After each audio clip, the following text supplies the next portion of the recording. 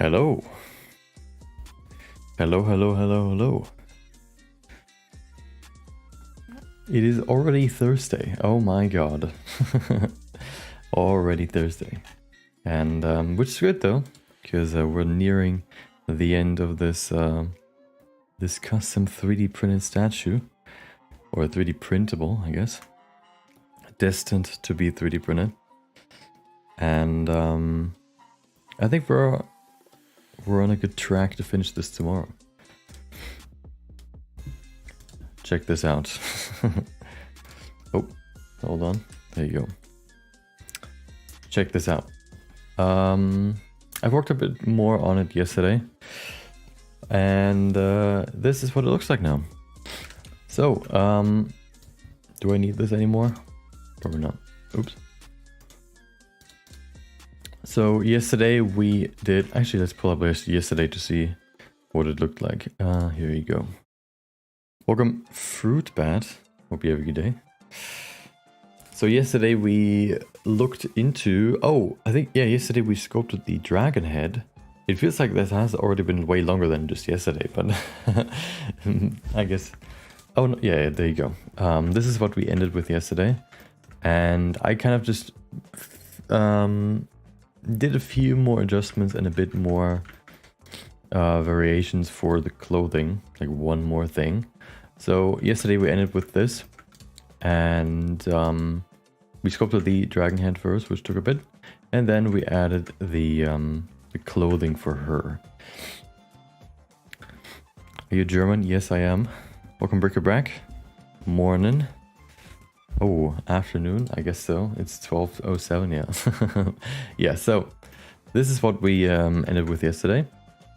And then I thought I wanted to refine the base a bit because, you know, this printing kind of like this would be maybe almost impossible. So I wanted to refine it a bit and see what I could, you know, do to make it a bit more interesting or to just add a bit more spice to it, I guess.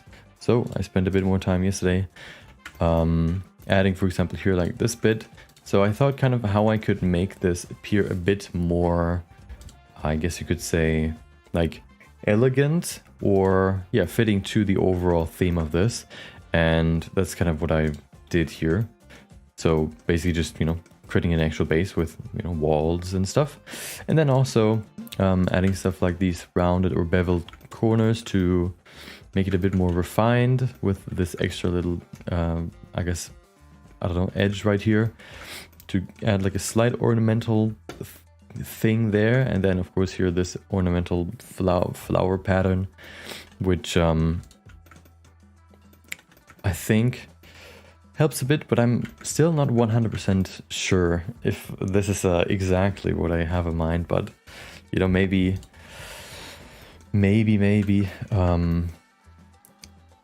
you know, I guess we're gonna just refine her, of course, and the dragon, and then once all that is done and everything else is done, maybe until then, you know, there's something else, a better idea for the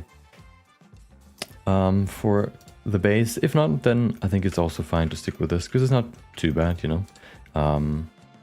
You know, with this kind of pose, it's kind of hard to find many more other things that you could, you know, put her on.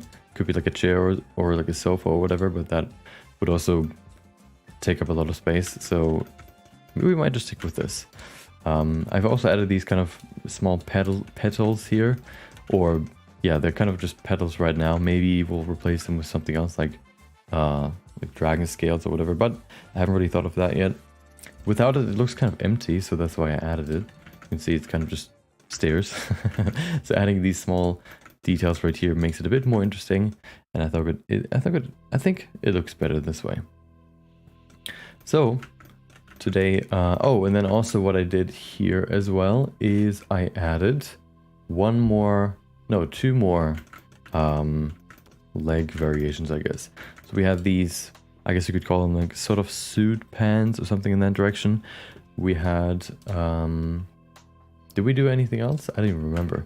I also then added a skirt, just like the original reference that we had.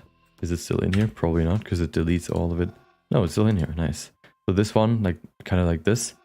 I added 2, and then the other one was the jeans, basically just, I guess, tighter pants basically compared to the previous one, like the suit pants. But I think my favorite is still my favorite are still probably the suit pants. I think I like those still the most. So I think I'm gonna stick with those. I think they fit kind of the style the best, especially combining it with the sweater. So yeah, I think we're gonna go with that. Welcome Line. Hope you have a good day. Just woke up. Nice. Welcome Lubent. Welcome Alex. Yeah, so I think the goal for today would be probably first of all to add boots or shoes or whatever. Then probably refining the dragon's body and also basically just refining the clothing. The last thing that would then actually be missing would be probably to go into more details, like adding, refining the hair, because the hair is still pretty rough and I haven't really decided yet what finer version I want to use there, because we still have different variations. I still like this one the most so far, but we also have this one. It kind of just depends on the style at the end that she has, I think. Looking at this right now, I think I still prefer this one or like this one the most. But yeah, so I think what I want to start with, because it doesn't exist at all yet, are the boots, because she just right now she just has like ominous weird feet without any toes. So let's replace those with actual footwear. End means entertainment. Okay.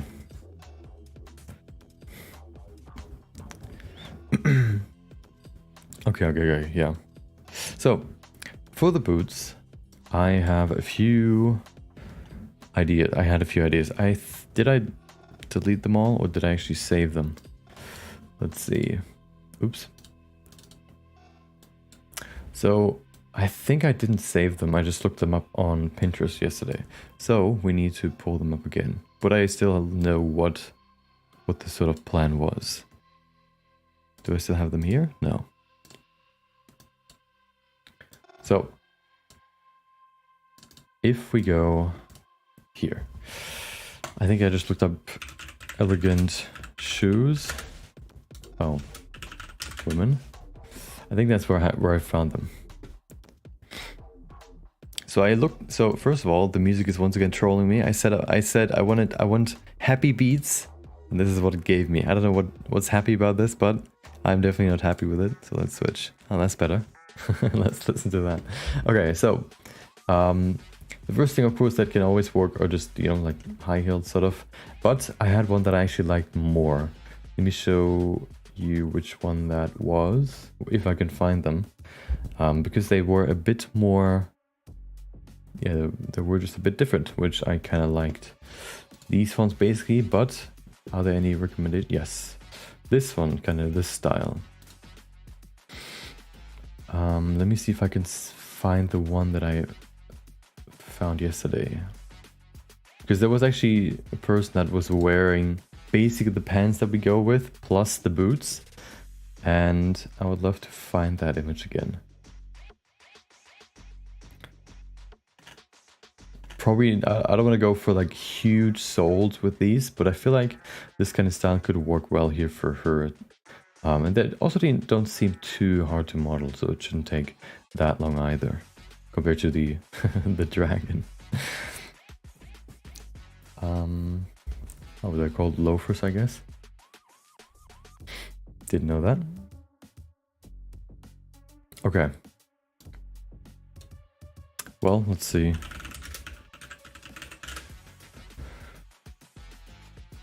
Yeah, these kind of shoes. Let me go with...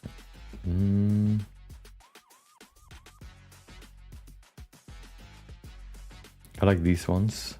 Let's see. Yeah, with like the little thing on top. Chain, I guess. So, Let's see if I can just find a few references so I have a few angles and then we can use those for reference.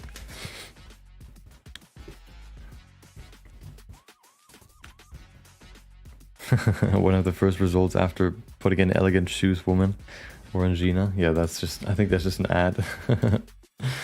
But this one is pretty good for the side. Let me see if I can find one. Oh, well, the bottom doesn't really matter too much. But dude, I wish I could still find the image from yesterday, because that one, you know what, hold on. You know what, the cool thing about Opera is if you, so sometimes I have double browsers open, so one on my second monitor and then one for like Pinterest and stuff here on stream.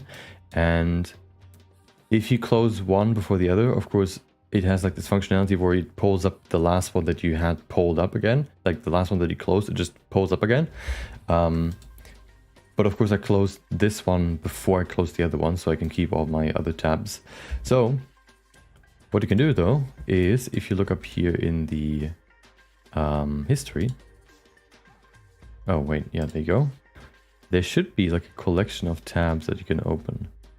Maybe not. Oh, no, that's not it. Yeah, maybe not. I don't know. So usually there's like a collection. Hold on, let me see if I can find it.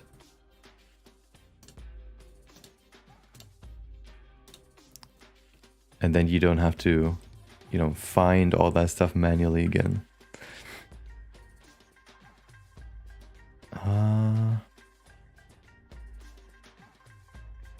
Oh, hold on. Oh, there it is. It's yesterday.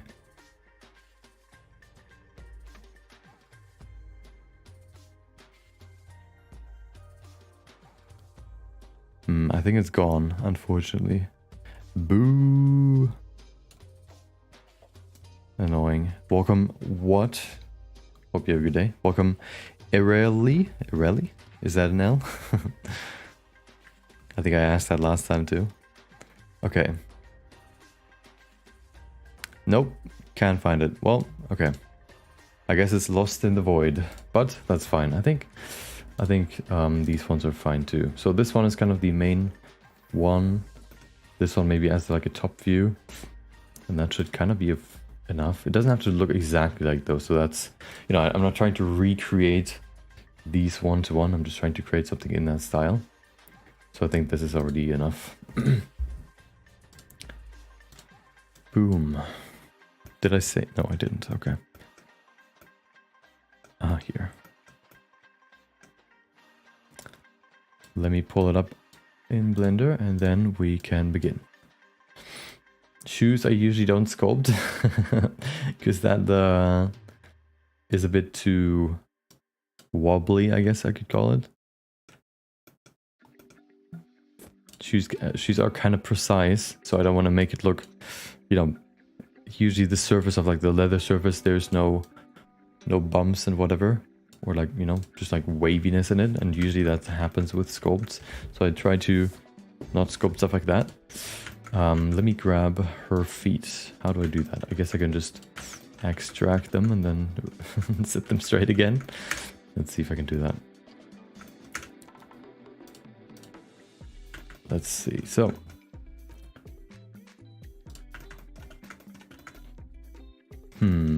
this one or this one? This one's probably easier. Yesterday we learned, or we relearned, or at least I relearned about a new technique to extract stuff like the clothing here, for example, by just doing what we're gonna do now, which is selecting the model with a mask. Bam. Okay. Maybe a bit more. And then mask, extract, and then okay.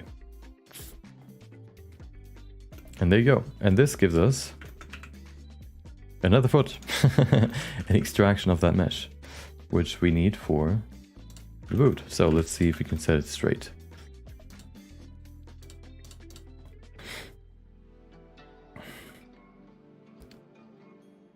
Listening to you in the background, that's fine. There you go. So first, before we actually use this, I want to see if I can find her. So the thing is, I've changed her feet slightly after posing, but I think if I find a version of her still standing straight, that might be a better reference or a better guide for the shoes than actually using these feet. So let's see if I can, if I open like version 3, this should still have her be standing up straight, which yeah, avoids me having to try to set it straight again. So maybe just using this might actually be better if we reset this.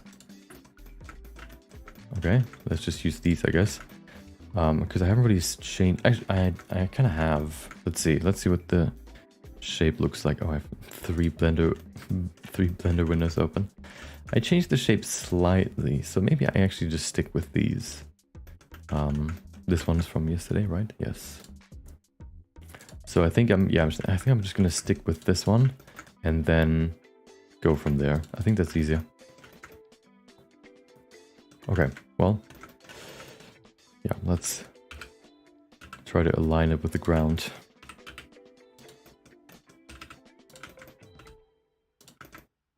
Okay.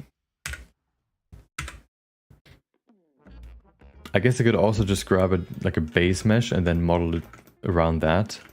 I guess I feel like that would be easy actually. So let's just do that. We don't need her exact feet. We can still shape it around them afterwards. Welcome, he Jetrus. So let's get rid of this. Let's just grab a random base mesh.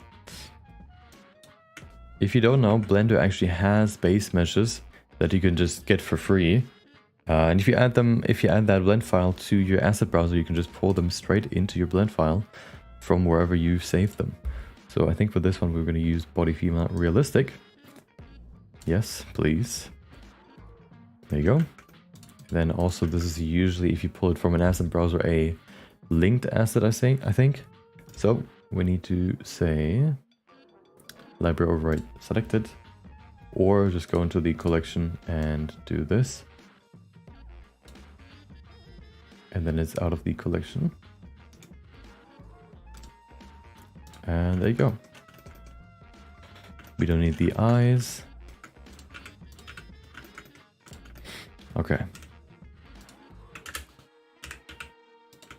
So.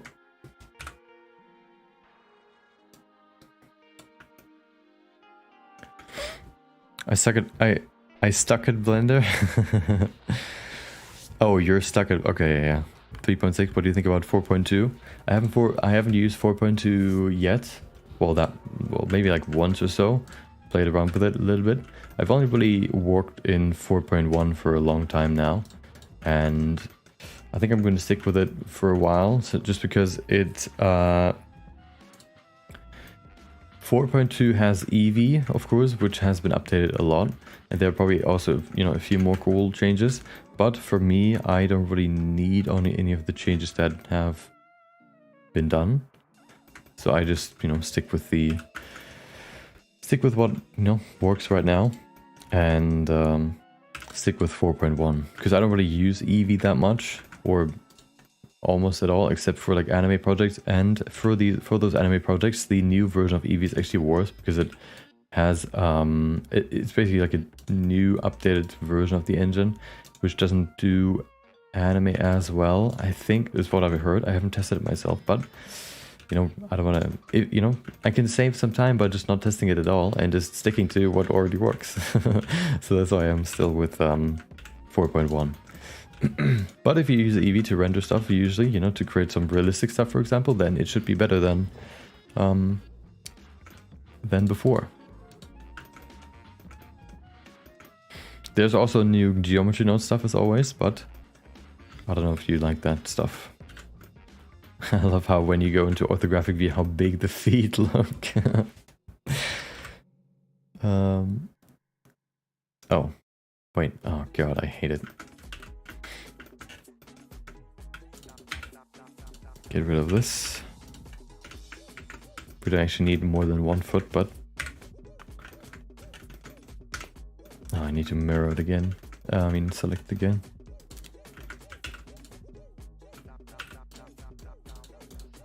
Okay. Bam. Okay.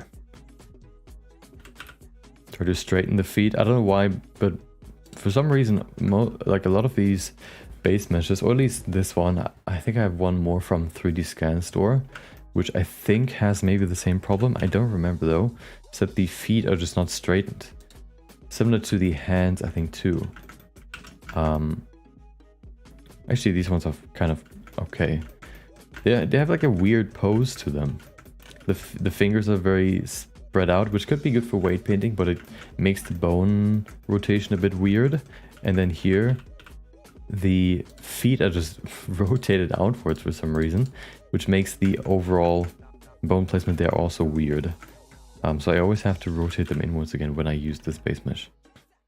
So I usually just stick with the other one that I have, just to avoid this annoyance. Okay, there you go. That should be fine. Now on to shoe modeling. Actually, look at this. Why is the front part lower than the bottom part? The back part. I don't know why. Let's pull it up as well. Actually, those shoes probably have a certain incline, right? So we could probably even pull them down a bit more. I feel like that would be better.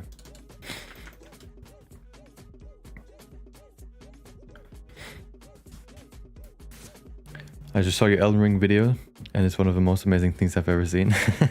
Thank you, I appreciate it.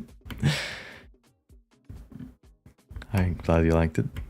You can still get 2D looking renders. Yeah, yeah, I just haven't tested it yet, so maybe it's basically the same. Yeah, maybe it's also just because Goo Engine, the like offshoot Blender version by Goo Studios, they've you know, kind of optimized a version of Blender for themselves to create animations with like more effects and things that help create an anime style, and I think they said that they are going to stick with an earlier version for their build because the engine has changed. Maybe just because what they've developed doesn't work with the newer version, or they would have to rewrite everything. So they just to save some time, they just want to, you know, stick with the old version, or it actually, for them at least, is better to stick with the old version overall. Okay, maybe like an incline of this. That's kind of a lot. There, this is fine. This looks good. I think that's good. That's often like a problem or like an issue that I run into because I just don't remember it. To actually keep in mind that oftentimes shoes have their heels, or when you stand in shoes, when you wear shoes, the heels are often higher than the toes, and I usually model with a base mesh or with a model that has kind of a flat sole, which of course then creates shoes which have a kind of a weird sole, I guess, profile. But for this one, yeah, I think this looks fine. So let's begin.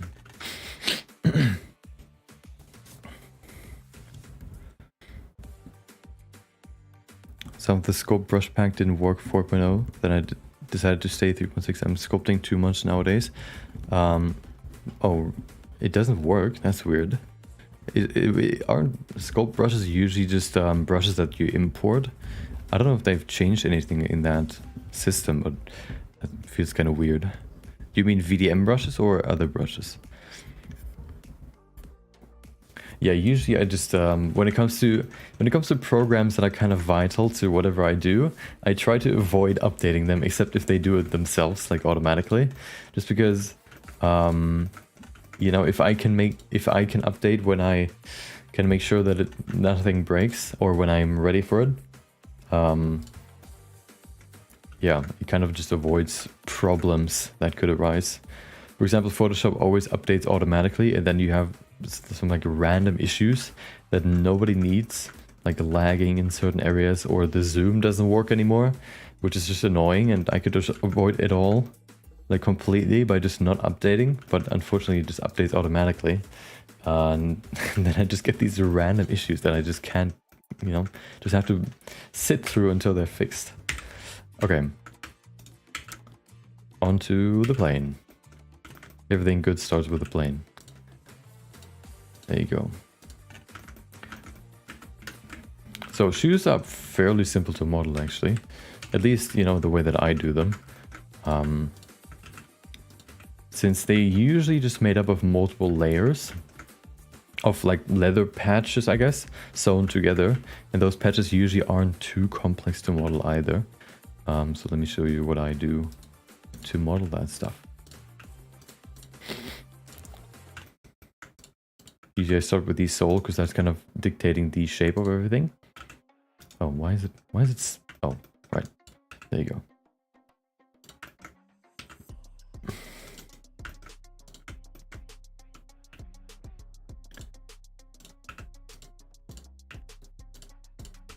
Kind of following the shape of the foot to kind of, you know, surround it or like cover it with the sole, and then we can go from there.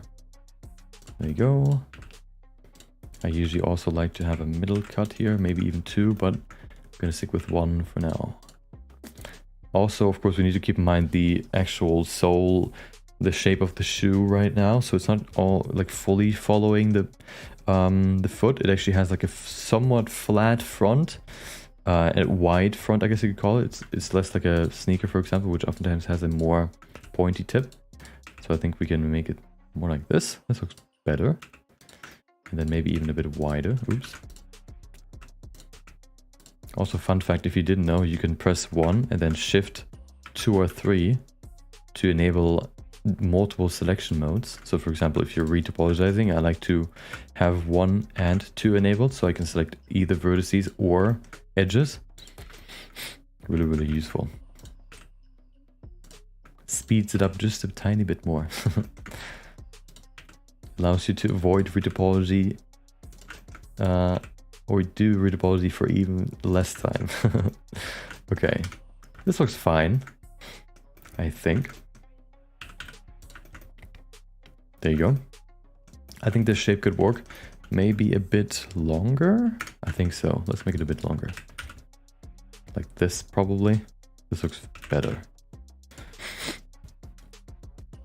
I do more hard surface and mesh modeling myself, so I often don't need anything too fancy. Yeah, I usually also try to avoid having too many add-ons or like unique things. So for example, that's why I don't really use the Goo engine for my anime projects, just because I like to stick with the vanilla stuff so that there's less, there are less, I guess, points that could, you know, that could create errors or problems. Like if you have like 15 add-ons that you work with every day, you probably can't update as often just because you would have to wait for each add-on to update too, which probably takes a long time. And yeah, so you probably just, so that's why I, for example, try to avoid working with a lot of add-ons. Because it just, yeah, can lead to more annoyances. There you go, this should be fine. Where's the, oh, there you go. I think this is good. And then in the back, we probably can make it a bit thinner and a bit further back. There you go, okay.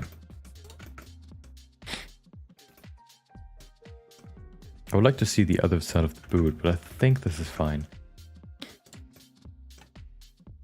Maybe a one, there you go, okay.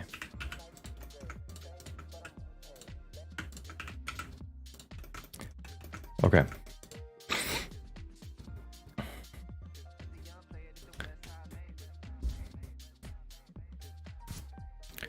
Some alpha brushes didn't work in 4.0 beta. Weird. Weird. Maybe there was some weird... maybe they changed something with the...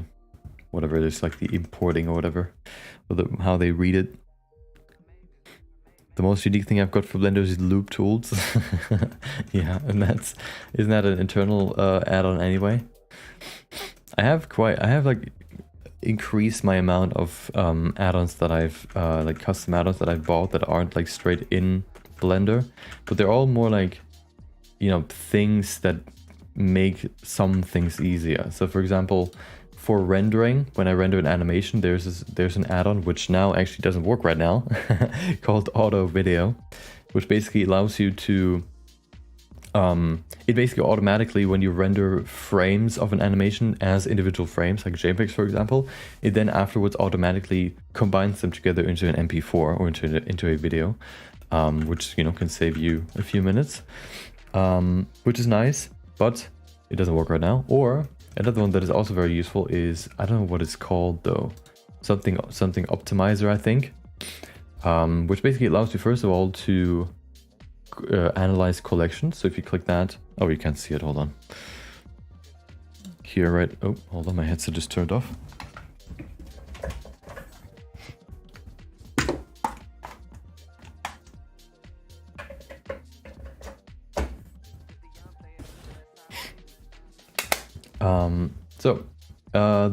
This one allows you to analyze, for example, collections. So it tells you which collections have the most geometry, for example, which ones are the heaviest on your PC. And you can also do the same here somewhere. I think in this view. Somewhere you can also show, oh, it's here, right? To optimize tools. There you go. If you hit this button, you can also run the analyzer on the scene, and then kind of it colors whatever is the densest. Let's actually just do it. Run analyzer. And then you can see which are the densest models, I guess, in your scene. And I think the redder it is, the denser model is. And this way you can quickly analyze your scene and see which ones are the, you know, the ones you need to optimize and which ones are basically already good to go. If you, for example, have a very laggy scene and you don't really know, if you import like a lot of models, for example, and you don't know what pulls down your performance, that is a really useful add-on to figure out, yeah, which ones you should probably optimize.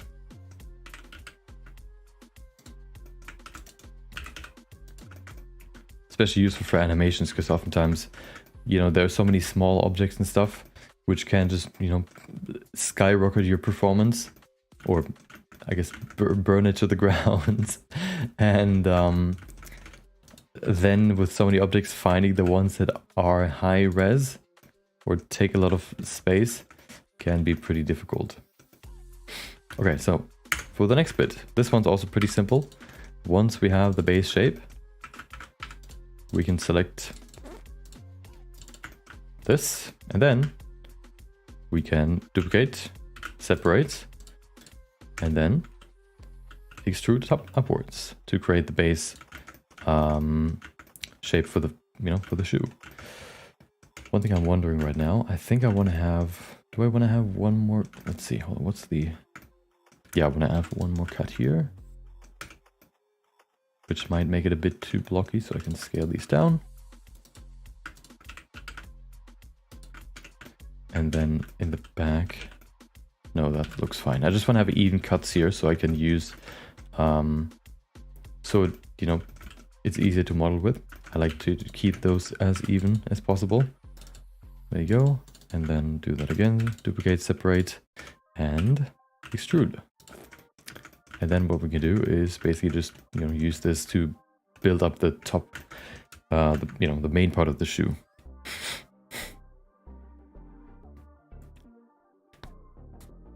B surfaces, what is that? Oh, hold on, I'm still hidden. Ooh, oh, wrong one. This one. Is this add-on anatomy or what? Which one? Welcome, Wick. Out of all the modifiers, which one or group is the best? Probably deform? No. Generate? Because that kind of like you have mirroring here, you have build, you have decimate, you have array. All of these basically help you make modeling easier. Deform kind of too, but these are not as useful. Physics can go to hell. And then edit, you know, is also useful, but more niche. So there you go. What is unassigned? Oh, Okay. Why would you have two there? Why would you have geometry assets here and then geometry nodes here? That's weird. Whatever. But, oh, then here's also cool, but also more niche. Okay. Let's see. So, this shape feels pretty simple. So first of all, boom. Second of all, boom. Perfect. Already flawless. Might be a bit too wide, but we can fix that in a second. I need more geometry first of all. Okay. Actually, not yet.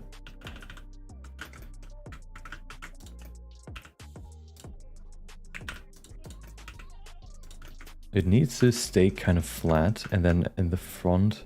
Oh, we actually don't need... Oh, actually, yeah, it's fine, it's fine. Let me make these a bit smaller first. I think that's better. That's much better. It was just way too wide before. Okay. And then this one goes up. It also probably actually needs to be a bit further back here. So let's do that.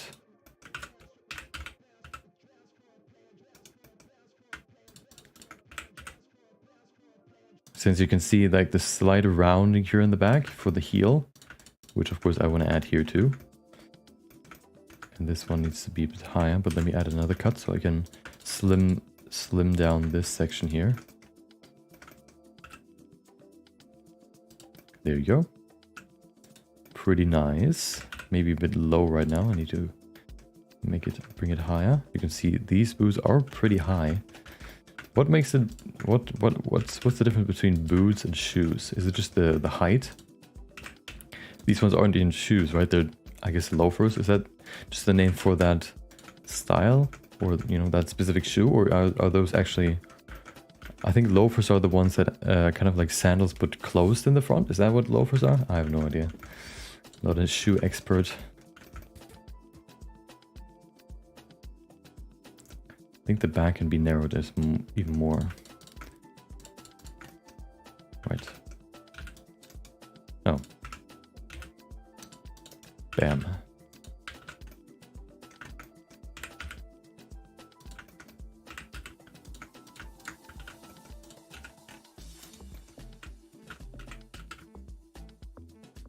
Look at that. Is it possible to learn character sculpting with a mouse, or do I need a graphics tablet? You can do it without one. A sculpting tablet just makes things a bit more ergonomic and easier, but it doesn't really, you know, teach you new techniques or whatever. There, you know, you have the benefit of, what's it called, of pressure sensitivity, but that is more of like a luxury than sort of like a new technique that you really need. So I would say you don't need one. It's not an excuse to not to not sculpt. That's for sure. Okay, there you go.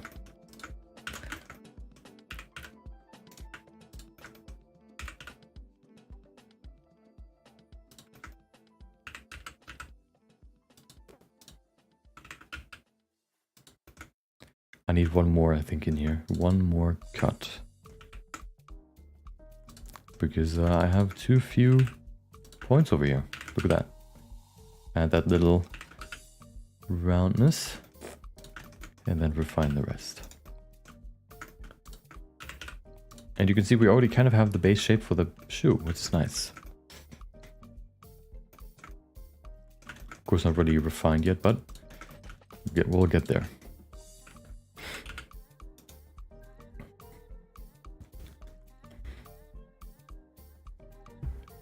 I made a pin, but should I make the lid removable? A pen? What do you mean by that? A pen with a lid? I guess you could make it removable. Welcome, Firefox Warrior 40k. I think generally boots enclose the foot up to the ankle. It's the easiest way I think I could describe it.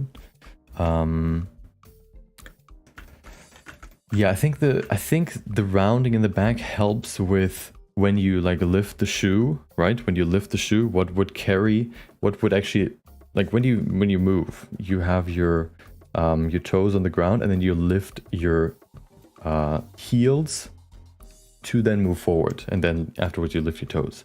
So I think having the slight rounding over the heel helps you lift it up first of all, since, you know, the only other part that can help with that, I guess, is sort of the sides and then the front. But the front, of course, doesn't really... it's kind of like, if you don't have the heel bit, it's kind of like walking with sandals. Not sandals, but flip-flops, where you only have the front part that is connected to, or like, is holding onto your foot. So it's kind of like that, where it's kind of the sole right here, and then you lift, and it flaps back once you lift the rest of your foot. And you hear like that clapping sound. That is kind of, I guess, how you would walk around with shoes if they wouldn't have like this heel bit. At least for these shoes, of course. Other ones have more. If they're longer, of course, and kind of reach up to the ankle, for example, then there's more surface that can carry the weight. But of course, for these, that is not the case. Okay, so, oops.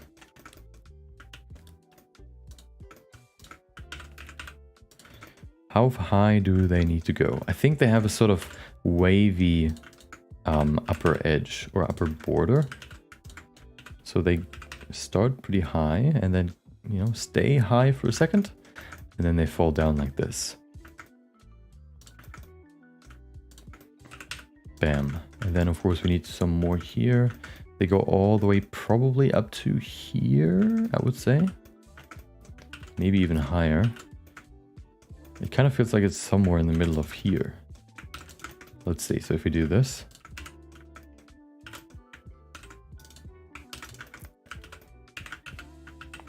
Oops. Okay. Oops. Dude. Okay. Not in the modeling groove yet. There you go.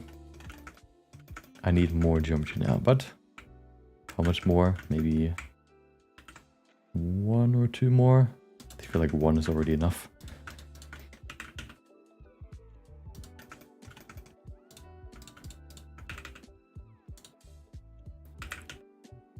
Actually, maybe 1 more in the middle. With 2, it's hard to create a nice tip for the shoe. So we probably need 1 more. Excuse me. I think you should change my name. Can you do that on YouTube? I think you can, right?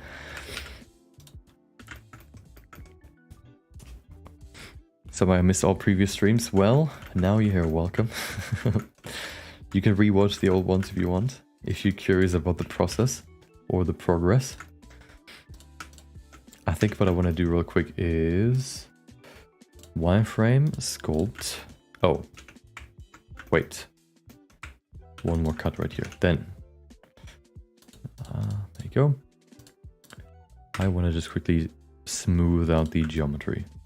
Well, not this way, just here.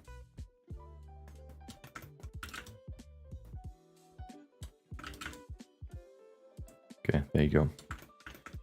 Looks kind of weird, but we'll get there, okay. Why is it suddenly... Oh, right. Oh, because I still have wireframe enabled. Okay. That made it worse. Actually, I'm just going to model it manually. Okay. Guess I'll do it myself then. Okay.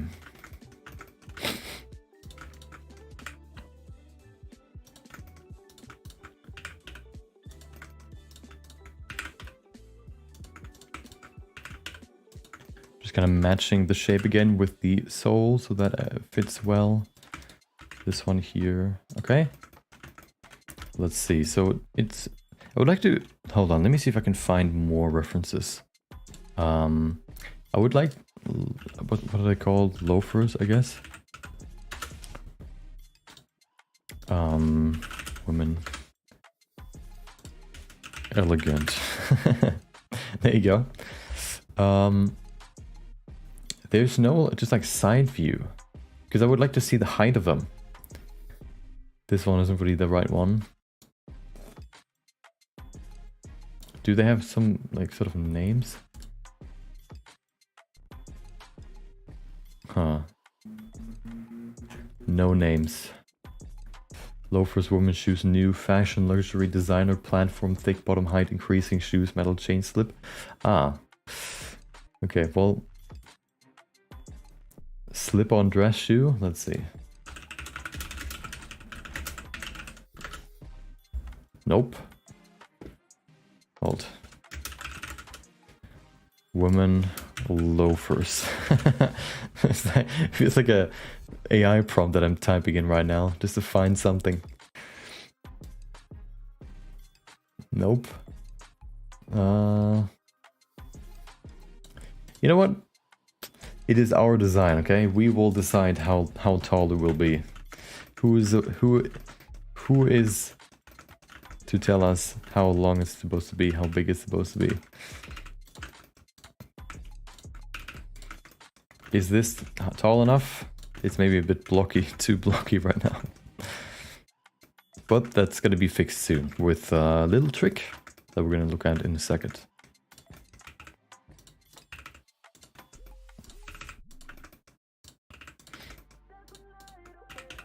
Oh, singing. How nice.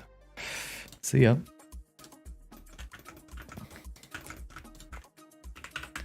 Okay, this looks fine. Is that too long or not? It feels like it's too high, is it? Maybe not. I'll keep it for now and then I can shorten it later. For the sides. Okay. I feel like this side needs to be a bit more inwards. Create that slope a bit better. And then the front, I think should work. But I think the middle is a bit too wide actually, so we need to bring this in a bit.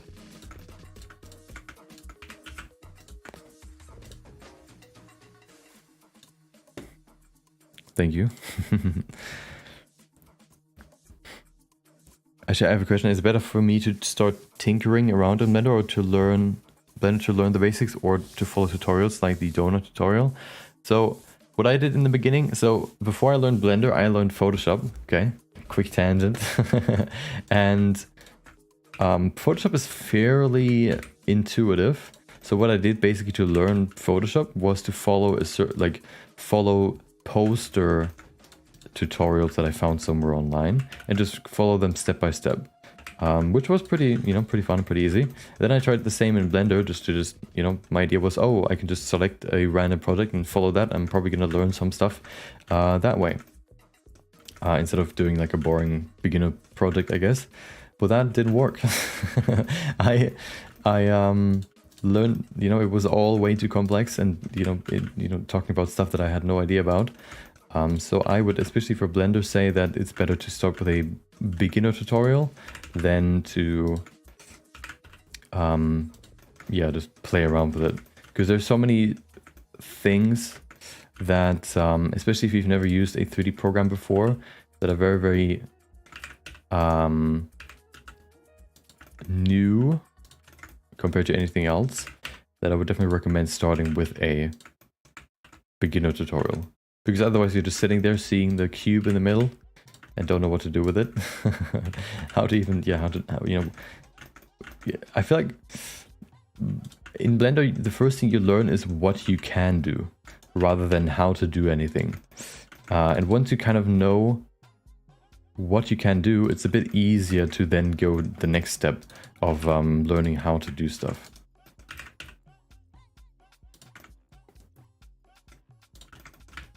So I would definitely recommend either the donut tutorial or the beginner tutorial by the Blender YouTube channel.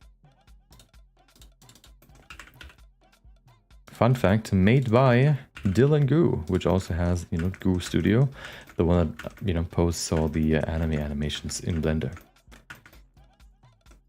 I don't know if he made the new one or the newest one, but the one that I learned from, he made.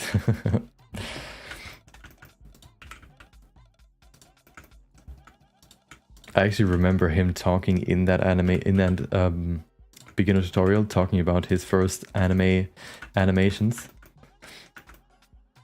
I think I actually then looked him up too, and, you know, saw some of them, which was really cool. Okay, there you go. This looks okay so far, but not great yet, but that's fine, because before I do anything else, what I want to do next is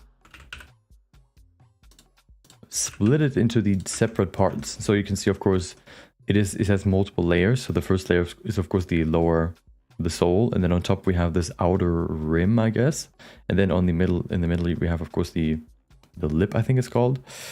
And on top of that we have that extra bit. Plus then here we have the outer edge in the back, plus on the heel we have another layer. So to create the separated layers, the first layers, I guess, we can first of all just select this lip, for example, and just separate it. And this already makes it a bit better in terms of looking like the original. And without separating them, it can be a bit hard to see the overall look. And then also what makes it usually better is to add a solidify modifier. There you go. That helps me always with imagining the final look. There you go. Yeah, there you go. So we can see it goes in the right direction, but it's not there yet, of course. The first thing I want to do is just pull it down a bit, like this, to lower this underneath the outer edge, the outer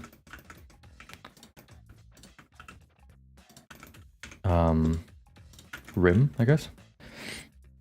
And the shape is getting there, but it's not fully there yet.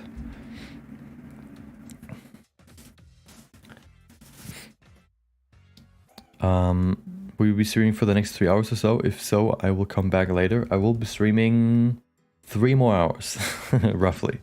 So you can, yeah, maybe you'll be back at that point, but yeah, you know how long it's gonna be. Yeah, if you tinker around completely blindly, it's probably gonna be hard to get anywhere.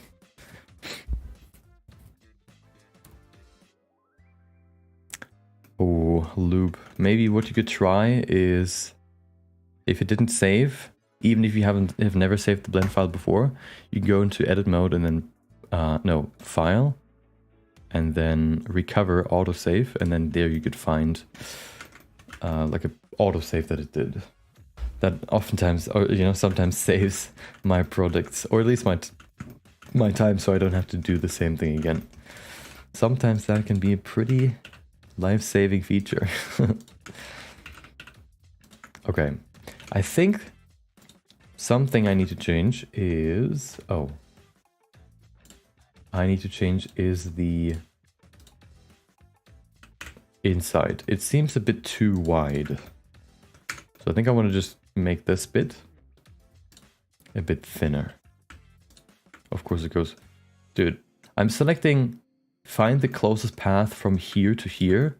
What does it do? It goes in both directions. How does that work? Can it just not decide? There you go.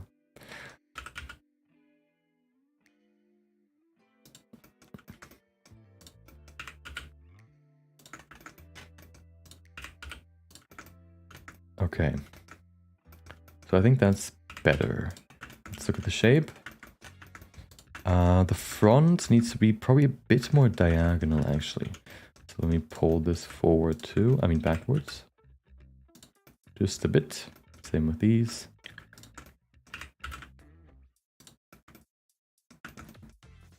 And then maybe this even forward.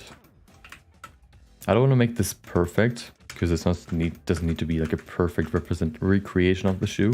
But of course, the better it is, the better it will look in the end.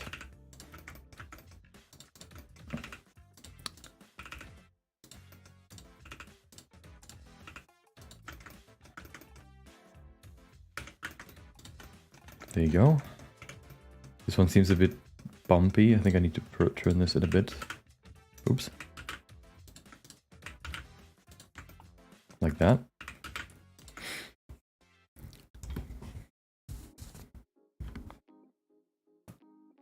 Oh no, you lost all your work. Rip. What's the crake? What is a crake? Welcome, Dark Dash. Not doing it again? Oh no. I wonder why. Oh, right. There you go. Okay. So the side shape looks fine.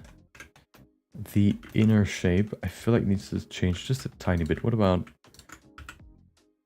this?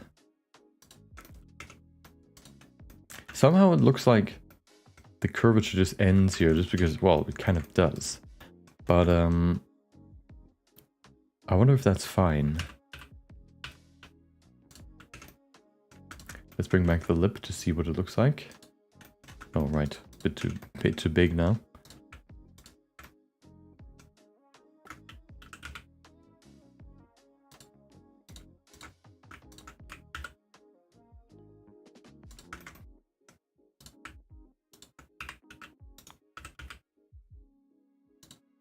Not the lip, the tongue. There you go. That looks better. If we put that in here, this looks pretty good. It's kind of finicky now since we have these two layers that can't necessarily intersect. So you have to kind of always tuck one of them into the other.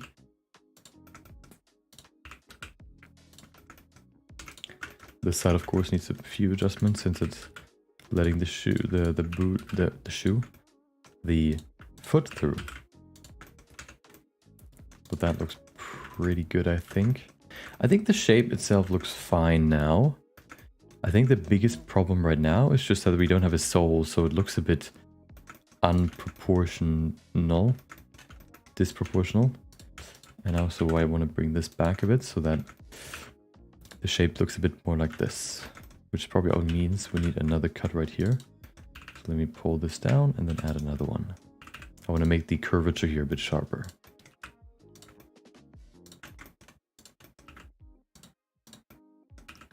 More like this. Okay. There you go. Oops, maybe it looks a bit... It needs to be flatter, so I think I need to move this over a bit.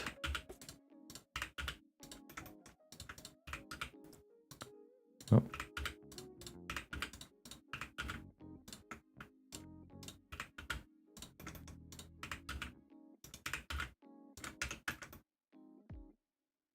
Yeah, that's fine. Okay.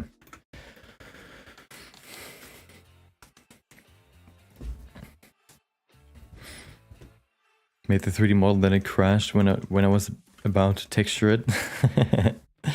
Yeah, it's texturing can be very annoying in that regard. Oh, my bad. That's my Discord. Give me a sec. Okay, there you go. Shouldn't happen again. Oh, hold on. Okay. So let's do the sole. I think the sole is important here because otherwise it doesn't look like a shoe. So I guess we could just use the base as the first layer, and then for the second layer we need to be a bit more crafty. That shouldn't be too bad either. So of course, solidify first. Is that good? It looks a bit too thick, I think. I kind of try to match the thickness from here to here. You know how this one is kind of the first layer and then the second layer are all these grooves. Yeah, the profile basically. So I think this would probably be fine for the first layer, maybe a bit more. Maybe like this. Actually, there you go, that's fine. Since it's a 3D a printed model, we can probably make something, you know, some of these bits a bit thicker just to kind of show the shape a bit better. I also want to adjust the shape of it a bit.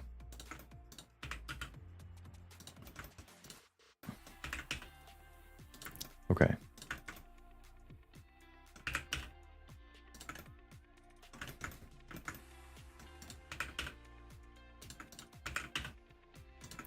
This looks pretty good. So,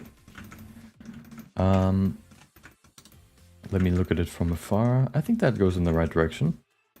So now let's see how we can do the profile. So I think what I want to do is just model.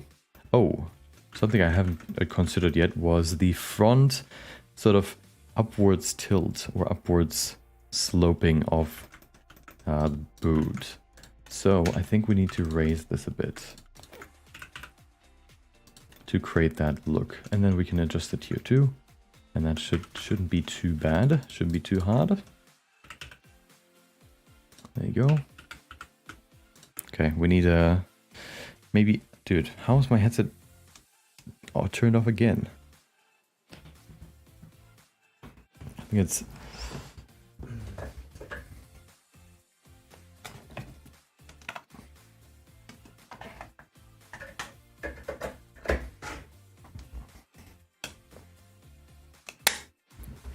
Okay, there you go.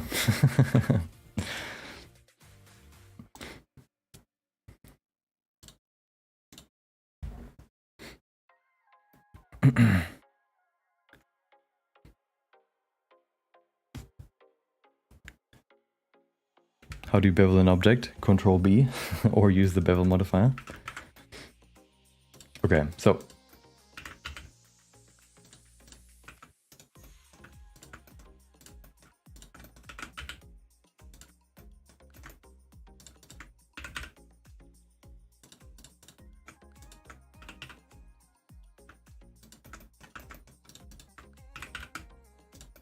you know what I'm always paranoid of? Listening to music with my headset for too loudly, I guess. Since, you know, sound travels way better into your ears when you have either closed headphones or especially in-ear headphones. You have to be more careful with how loud you make it. And the biggest problem, of course, is if you make it too loud, at some point that just sounds like normal, so you just increase it more if you want to make it even louder, and then it gets louder and louder and louder. So I try to always keep that in mind when I when I listen to music, to always keep the same volume, so I don't, you know, just gradually increase it, so I don't destroy my ears.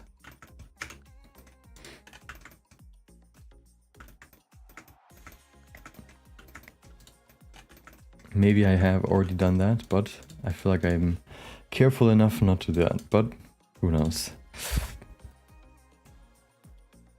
You can especially do that, like, you can especially hear that when you, for example, just press your headset like onto your ears, how much louder it gets, and then imagine having in-ear headphones, not headphones, in-ear earbuds,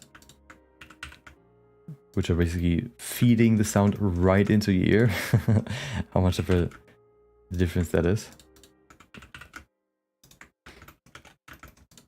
And I would like to keep my hearing until I am old, at least. Oops. I wonder if hearing is kind of similar to sight, where some people just lose it over time and, you know, need a hearing aid or whatever. And some people just keep it for a very long time and just gradually it gets worse and worse and worse. Or if it's more depending on your environment and, you know, where you are and what you do and stuff, that determines how, you know, how your hearing, I guess, quality or your hearing evolves. I can kind of see both. Since eyes, you know, I don't see a reason why eyes and ears, or I can't come up with one right now, why eyes and ears would be different. Like, why do eyes get worse over time, but then ears don't? Yeah, I don't know.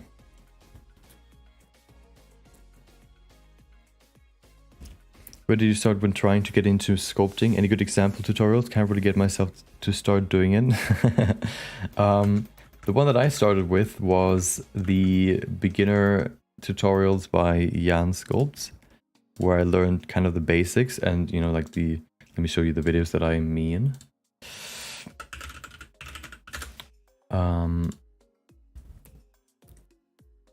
Here. This one I think I started with. Sculpting in Blender for beginners, just to kind of learn the most basic things like the settings and how to do anything. And then also this one, 10 sculpting tips, where it kind of goes through a few things to keep in mind, like front faces only, or I think maybe this one too, just like the general broad videos that talk about like general tips for Blender sculpting. Those are the ones that I started with, and then I think I just kind of went in and practiced and did projects.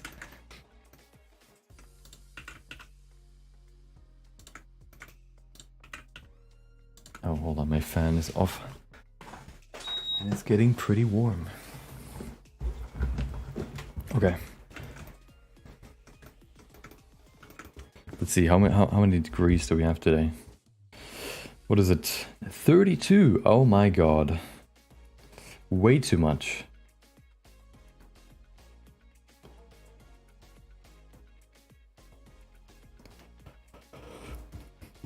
$32 and no rain. Not good. I'm baking. Baking in the heat. Okay, so for the second layer of the sole, I think what I want to do is just duplicate this, separate it, and then bring it out again. But then I know, of course, needs to adjust it, since it's a profile and not just another layer.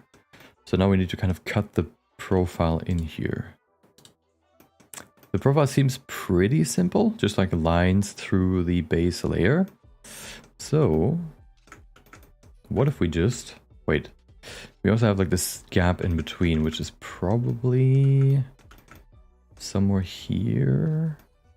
So if we bring this slightly backwards and add another cut right here.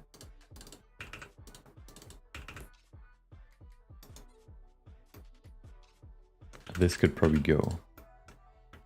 Does that look good? That does looks like it's in the right position. Maybe slightly forward. That's fine. It's fine. We don't need to capture the likeness of this boot, okay? We're just trying to imitate it.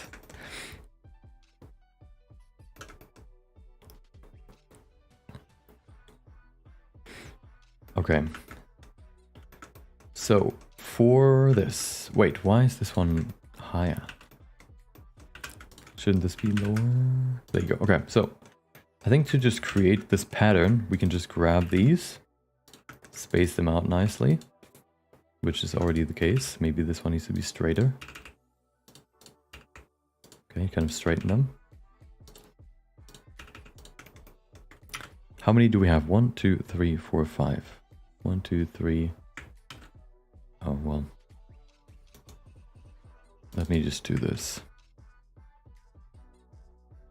Now we have 5. Let me space them out again.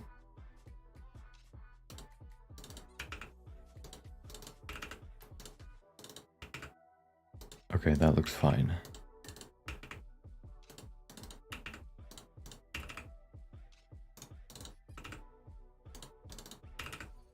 Okay, so we can just do this, and then we have the gaps. Oops. We can just do this. Remove the middle, and then this looks fine. And then delete it, and there you go. Doesn't look exactly how it's supposed to look, but of course that is just because there's no creasing. There you go. If you do that, we should get there. Also something, of course, I don't know if I want to imitate is the profile of these gaps, since they're thinner at the top than at the bottom. I don't know if I want to adjust or, you know, imitate that, because that seems a bit more complicated. Although, hold on.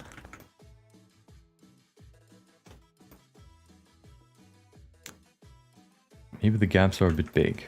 Let me do it again.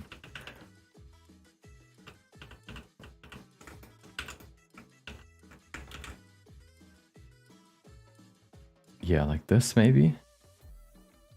Hold on, I have an idea. Do I? Yes, I do. Here's what I want to do, okay? This is not going to use solidify. Here's how we do the profile, okay? We have this. We duplicate it. And then, you know, move it out to maybe here. Then, bevel this one. Oops. Okay, bevel it. Tiny one, like this. Which is a value of 0.00244.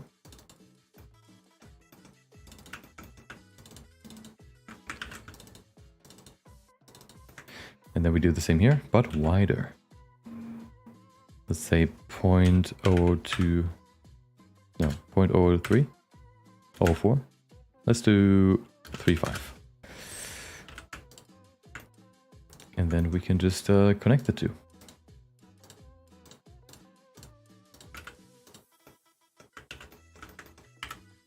Can we just bridge these? Yes, perfect. Looks a bit weird right now, but that's just because the normals are not correct right now.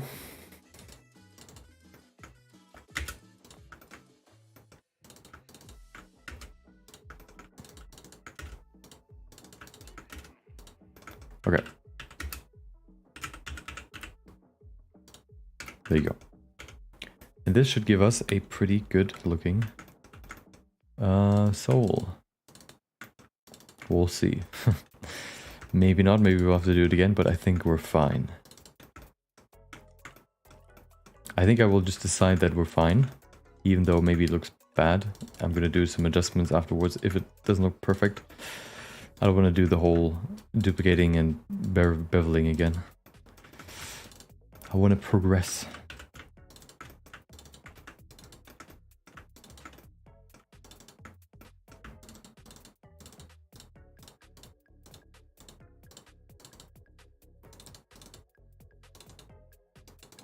Oops.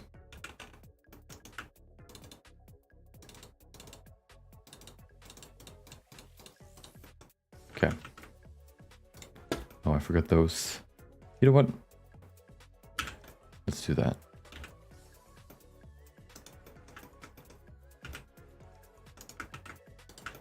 Okay. No. Oh, wait. This one shouldn't be. Okay. That doesn't look too bad.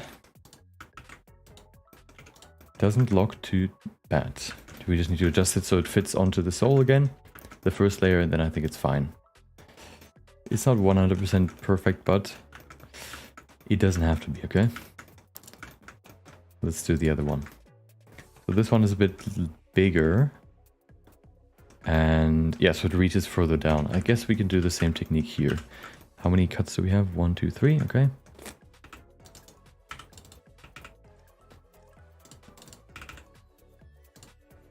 Of course, this one needs to be straight.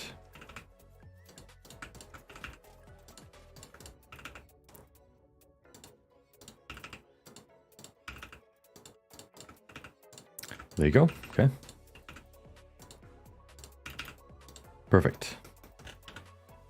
Let's duplicate it.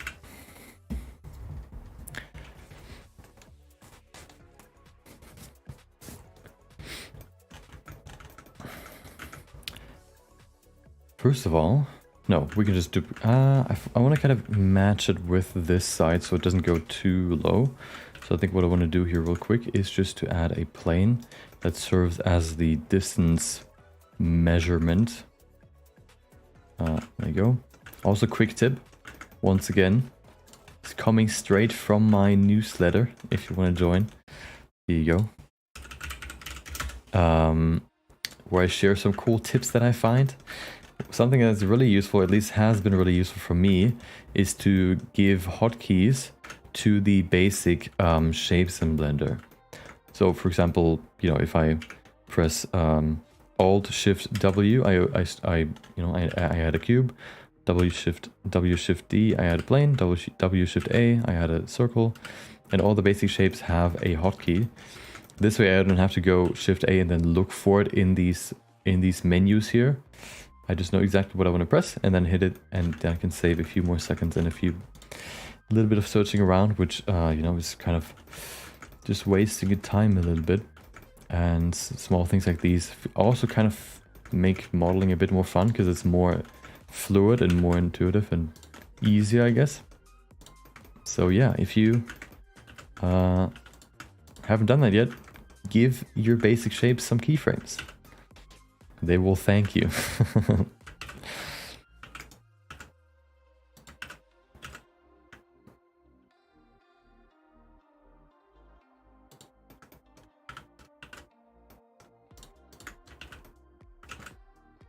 I think I want to make the bottom sole flat, almost. Only the back has a slight incline.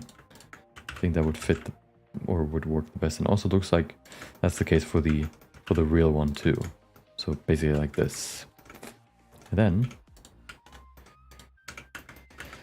we need actually let's bring this one slightly. No, never mind. So, oh, beveling, right. This one actually seems like it goes lower. So maybe we need 3 layers here. Yeah, I think so.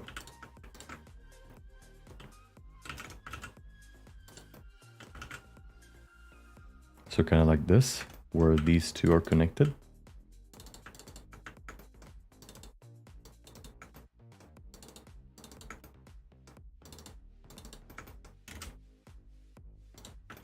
And then I can remove these faces.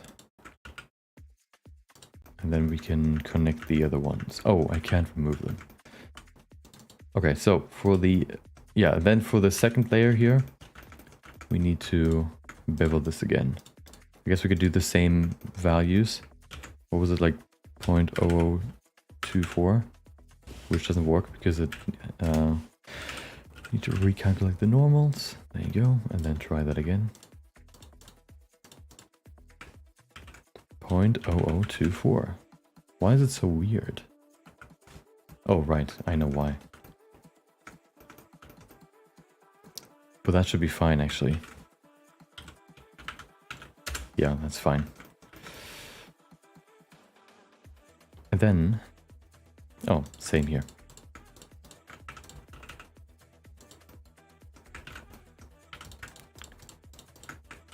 .0035.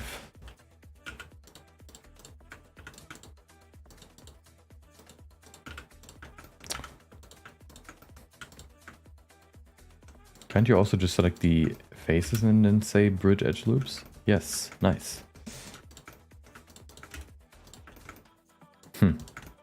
Maybe a bit high right now, but maybe that's just because I haven't sharpened it yet. Look at this. What is this?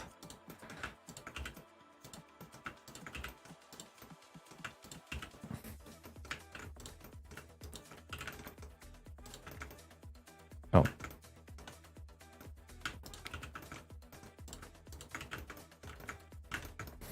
Yeah, shoes are a bit, you know, more like hard surface modeling, I guess, in terms of their preciseness and the way you model them, but at least they don't take as long, so I'm not opposed to it too much.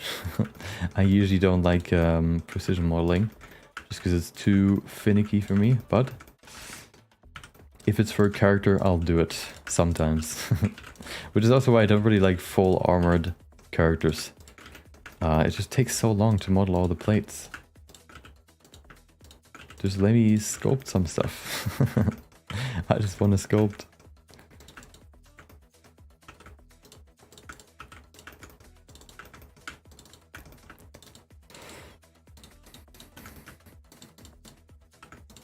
I was really happy when I finished the Tree Sentinel in the Elden Ring chess set, because that took a long time.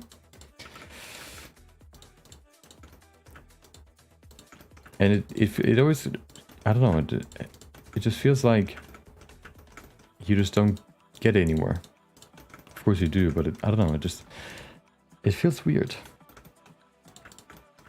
Maybe I'm just weird in that way. Okay, there you go. That doesn't look too horrible. Last thing, of course, we need to sharpen these two. And then we have a pretty nice back sole. With a few more adjustments, it's probably better, but this is a nice start. I think this one is actually higher than the reference, but you know, I think that's fine. It is our shoe, not anybody else's. Let's see. First of all, I want to give this a slight slope.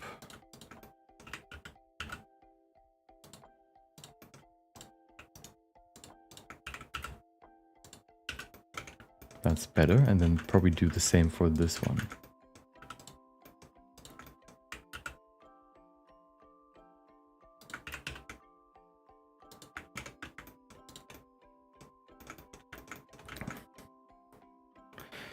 It feels like the back sole is lower, but it actually isn't. But I think I'm just going to raise it a bit to make it visually more coherent. Since she's not actually standing on them, it's not that bad. And I think it's going to make it visually just better. There you go. I think that's better now. Also, something to keep in mind is oftentimes when you have the random shading enabled or random color for your objects enabled, it can look a bit more disconnected than it actually does in the end. So sometimes what I like to do is just switch it back to material to just kind of see what it looks like if everything has the same color. And I think that's going in the right direction. Of course, you can also then disable outline if you want to really see it. And I think it's getting better and better with less and less separation. Yeah, so only a few more layers left, and I think we're almost there. Let me adjust the shape now, because that's kind of going a bit wild. What a cute little song we're listening to right now. Hold on. There you go. Called, I don't even know, hold on. Called April Moon.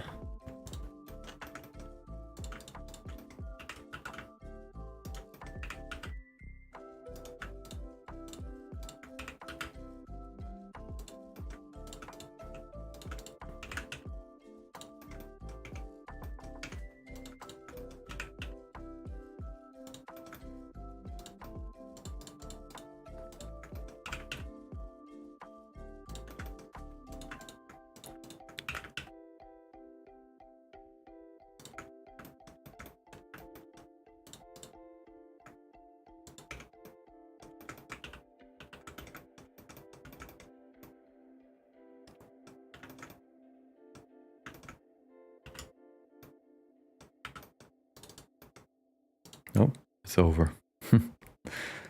What's the next one?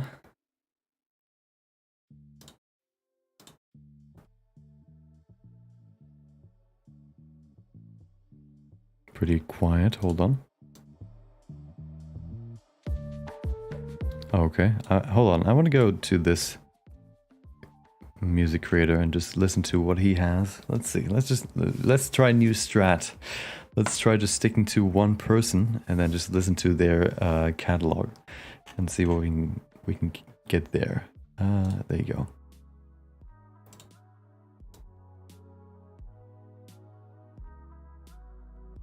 Okay, beginning is pretty good. Let's see what we can. Let's see what he got.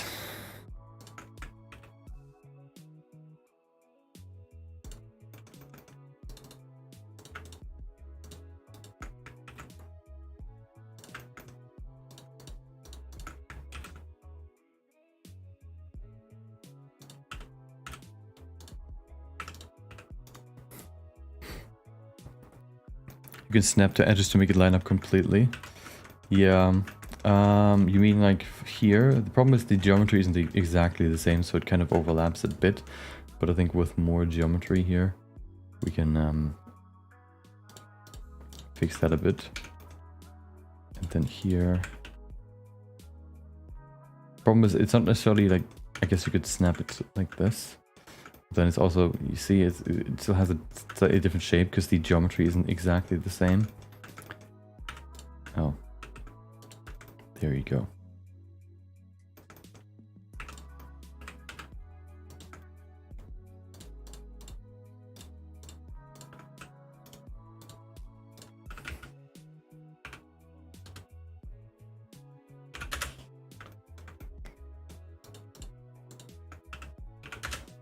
Oops.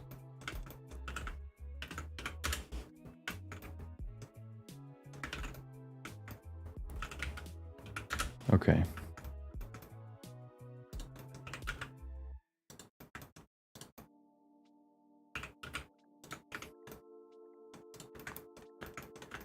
I think that's fine. I think I also want to... Do I want to do that? I don't know yet.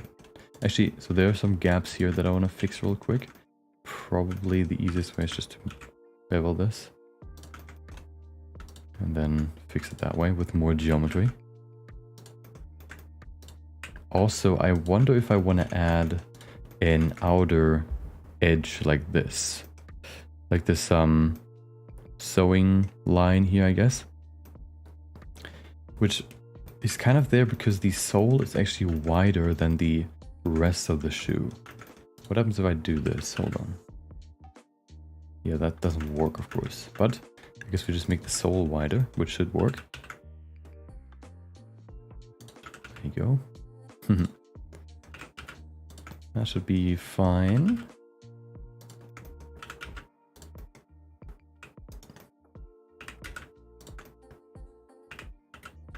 Okay. And then we can add another layer on top, which should basically just be this duplicated and then solidify it reversed. There you go. Maybe also separate it into 2 bits, which should be... Let me do something. Hold on. I'm gonna apply this and then remove the middle part. And then the other side too. So we only have the outer edge. And then it theoretically should be the exact same as before. So if I add a solidify modifier again.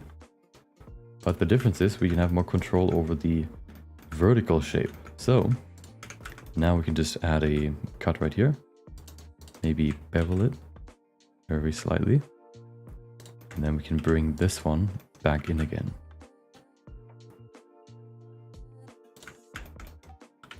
Which will give us a slightly sewn look. A slight sewing look. And then if we do this, there you go. I think that's enough. Just more details, which is always nice. Let's line up the rest here and then... I think the sole is basically done.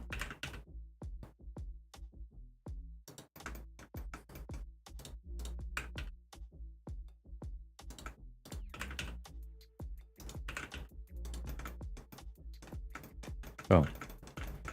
Do we need more geometry here? Yes, we do.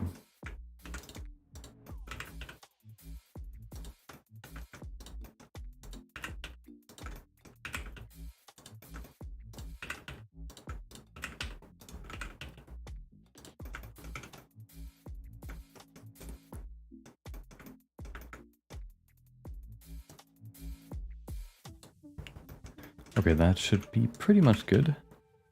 Oh, the rest is still needs to be adjusted. Of course, if we only have straight edges, we can't really follow the curvature of the sole for the second layer, for the profile. So I guess I need to add one more edge here for each one of these. So So I can bring back the curvature like this.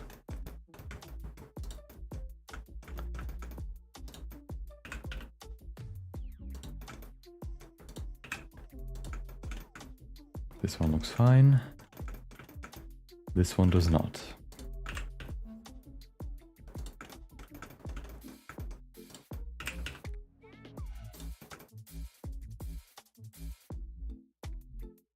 Okay, there you go. Oh, the front looks weird. I mean the back.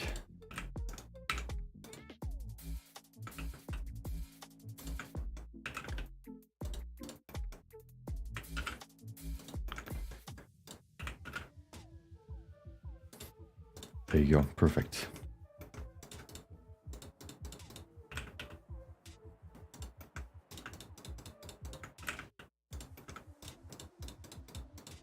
And once everything is aligned, we can care about the top half, which I think is more fun.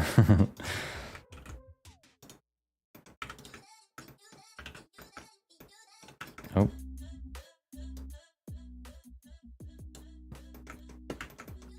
Do you know how to make textures react to, I guess, angles on an object?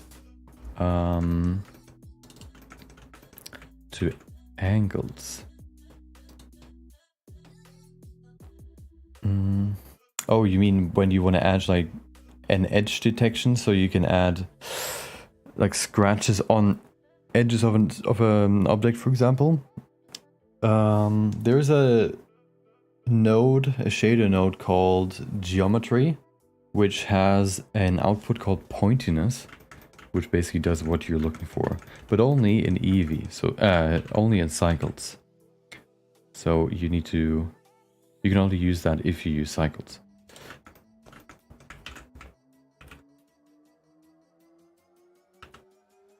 Where's mine? There it is.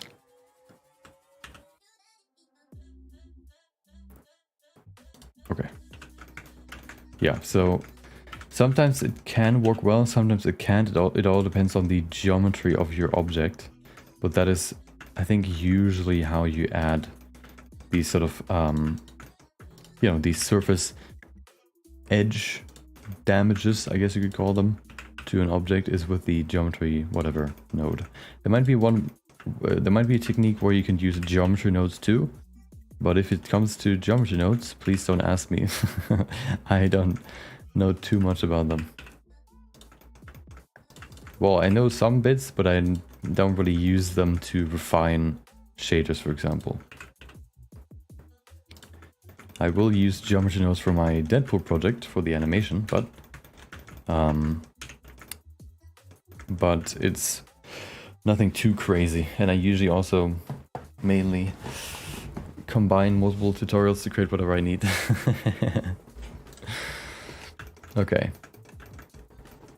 This looks pretty good, I think. For a shoe sole. Now we go to the top. I also wonder if let's actually do the back edge first. It seems like it just ends where this bit connects, which is kind of weird, but I feel like that's fine. I think I want to copy that. I thought about maybe adding it to the whole edge, but I think I'm gonna do the same as the original. It makes it a bit more dynamic, I guess, which is cool. Which I like.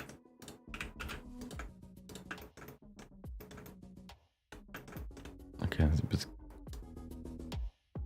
there you go. Okay. So, it shouldn't be too bad, shouldn't be too hard. All we need is the upper bit. Oh, duplicate and separate.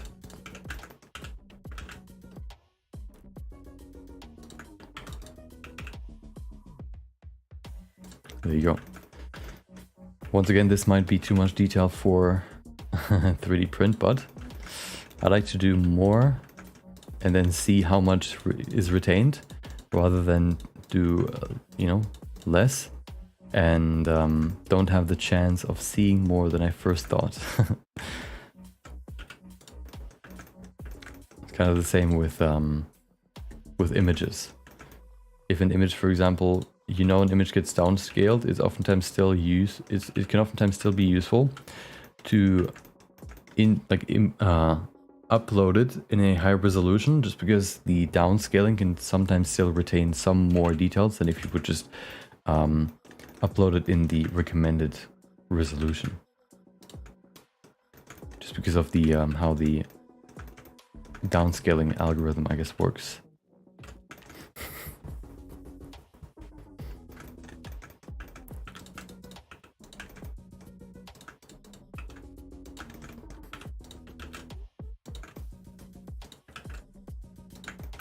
Okay, so we have the upper edge, which is nice, and then we also need the heel bit, which I feel like I'm just going to model again. I don't think I can use what we have here, because that is a slightly different shape, and I would probably rather start from scratch, which actually we can...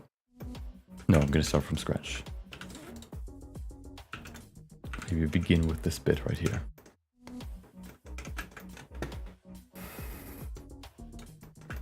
And then we can, oops, just use snapping.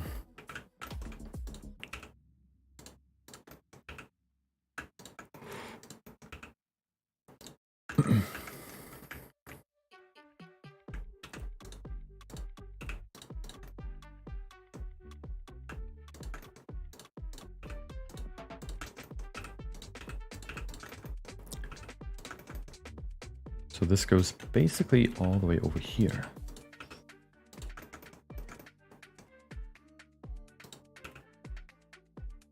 Right here, okay.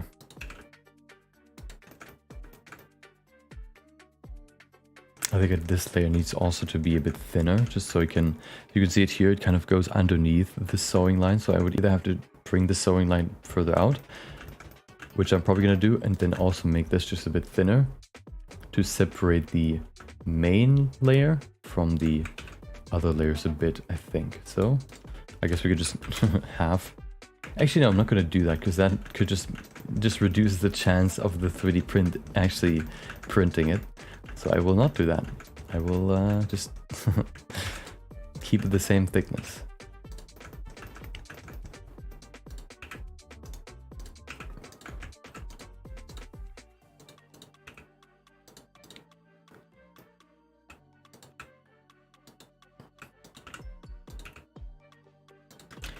Okay.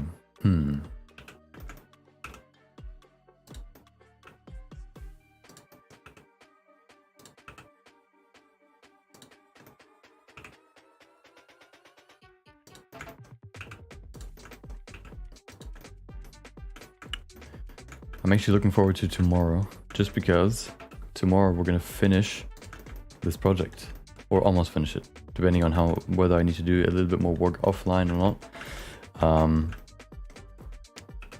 But it will be done, and then I can print it.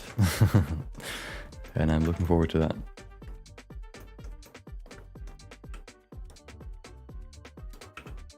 Because then you can finally see the thing you've seen on the screen for such a long time in real life.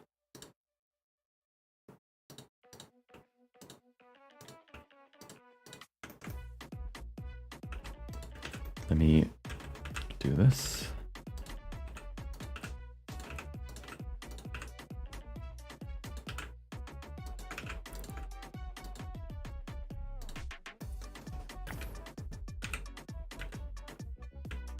Okay.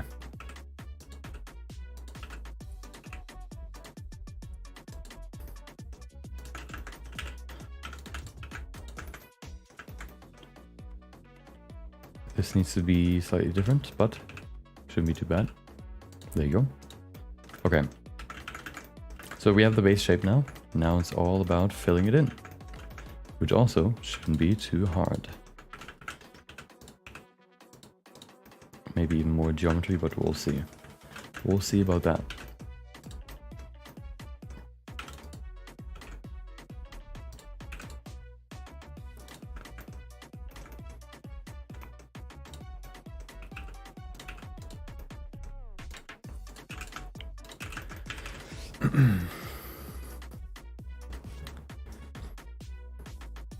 course, keep in mind to stay hydrated. Maybe drink something.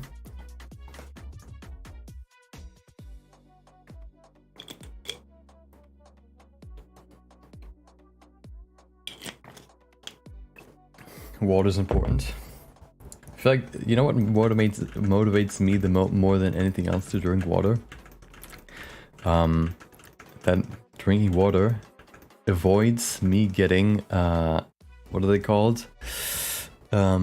Kidney stones. Which apparently is the worst pain you can feel as a man. And if I can avoid that by just drinking water, then, you know, count me in.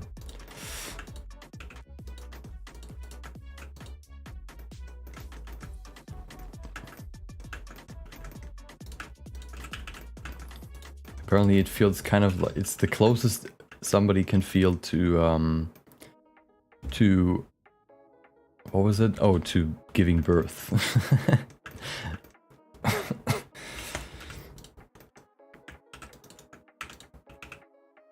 Which, you know,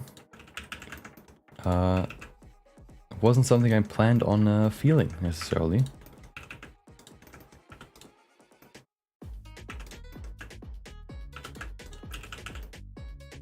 Okay, that fits perfect. Wait, that doesn't fit.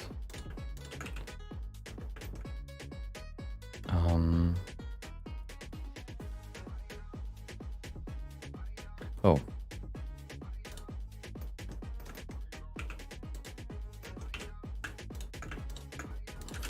So if you haven't been drinking something today, do that right now, or you will feel the pain in the future. And you don't want to feel the pain, believe me. Okay. You look like you're in a sharp, constant state of random sharp pain that happens every now and then. You know what that is? That is sharp, laser sharp concentration. That's what that is. Because I need to finish this, or need to get the shoe right. Wizard, I cast non-stop kidney stones.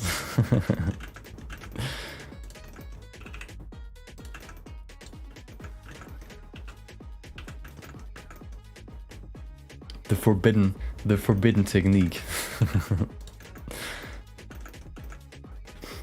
The one they tell you not to use. Dude, this edge is messing with me. Hold on, how do I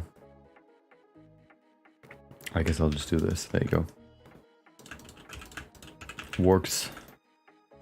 Maybe I need one more cut in here. That should be better. Okay.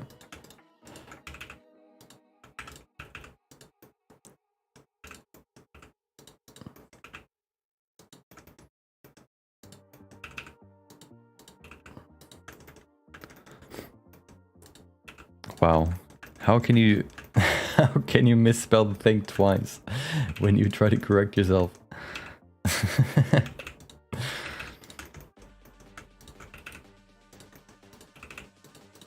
Okay.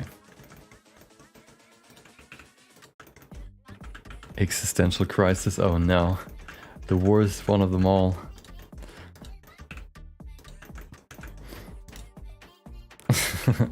What is worse than physical pain?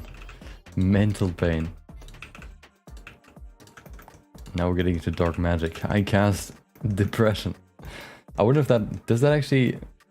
I've never played D&D, but like... Theoretically, couldn't you just do that? Like, just cast like a mental spell that just ruins somebody immediately? Like, I don't know.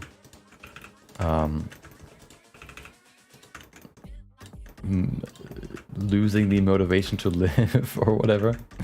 Wouldn't that work? I don't know, maybe not. Maybe that's too good and then most people ban it.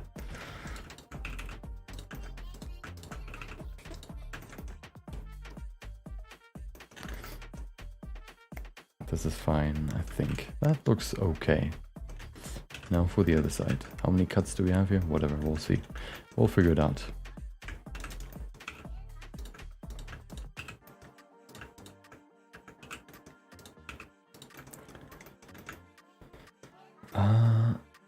Oh, right.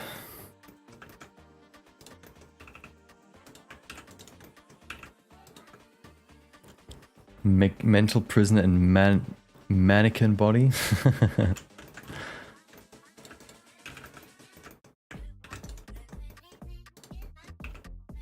Yeah, you could just cast, I don't know, rubber bones, and then you couldn't even stand anymore. I feel like magic overall.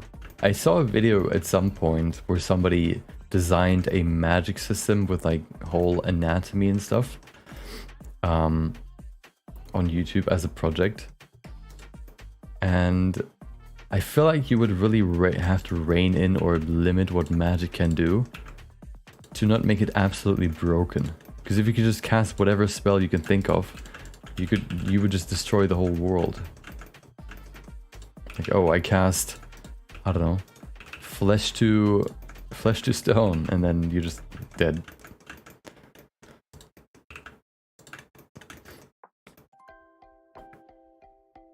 I cast reverse aging. I cast loss of language. Dementia. Late stage dementia.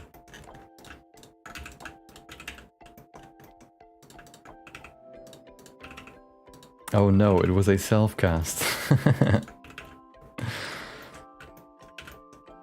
Wait, was it? I don't know. Okay. What is a self-cast?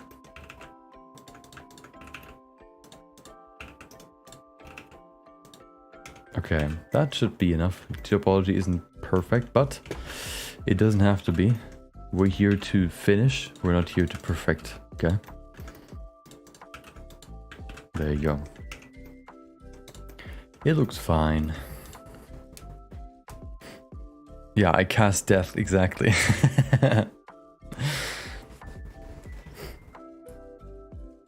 I like to draw characters with have their clothes in a slightly different shade. You mean like a two-tone style?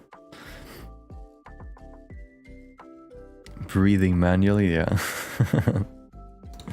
I cast no maiden. Maidenless life. Hold on. Oh, right. The last really thing that's missing now is the top bit. And I don't know if I want to add the chain here on top too, but I think I want to, because it is kind of like an ornamental piece that I think helps with the overall elegant look.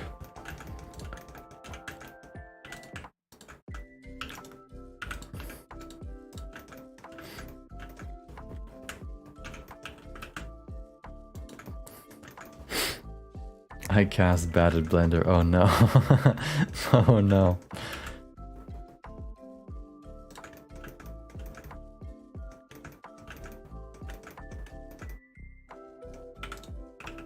Now we're getting back to falling in a coma and then waking up like, I don't know, 2 years later and having to reset your life.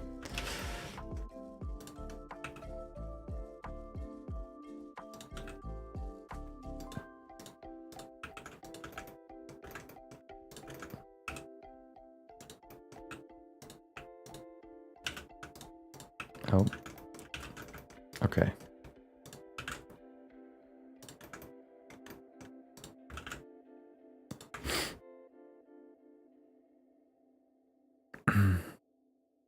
Yes, but a very slightly different shade. Okay.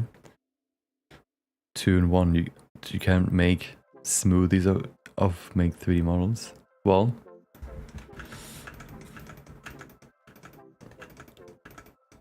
oh, you can't make smoothies or make 3D models.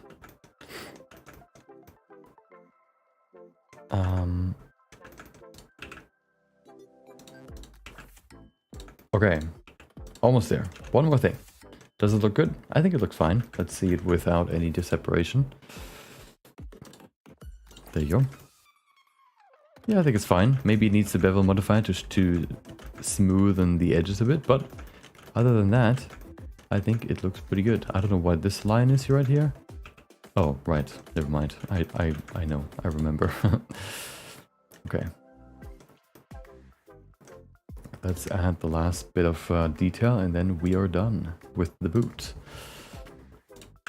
And then I'm going to show you a trick to apply this boot and to reshape it however we need without having to join everything together. Try 4D art. Oh, you mean animation basically. Opinions on chocolate milk? Oh, I prefer water. It's basically like any other sugary drink. It's nice sometimes, but in terms of sugary drinks, which one would be the best? Of course, you have Coke and stuff, and chocolate milk. I feel like I would prefer chocolate milk over Coke if somebody would offer me, and it's in like a neutral environment. Like if it's cold, both. I feel like I would prefer that one. If it's warm, probably Coke. Pretty easy. Actually, maybe not. What about vanilla milk though? The hidden MVP.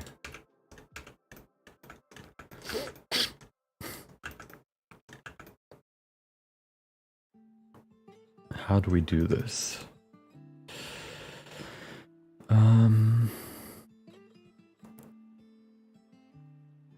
Well, let me show you.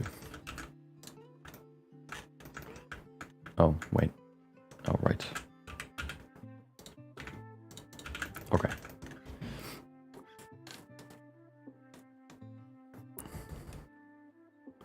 Oops. I'd definitely buy that loafer. Okay, nice. Almost there. And then it'll look even better. And then you will have to buy that loafer because it just looks so good. What we need is first of all this bit, and then also what will make it amazing is a bevel. But we're not there yet. I cast Midnight Water.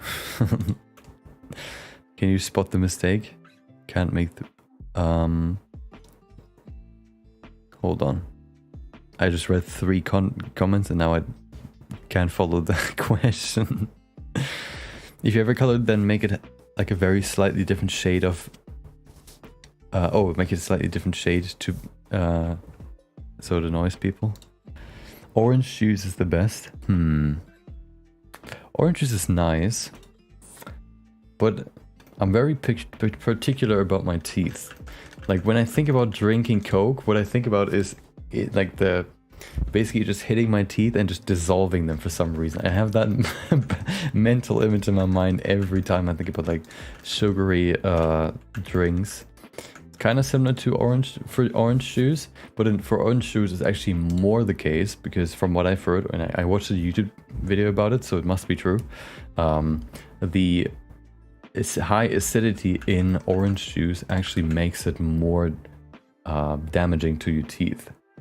So you could rather give your kid like 50 Coke rather than 50 orange juices, and they would probably have better teeth in the end than with the latter. Which was interesting, was surprising to me. Oh, but it kind of makes sense. Okay. The thing. Let's begin. First of all, a plane. Then face, gone. Then skin. Ooh. And then subdivision surface. Look at that. Beautiful square. Then actually we might have been better with a circle, but now we're here. Which means, oh, what is this? Oh, right. We'll just create a circle. There you go. Okay. It actually isn't a circle, so... Well, we can start with one. Okay.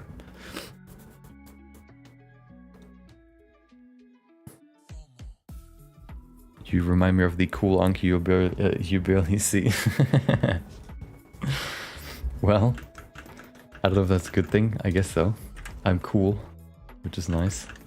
I feel like the goal for every person, for every adult in life is just to appear cool to the kids of either your own kids or the kids of somebody else. That's like your goal when you get older. Like, can I still keep up with the youth? And when I think about the strat that you would, that like the best strat to do that, I feel like it wouldn't actually be, like the first strat that I could think of is just like to follow all the memes and stuff. But I feel like that wouldn't really be how you do it. Since it would just be kind of weird if you just recite all the all the memes that the kids are, you know, saying. I feel like it would be more that you're just interested in what they are interested in, and then you just are open what they do, to what they do, rather than, you know, actually doing what they do. So they can tell you about it and kind of let you experience it, or like they want to see your reaction, and if it's a good one, I feel like they just like you automatically. Or as long as you're open, you know, I feel like, you know, it's just the best strat. Hold on. Let me set this straight. Like this. I'm going to post all the 3D models I made in Blender. Oh, nice, okay. In the Discord. When you're a kid and your mom tells you to go to sleep, it's a punishment, but when you grow up, you will kill to get 10 hours of sleep. Well, here's the thing. It's all about priorities. Do you want to sleep? Usually you don't want to sleep, that's the thing. Usually you just want to stay awake. I find myself procrastinating more to not go to sleep than actually go to sleep. So there's something weird about it, where you need sleep, and when you're like midday, you want to get more sleep. But then when you're actually in the moment where you would go to bed, you just say, you know what? What if I just stay awake for like 3 more hours? And then you just do nothing but just stay awake. Wait. How do I clear the route? I can't. Well, I guess not then. For some reason I always find myself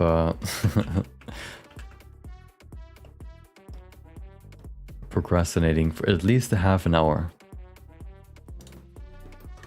of just not going to bed for some reason, even though it's probably better if I just do so, because then it's basically like you don't get anything from not going to bed, because you can just wake up earlier, and you know, don't lose any time you could work on something else. But it just feels weird to go to bed. I don't know why. Oh no, I pressed something bad.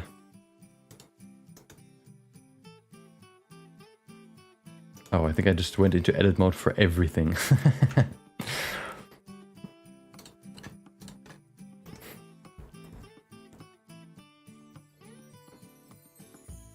How to sleep deprive 101 with 3D modeler. Yeah, usually I don't really 3D model at the end of the day anymore, but just like, oh, you know what? Let me watch one more YouTube video.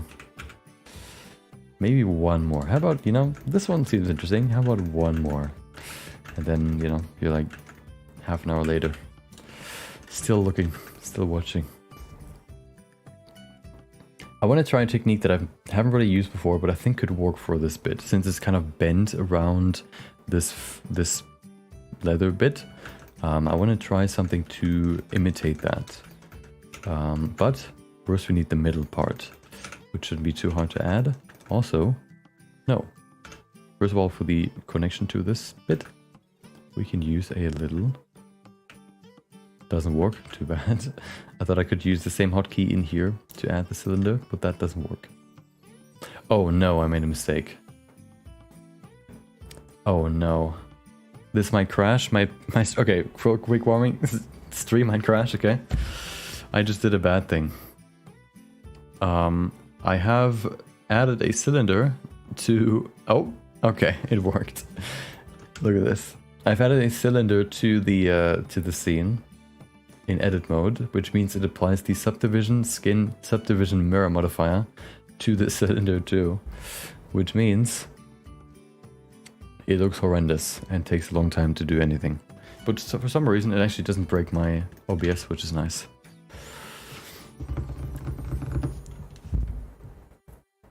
well, this gives me an opportunity to eat some breakfast.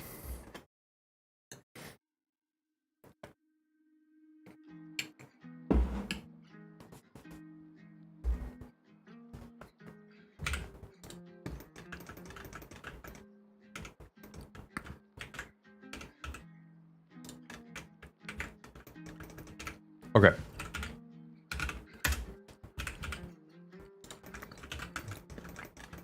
There you go, that's better.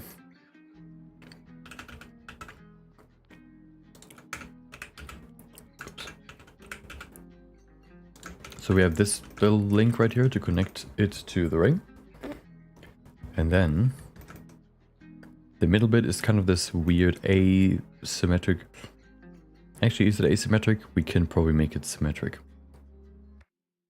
So let's duplicate these.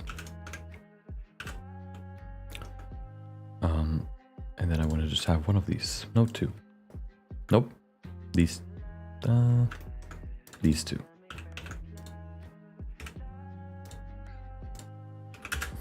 Okay. What's your favorite animation style? Oh, to create or to watch? If it's creating, probably anime. Just because it gives you a lot of freedom and you can like go wild with your ideas. And it still kind of makes sense since, you know, anime is kind of more abstract and less, oftentimes also sort of not like refined in the fluidness. So you can just, you know, go wilder with what you can come up with. Like you'll never see in a fight scene in like a, I guess Pixar doesn't really have fight scenes, but in like that style, you don't really see stuff that you would see in Naruto, for example, where, I don't know, somebody punches somebody and then all of a sudden the ground just shatters and breaks into 15 pieces. You don't really see that in more Western styles. When it comes to watching, I don't really watch much, so I can't really tell you. Probably a style that's a bit more creative, like for example the ones. Well, anime is also fun to watch, but might like the painterly 3D style a bit more, like the Spider-Verse style, for example, that mixes 2D and 3D. Or the Puss in Boots, for example. I feel like this one is a bit cooler than just plain anime.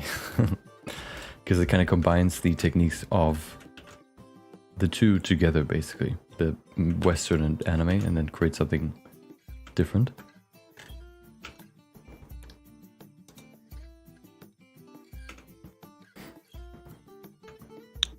See ya, Lube. Hope you have a good day.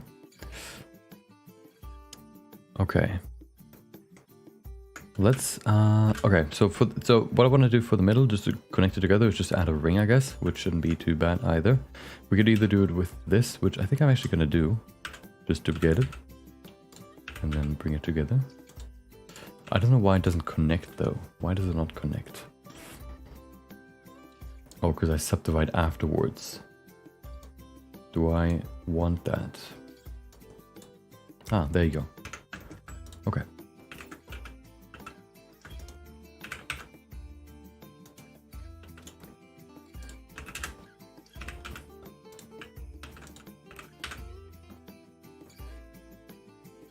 And then looking for something like this.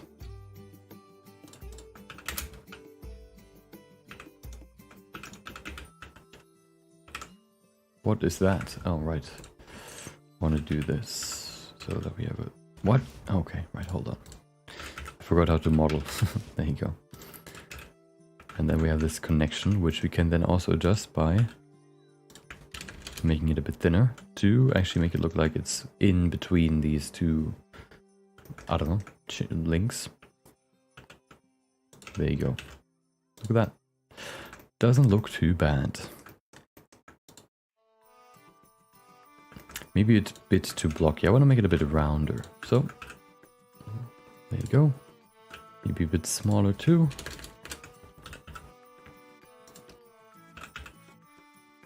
Okay. Perfect.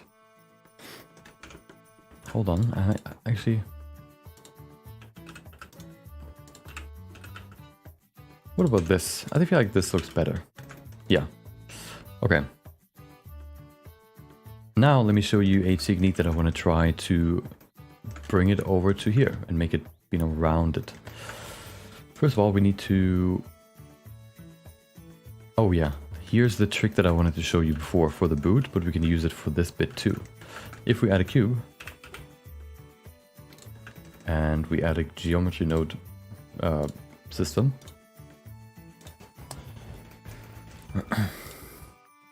we can get rid of the cube.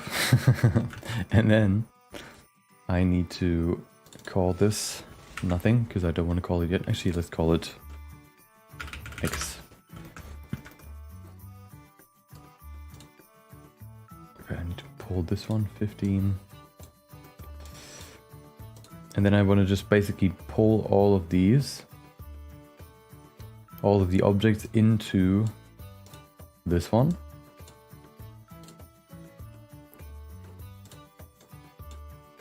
So that when I merge them all together, it basically creates the same object, but all joined together. With, I think, also all modifiers applied. So if I, for example, now theoretically apply this, see, everything is applied, which is nice. So now what I want to try is not applied, but I want to use a plane again. Not the one that flies, but the one that looks flat. There you go. Align it. Give it a lot of geometry.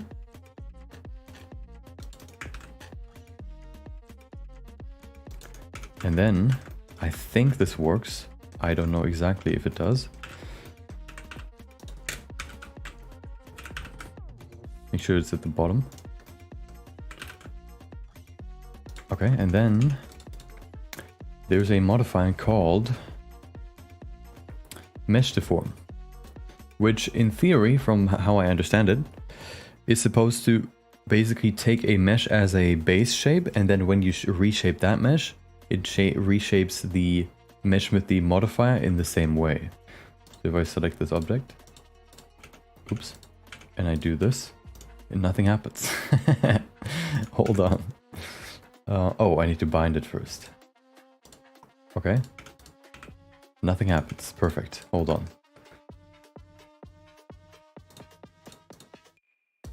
Let me try that again. Maybe dynamic.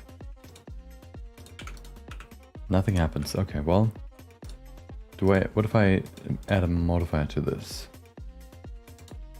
Also doesn't work. Okay. So I don't know what this does. I thought this does exactly what I thought it did, what I just said, but hold on. Let me actually look up what that modifier is supposed to do, because I thought that's what you do with it. If not, we can also just use a lattice, but the lattice would be a bit more complicated or annoying to use. Welcome, Elmactig. Hope you have a good day. Fun fact, there's a disorder that can mix people's sentences, so there's probably someone out there that can taste colors. Oh, senses. Interesting. Really? A disorder that can mix people's senses. That feels weird. I don't know if I believe you. How would you taste color? Or maybe, yeah, I don't know. Hold on, Blender, what's it called? Mesh deform. Mesh deform modifier. Tell me, what does it do?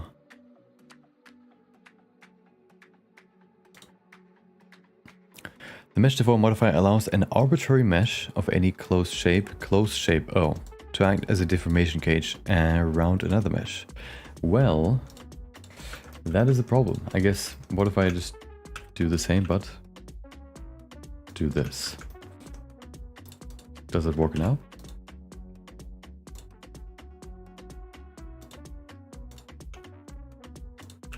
Aha. Well, that's annoying. Well, that kind of breaks what I wanted to do. There's another way to do it, but it's much more complicated. And not really what I want to do right now.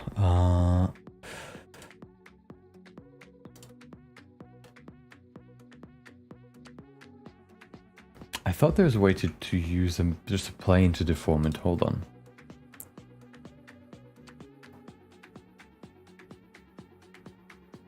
Maybe not. You know what? I think we can still use this. Maybe? We'll see. What if I... Hold on.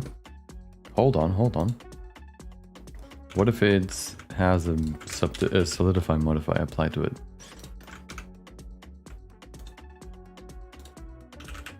Does that work? Now we're getting into the experimentation phase.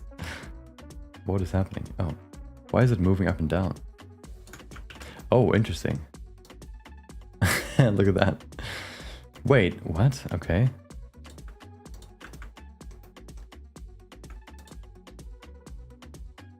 But that's fine. Hold on. And then if I move it... Oh, okay, it works. It works. I don't know why... Wait, what? Hold on. I think I found the trick. Hold on. No. Okay, never mind. I guess it still works like this. Okay, so because why I wanted to have a plane and not a full 3D object is now... If you grab this, we can just very simply look at this. Okay, line it up. Scale it down.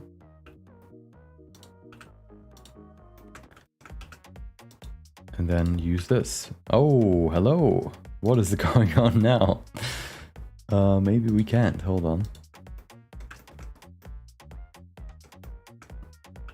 Well, this is awkward. Oh, I know why. Because the thickness is way too thick. Hold on. Maybe we can get there.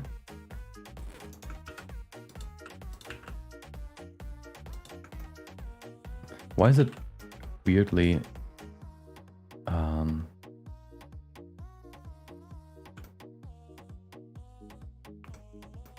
Okay, hold on. I have an idea. Hold on. Almost there, okay. I almost got it. Where's the thing? Okay, there it is, okay. So, before we do that, this needs to be gone. Okay, no thickness. I think the thickness kind of messed with the snapping. Now we align it. Okay, it is aligned, and now we just bring back, first of all, the solidify modifier, and then this thing's, whatever it's called. And look at that, it almost looks good. Okay, maybe this technique doesn't work as well as I thought. I have another one that could work though, so we're not out of luck. Yeah, it's not really exactly what I had in mind. Okay, let's try the other one.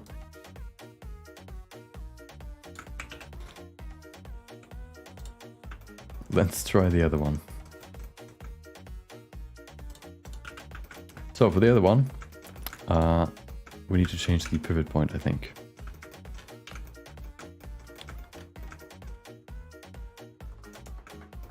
Okay. So here's how it works, okay? Oh, hold on. Why is it not working? Oh, I know why, okay. Never mind. Oh, I need to adjust it in the geometry node setting. Okay, hold on. I'm almost there, okay. So, if you want to move the pivot point, you need to use a set position in here. So that when you move it over, the pivot point is where you want it to be. There you go. Okay, that's better.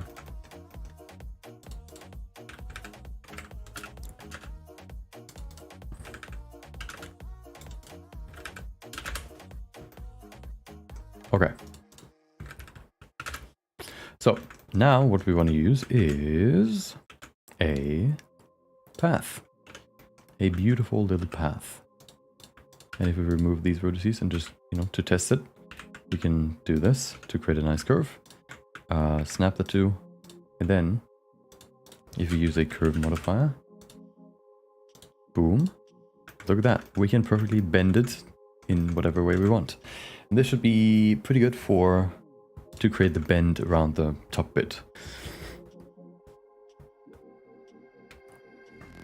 This is my last day before I leave. Oh no, leave to where? What are you creating? So the main idea is basically, the main inspiration was this. And it's basically sort of a character with like, you know, she is basically wearing a sort of double-headed, double-sided dragon as a fur scarf, kind of combining, like, you know, soft and harsh with the scales and stuff. That's kind of the idea of this piece. And I'm currently just working on the boot, which is almost there. It just requires a bit more. Well, one more thing, which is what we have right here. And all we need to do now is scale it down. I think if we parent it, we can scale it down, and then we can apply it to the boot, and then we can apply to the boot to her, and then we have the whole outfit. And then it all is just about refining, especially the hair and the clothing and the the body of the dragon, and then it's basically almost done. Yeah, the whole idea was kind of like the difference, or like the juxtaposition of like soft, like, I don't know, her kind of her rounder and softer features, plus I guess humans overall are softer, and then we have like this, you know, wearing, you know, it usually, you know, fur scarves are also soft, but then, you know, it's been replaced by these harsh dragons. That's just kind of the idea of the whole thing. Okay, let's set it up right here.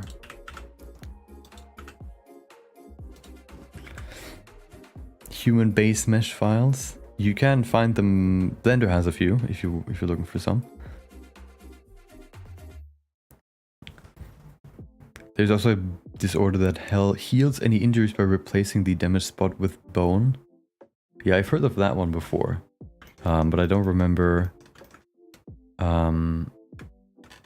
what exactly it's called.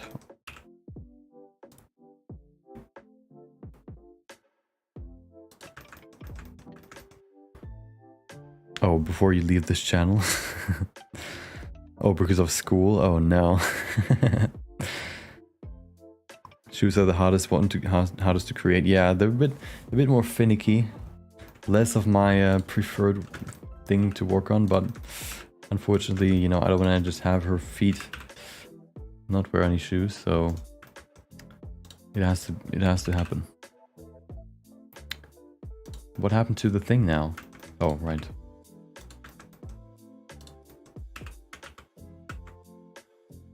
Okay, well, this might be a bit weird to model, but I think we're gonna get there in a second. Shoes can be fun though, since I don't know, at least I like modeling shoes a bit, at least, since they can have such a they can be so varied in their look. Oh, I think I made a mistake in scaling it. Okay.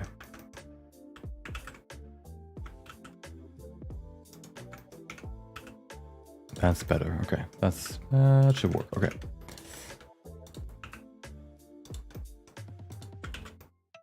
I don't know why it falls all the way down there.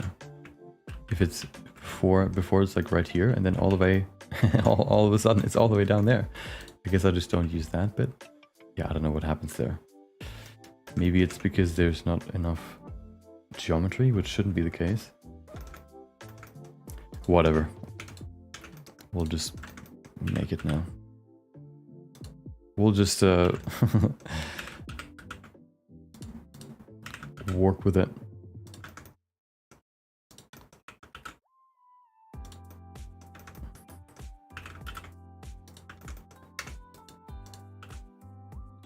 There you go.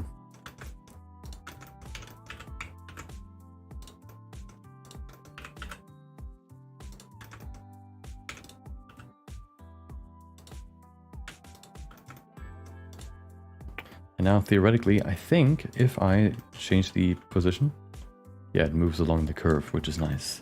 Oh, hold on, which means I can actually, hold on, I can actually just snap the curve to the thing. Okay, to the lip cover or whatever you want to call it. And then if I move it up, as long as it's kind of in this shape, I can then go ahead and back to this detail and just move it up. Ta-da! Look at that. That doesn't look that horrible. Exactly what I was going for. Okay.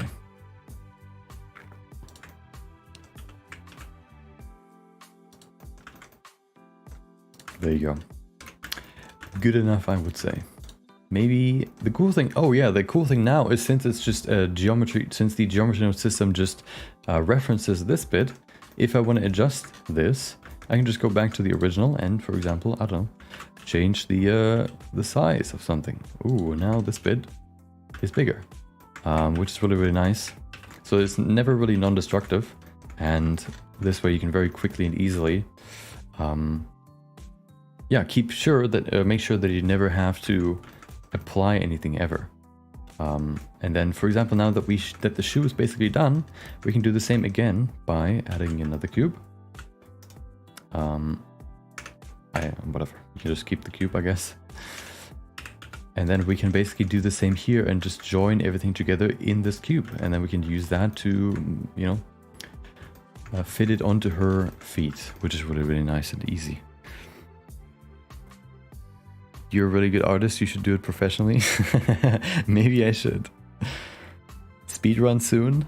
You mean, oh, speedrunning a model? Maybe. Maybe we'll do some speed sculpting at some point. Another time my brother called me a shackle whacker. Okay, I don't know what that's supposed to mean. Do you have any videos on geometry nodes and nodes in general? I'm not a node expert myself, but I would probably, if you're looking for videos, probably either recommend Arendelle for like advanced stuff, or for more beginner stuff, either Bad Normals probably, or I think Joey Carlino also has a few, especially for geometry nodes. He has like a beginner friendly tutorials. There's probably also a beginner, like basics for beginners for geometry nodes, but I don't know, I haven't watched any of those, so I actually no, I've watched Joey's for curves and geometry nodes when I got into geometry nodes based hairstyles, but I haven't really watched many more of those since then. So I couldn't really tell you if there's a better geometry nodes, you know, beginner tutorial out there. Are you German? Yes, I am indeed. Is it that obvious? Welcome, CC95. Guess who's back?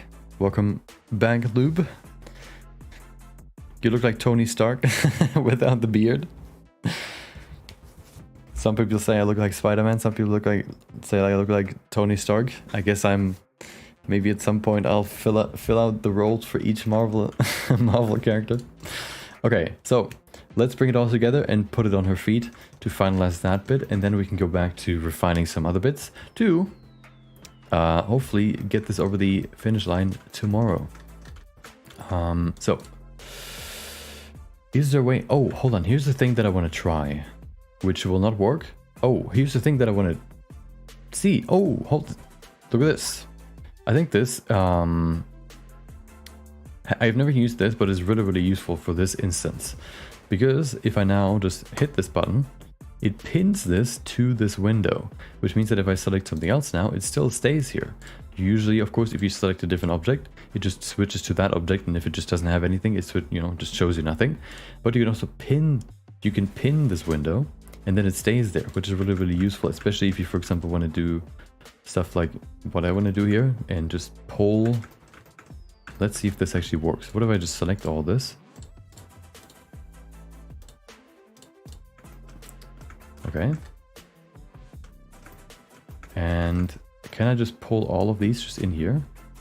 I cannot. Well, I guess I'll just do it manually then. 4 to 14.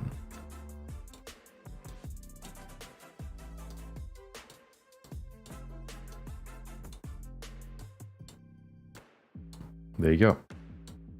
And now we just need to join them all together, and then we have the boot, well, joined together.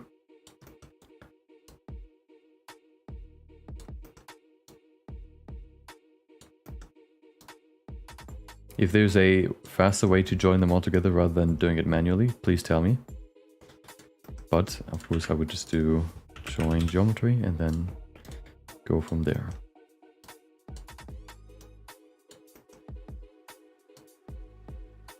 Oh, we don't need the cube anymore.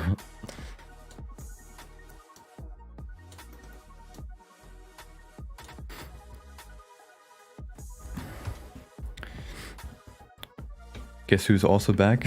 Welcome back. What was your favorite toy as a kid? Probably my Lego collection of just random Lego pieces that I can build whatever I want out of. And also used to create Lego animations, like stop motion.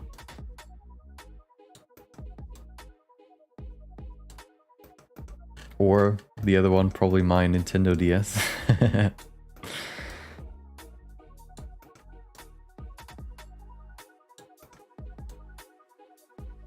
Oh. Okay, there you go. And we have a shoe. If you want to see it in cool lighting. Oh, I actually forgot about one more thing. Look at this cool lighting. I forgot the lights. There's one thing that I forgot. Which is the bevel.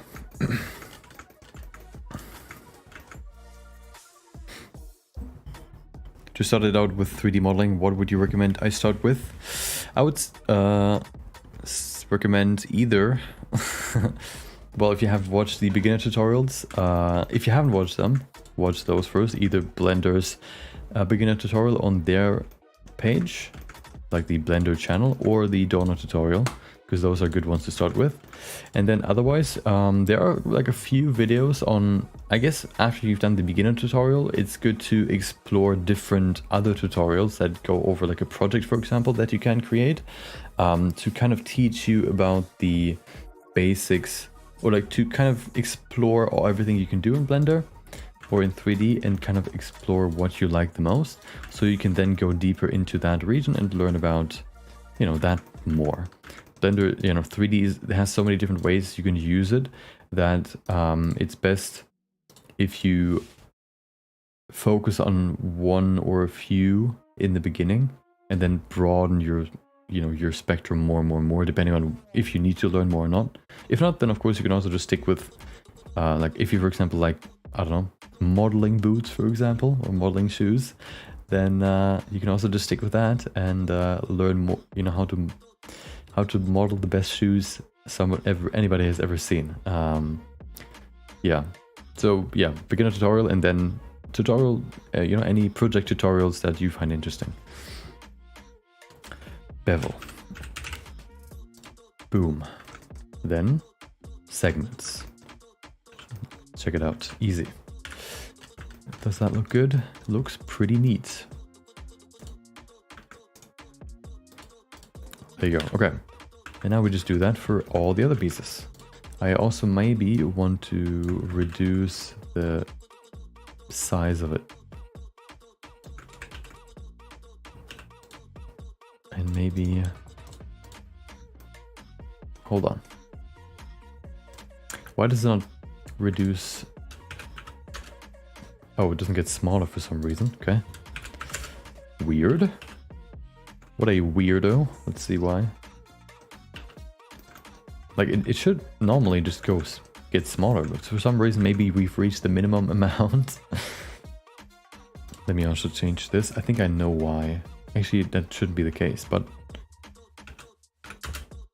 let's just do that for real quick and then try it again. Doesn't work. Well, that's weird. What if I change the style? Also doesn't work. Okay. Aha. There you go. That's better. Yeah, that's better. Haha, perfect.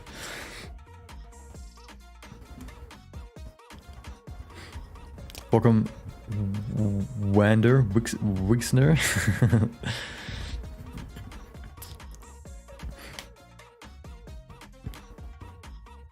Peter Starker, exactly.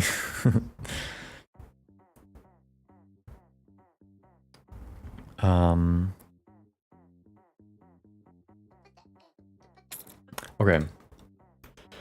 Let's do this. Basically, we can just copy this to all the others, and then we should be good to apply this. It's a very, very small detail, but I feel like it helps for the overall look, for the print.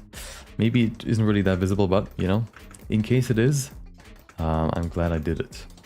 I also probably want to just make sure that this is merging with the foot so that it's easier to print. There you go. Okay, so check this out. Select everything that's supposed to be beveled. These things too.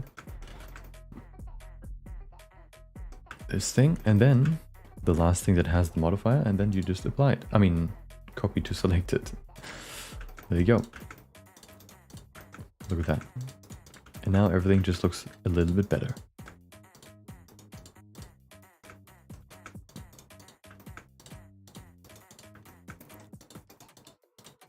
Maybe the layering here doesn't work as well, so maybe here we can actually remove the bevel.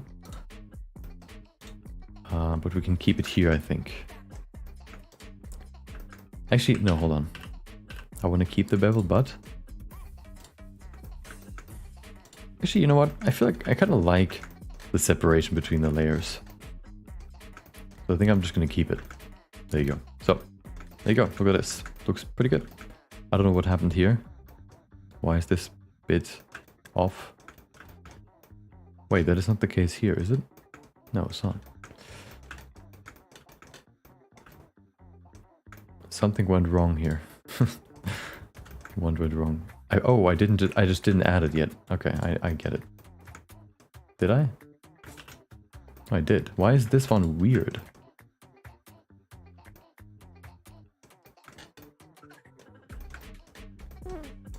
What happened to this little sewing line?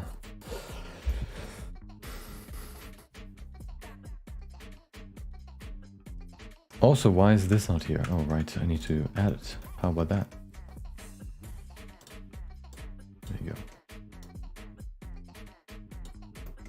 Oh, well, that's weird.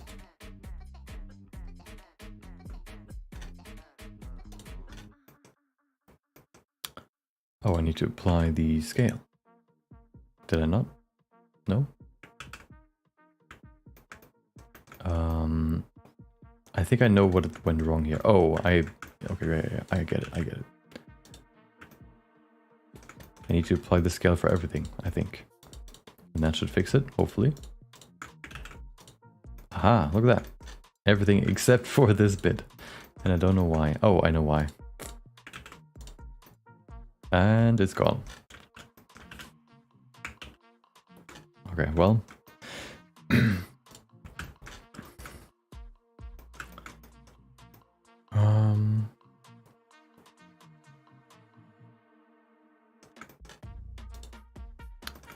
I think...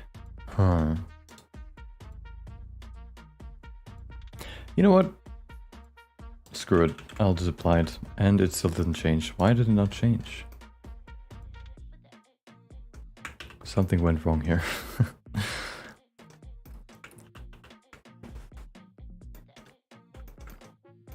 We'll definitely model some shoes. Nice. It can be fun. It's a bit finicky, but I think the end result looks like, you know, once you get kind of to the end, it looks really, really nice. Okay, so this is the only issue that I have right now. Why does it not... So I think the problem that I have is that I need to apply the scale here, but then it moves the thing that is supposed to bend around it somewhere else. Where is it? Oh, here it is. Oh, what is that?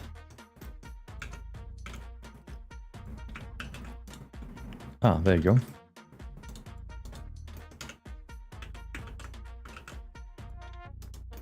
Well, that's weird. What happened here?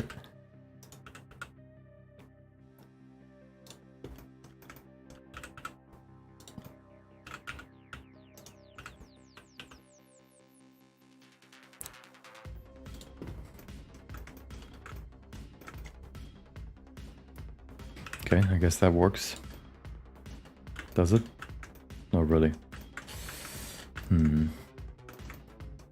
I think I can fix it though, hold on. I know how to fix it. I need to set all these to relative.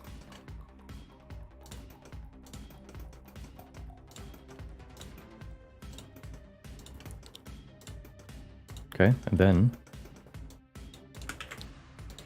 realize instances. Boom.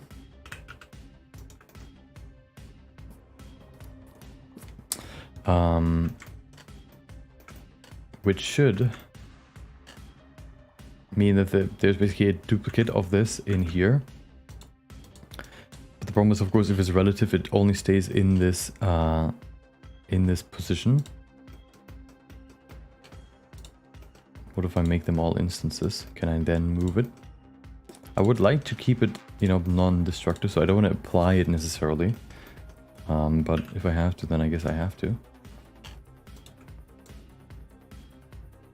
What of course I can do is set a position so it moves over. There you go.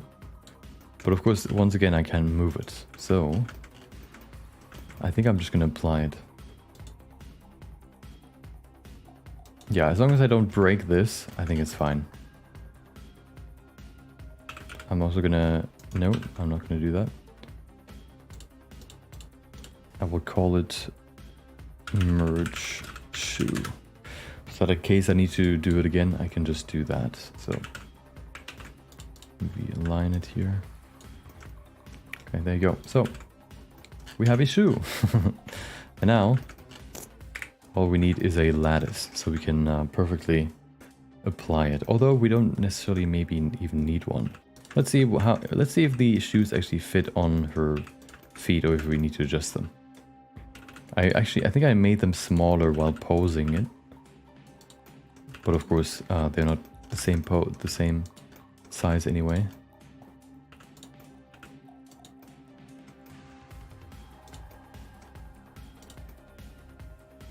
Okay.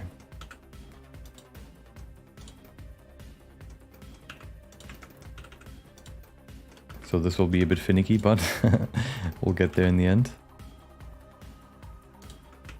Of course, the good thing is, once the shoe looks like it would fit, we can also just reshape the sculpt, the body.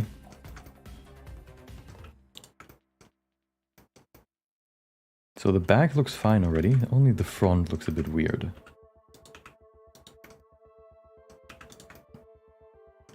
And also, of course, oftentimes shoes kind of, you know, adjust or squish your feet anyway. So we probably have to adjust it anyway as well. But I feel like this looks good. Now it's just about, is it too big? I think it's actually fine. Let's make it a bit smaller maybe.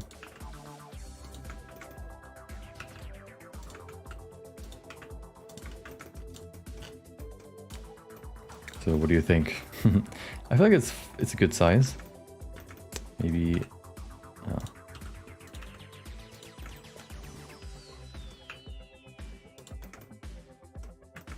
There you go. With the pants too. There you go. I feel like that's a good size. It just needs to be, you know, the feet needs to be adjusted. Just to save this, I'm actually going to use a shape key for this. So in case I need to go back, I can.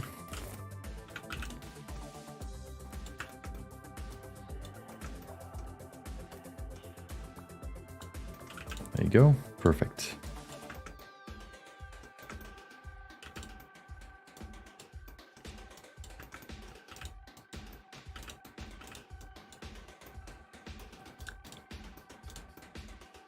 And then we do the same for the front.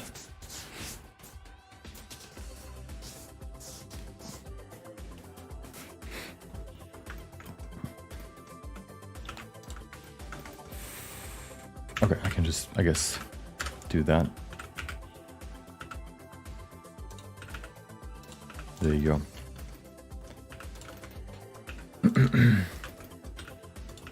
And then the last thing is to basically refine everything. I still don't know if I want to keep the stairs how they are, but I think at this point I would rather just move on than to think about that for like the next few hours.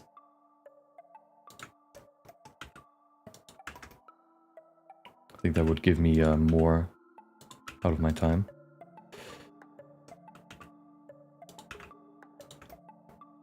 Okay, this aligning this is kind of hard. I know a trick to change it, but do I want to do that now? No, I don't want to do that. I'll just force it.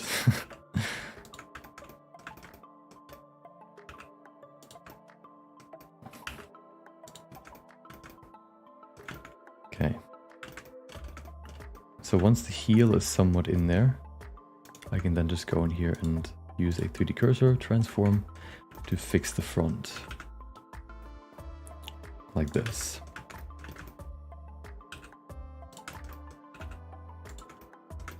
That looks... why does this foot look so weird?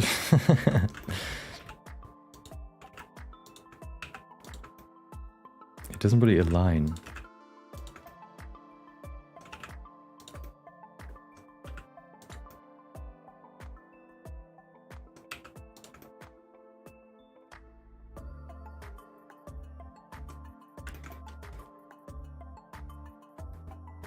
Really cool seeing the whole process on those pieces. Keep up the live stream. Thank you. Let's see. I feel like I'm just gonna push it in there almost. Hold on. I wanna... What if I look at it? I can't because the outline is there. It should align basically like this. But it doesn't.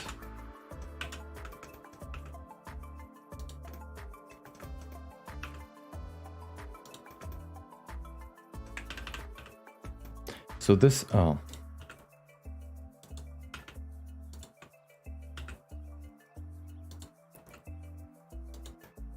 Huh.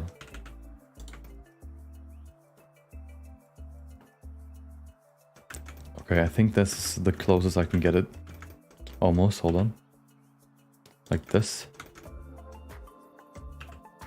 So I'll just adjust her foot and then we should be good.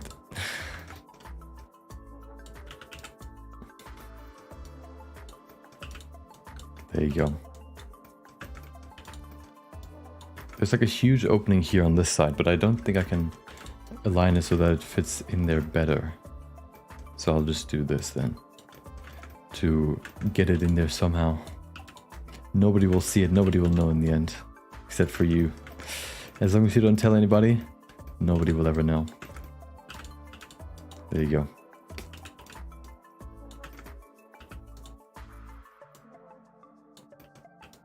I want to actually, hold on. There's one thing that I did. You know what? I'm going to try it. I will try it and see if that actually helps. If I, for example, now go to the earlier versions of this, I still have the version where it is posed with the rig. So what I could do is put this into the new file and align them to the feet here. Then parent it to the bone and just go from there. I feel like I want to do that. Just to see if it works. Yeah, I think I want to try. So, bam. Okay, nothing but feet. Perfect. And then let's try this. I'm going to keep these here just so this doesn't work. I already have them aligned, but I'm just curious if this would work. Oops. Okay, so if we... Oops, hello.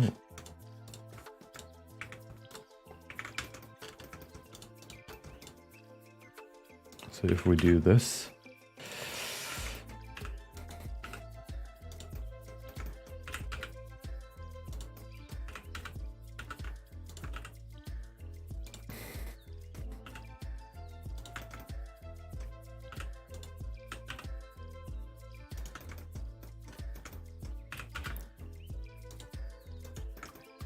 So we have the back somewhat there, and then the front like this, I guess. I kind of inset the heel in the back, so I think that was one of the issues that I have with this. But let's just see what happens if we just do this now. I need another one, of course.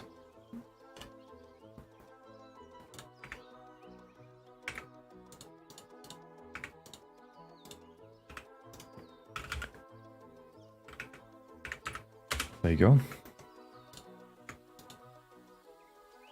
And then I want to rotate, okay. So if we now do this, if we go in here and we parent it to the bone, I think I haven't changed the toes, so it should work if I only parent it to that one bone. Then theoretically, if I say now enable pose position, oh, wrong frame, hold on.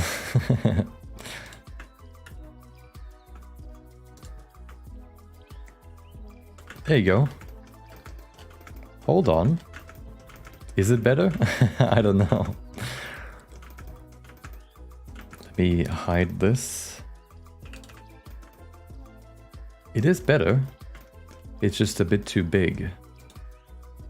But that should be the issue. But it fits perfectly onto it. So, what do we now? Go in here and change the scale.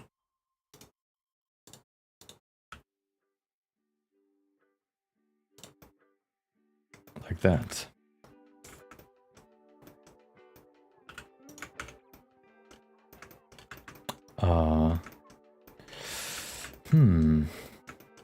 Is it better?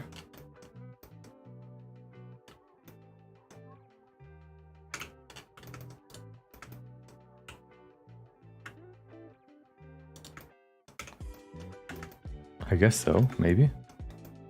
A little bit.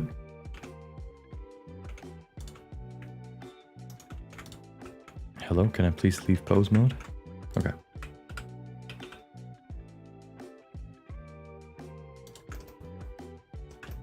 If we lower the boots a bit. There you go. Is that fine? This one seems a bit big right now. This one looks good though. So what if I make this one smaller? Smaller feet on the right side, definitely. Yeah, I thought I scaled them the same way. Hold on.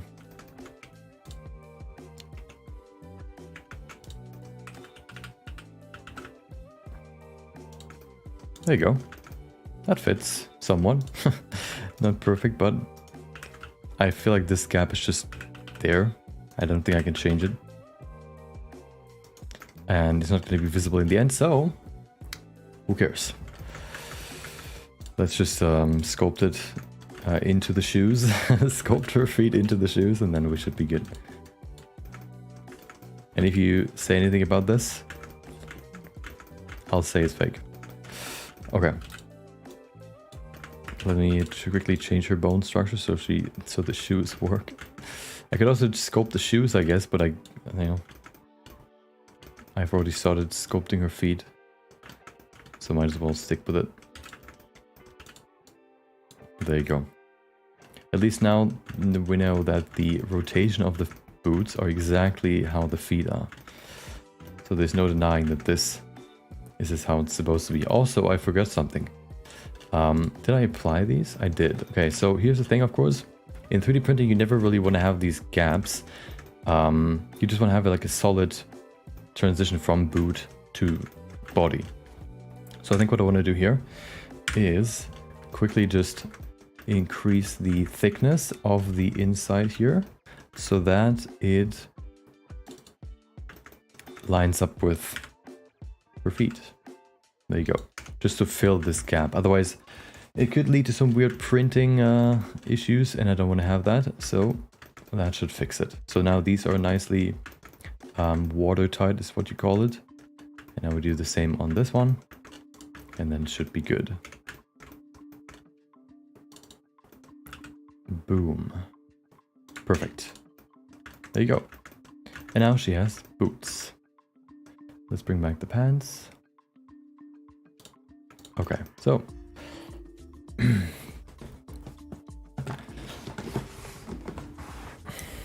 okay, so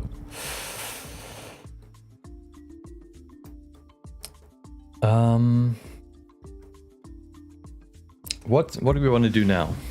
Clothing or dragon? Both. Yeah, so the only thing really missing now is to add details, so like folds and stuff. And I think I want to stick with these pants. So if you compare them, we have these ones, or the skirts, like the main reference, or the jeans. But I kind of prefer longer pants, and of those two, I prefer probably the suit pants. I just think they look the best for this outfit. So I think I'm going to stick with those. But maybe you have a different... maybe there's something else that could work even better than this. But I don't think so.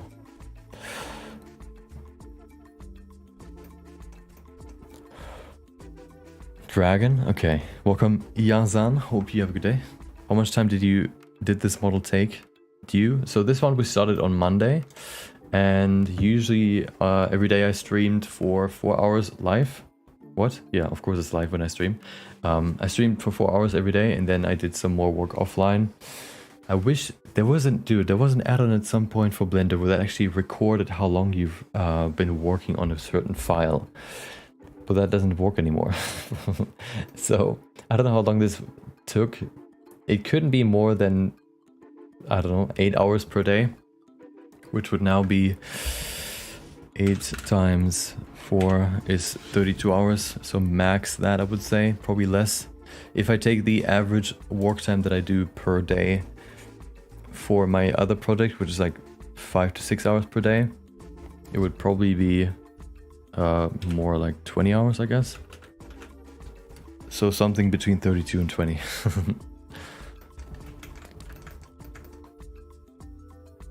I'm using Blender on Steam. Oh yeah, I guess that works, but I don't, so I can't see it, unfortunately. You can switch the versions on Steam, right? I just have like a folder with multiple different Blender versions if I need to switch them. But I think on Steam you can actually change them, right? Yeah. Okay, dragon time. I have an idea.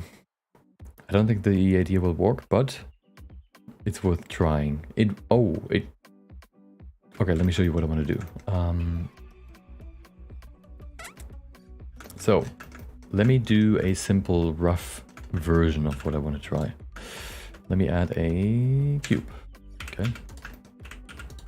So, I want to create, so, you know, the body is kind of, I think what I want to do is separate the body into sections. Kind of like a caterpillar, or like what are those insects called that have like a million legs? those dudes. How they have like separations in their body, basically. Different plating, I guess, plates. Rows of plates. Or chitin, whatever. I want to try that here too. So what if we just do this and then do this? Okay, this is the one plate, and then we use an array modifier, and then we use a curve. and then apply it to this bit. Oh, well, first we need to align it. There you go. Aha. And then if we increase the array, look at that. Okay, so that works. We can also, of course, use the fit curve. There you go. So that idea works. Now it's just about refining it, I guess. And I think I want to do that to create the different sections. It can't be too... if you look at the... Of course, where it moves around her body, it can't be too fancy with like spikes and stuff, because that would just go through her body and wouldn't really make that much sense. So I could maybe add some here at the beginning of his head, but not really in between. So I think I can use this as a good base for the body and then add more details on top. Millipede? Yeah, there you go. Centipede and millipede, right? I want to become like you. You are a professional. Well, the way you do that is with time and practice. There you go. That's the secret. Okay. Let's refine it.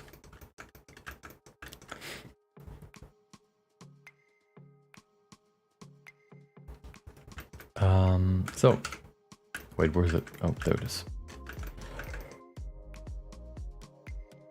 I actually, let me see, how do we want to do this? So I have a few references for like snake dragons. This one maybe, or this one, or... Oh, this one too. A refined version of the other one. So I have an idea what I probably want to do. I have a cool idea, okay? You will be amazed. Hold on. So here's the thing, okay? Here's the thing. We already have a body. So what if we just add plating on top of this soft sausage to make it look more like a dragon scaly thing? I think that's what I want to do, kind of like here. So let me look up one more reference that I want to pull up, which is this one. Okay, this one isn't really that useful. The other ones were better. I think I want to stick kind of with this one. So I want to kind of try to imitate these, which shouldn't be too hard, because if we replace these weird cubes with... Oh, also, we can also let it be visible while editing, so it's easier to see the changes. If we replace this with a plane, surprise, surprise, the plane is back. Okay.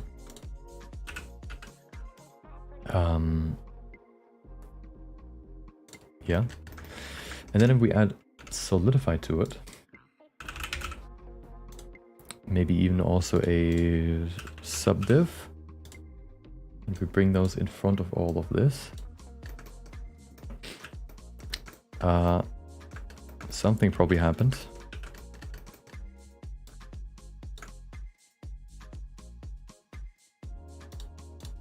Ah, there you go.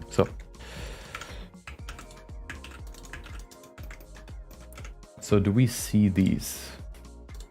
Why? Oh. There you go. So this already looks pretty good, but of course it doesn't fit right now. But you know, the concept so far works out. Of course we need to move this higher to select the side. And then if we make it a nice round shape, we can create the plating, for example, like this. And the cool thing is, since it copies the rotation of the actual curve, it also perfectly aligns with his top, with his head, I guess. So we don't have to worry about any of that, which is really nice. Most dragons have Kiakin, whatever that is. I've had days where I've forgotten to drink. Oh no. Yeah. Once again, make sure to drink, right? To avoid kidney stones.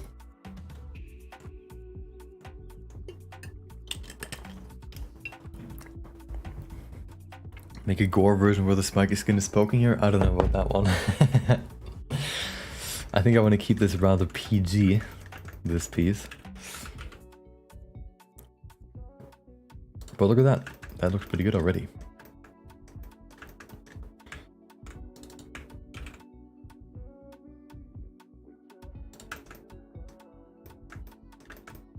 I think it's a bit too wide though. So yeah, I basically want to create like a one circle of scales that then can be applied here. And maybe something cool would also be to create multiple of these objects and change their width. So the frequency of these scales and the, you know, so that it doesn't look like it's all the same. But for example, the bottom can be maybe thinner. I'm going to show you what I mean, okay? Instead of just telling you, I'm just going to show you what I mean. If you, for example, now go in here and do this, and rotate it by 180, it's on the other side. But if we now change the thickness, for example, the bottom can be a bit different than the top to add some more variety to it. And then also if we change the solidify, for example, to 5 divided by 2, there you go, that looks nice. Yeah, and that's probably the plan. If you need more ref from the Black Serpent, I think it's the Delamador. Yeah. Oh, you you watched a part from an hour ago? Yeah, that can happen sometimes on YouTube. Make sure if you're watching this, okay, that the lower underneath the play bar, I guess, on YouTube, the live has a red button next to it, a red light. There you go. Okay. Let's align it here.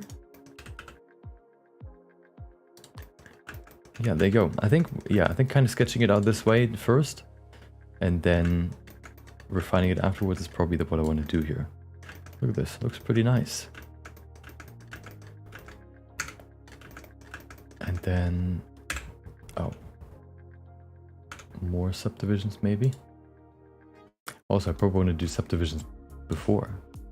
Yeah, like this.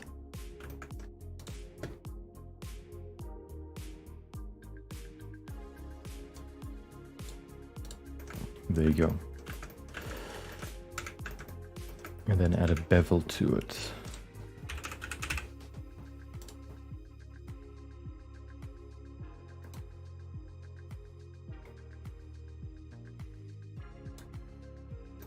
There you go. Randomization, exactly. Do I want to keep does this shape look good for the top part, or do we need something different? I feel like it can work. Maybe it's a bit, yeah, of course it's a bit rough right now, but I feel like this can work. Yeah, let me add the bevel first to the other one, and then we can think about the shapes or the plates, what, you know, what they look like.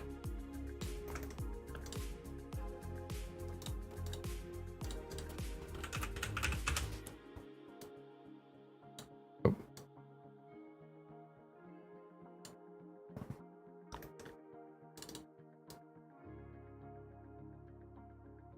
There you go. Okay. When will you finish the video about Deadpool? We're gonna work on that starting next week. So I guess you could check in on the stream and see when that is done, based on how far I am. Well, when I switch from creating the project to editing the videos, you'll see the live. I guess you can check in every day to see how far I am, but it will take a bit. Animations usually, you know, take a bit longer. Okay, this looks pretty good, but something I think that is this lacking right now. This looks a bit too uniform. So what I'm gonna do is grab the back and just make it a bit thinner.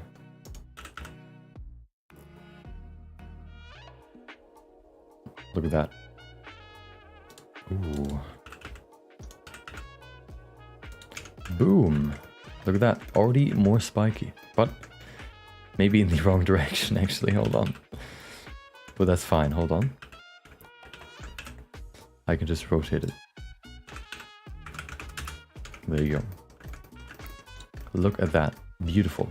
Also, hold on.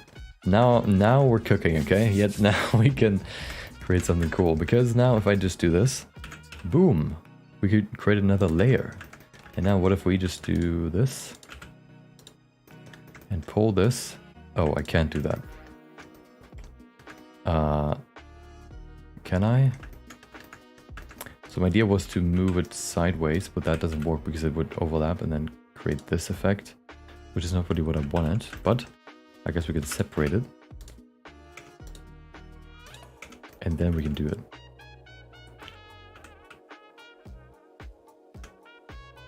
So what if I do scale it by 0.5? There you go. Oh, hold on. Look at this. Look at that.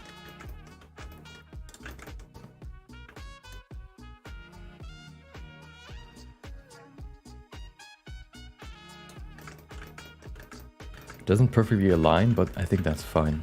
Wait, why does it not actually? Hold on. It should be exactly... Oh, I think I need to actually do solidify and bevel afterwards, so that it doesn't change the position on the curve.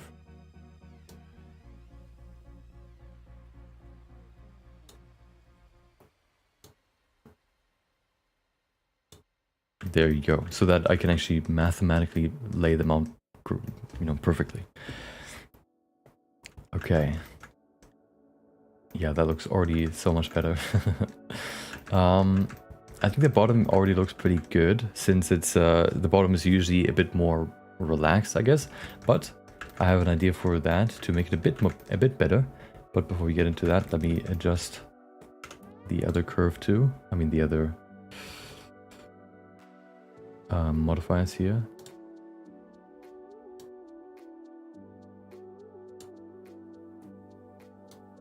Bring this up so that that is stationary, and then bring this one up to, there you go. So let me show you what I want to do here. Oh, why does the bevel not work?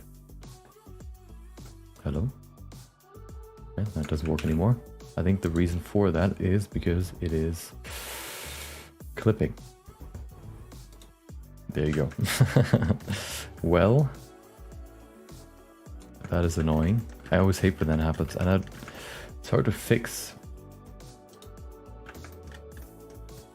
Why does it even do that? Oh, right. Let me just adjust the curve, I guess.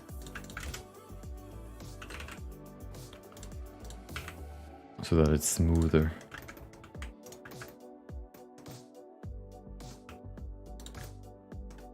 There you go. And then here. Perfect. Okay. Have you done any materials in this scene? Just a basic, there you go. Oh, hold on. Yeah, just a basic, like, you know, a simple material with some subdivision and stuff to create some basic preview renders, but nothing too crazy.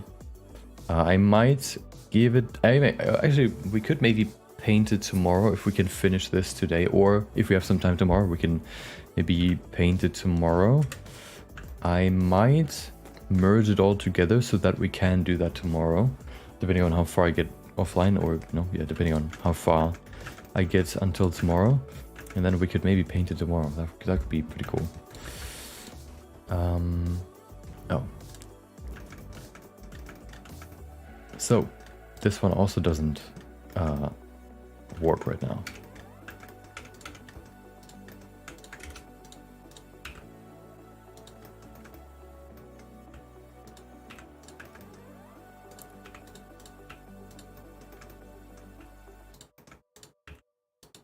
Okay, there you go. So, oh god, that's maybe a bit... I'll keep it there, whatever. Hi from 2 minutes ago, 5 minutes ago. Thanks for the notification to check timer. Yeah, it can be pretty easy to miss it. What add-on do you recommend for auto retopology? My favorite one, I have only ever used one because I looked up which one's the best one from what other people said, and that is Quad Remesh. It's basically the same that ZBrush also has, and it works really well. Let me actually test it. Let's remesh the. We've actually already used it in here in this project, but let's see what happens if we remesh this, for example, with, I don't know, 10,000 faces. Boom. Yeah, I've only ever had this one to automatically retopologize. Oh. Okay, why is it down here? But there you go. So yeah, it works pretty well.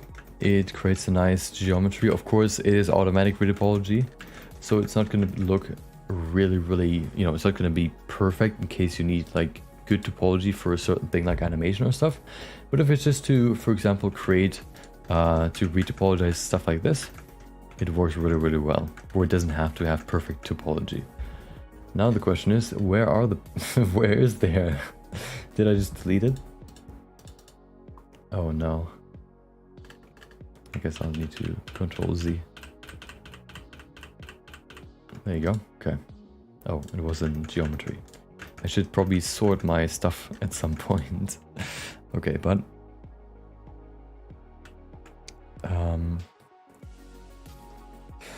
yeah, let's.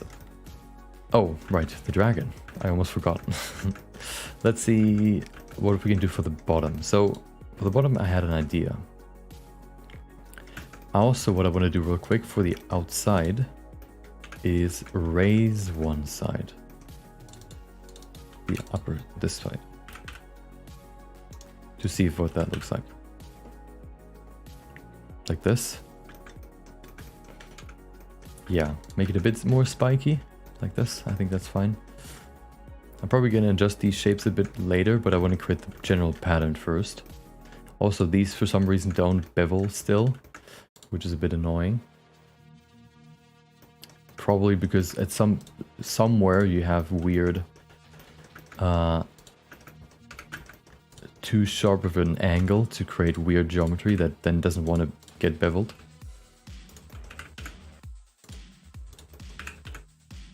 Probably in this area here, because it's so sharp, it's hard to wrap around.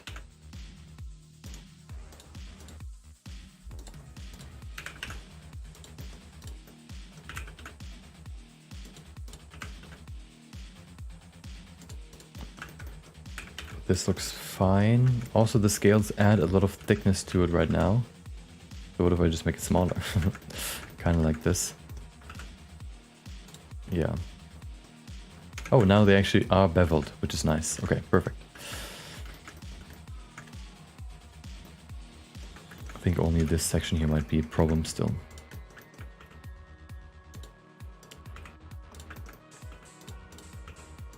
Okay.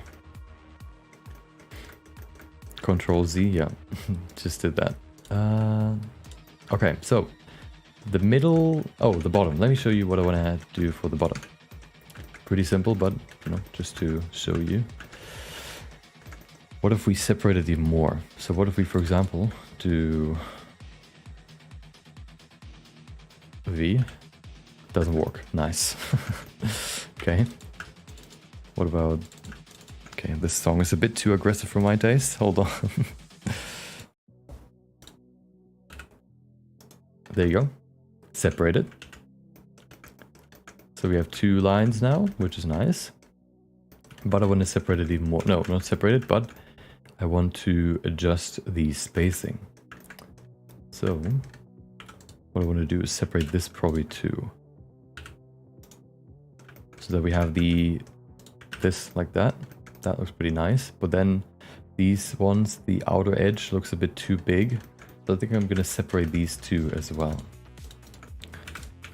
Bam. Okay, and then we can make this one smaller. Probably this way, maybe like 0.25. Ooh. Oops. 0.5 should be better. 0.5. Oh, I made a mistake.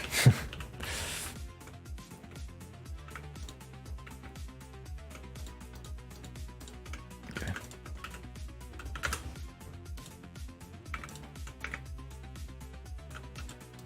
Okay, too many buttons to press. There you go. Now, we have this. Doesn't look that great yet, but almost there, okay. What if we also make them thinner?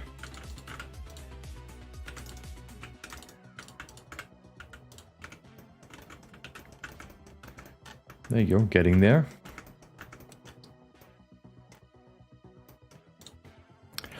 Is it too small now? I don't know. It seems kind of a bit too small.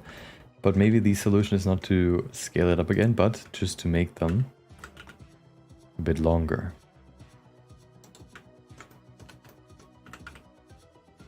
There you go. They're also a bit too round. Oops. So what if we do this? There you go. Getting there, okay. Is it okay to use base meshes, or does it make me a bad artist because the result is better than sculpting from scratch? It doesn't really make you a worse artist. It just I like to use I like to sculpt from scratch when I just want to practice sculpting from scratch. If you don't care about learning how to sculpt from scratch or create something from scratch, of course, then you can just use base meshes. If you care about learning, you know, the skills then that it requires to create the base mesh, basically, then I would recommend to do it until you're comfortable, and then, you know, you can then use base meshes to speed up your workflow. For example, I use base meshes to speed up my workflow and not really to skip a process that I don't know something about, except if it's for something that I don't want to learn something about, like modeling a car, for example.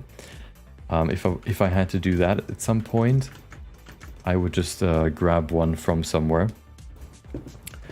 But if it's, for example, like creating a character, I would rather just create it from scratch if I have like a questions in my mind for a certain step of the process, for example. Welcome, Fiend. Hope you have a good day. So here's one problem that I have right now. The connection to the head. It kind of has to be this way though, so I might just change the sculpt actually. I think that's easier.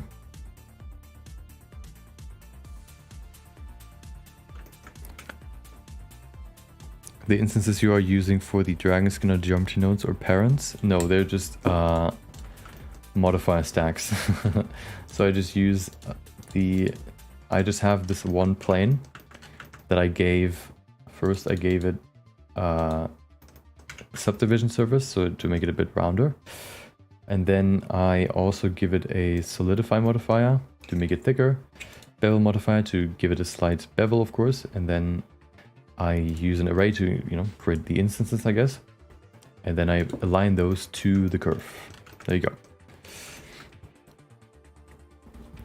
And this way I can, you know, adjust one and adjust all of them.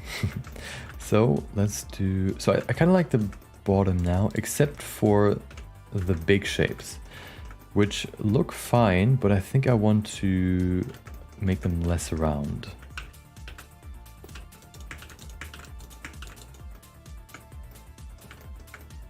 Like that. Oh yeah, that looks better. But maybe a bit too flat. So let me do this. There you go. Look at that. Looks pretty good. Now, I think I want to adjust the these two real quick. And then we can go to the side bits. Can you make a video on how to scope male anatomy and female anatomy? Full body, your methods are really tea. I show how to do it in... I've made a video before about like my process for 2 characters. I've made a video about how I created Starfire from the Teen Titans in Blender. And then how I created my... What's it called again? My Irelia piece. Where I go through the whole process and I kind of show and explain how I do it. Yeah, so you can check those out. The process is basically the same still. Here's something I want to try. No, do I want to try that?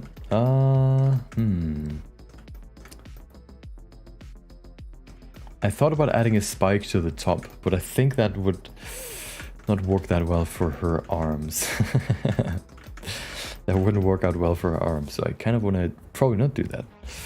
Maybe we can. Yeah, I think I want to stay with adding manual spikes if I want to do that somewhere. Let's fill out the sides first. No, let's refine the middle first.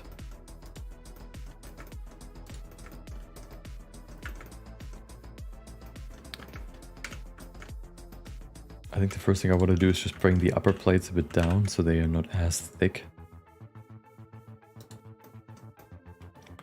And then also for these ones, change the shape very slightly. So the idea is, since they're supposed to be like the spiky and sharp dragon body, I want to add a slight spikiness to it, which means use the root proportional editing. And then just move all of this slightly forward. There you go.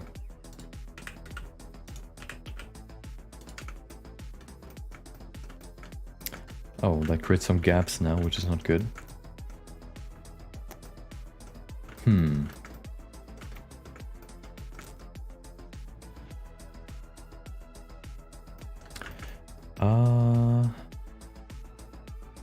I guess I don't, I guess I'm just not going to use fit curve for these. Let's see what it looks like if I use fixed count. Before we do that, let's do this.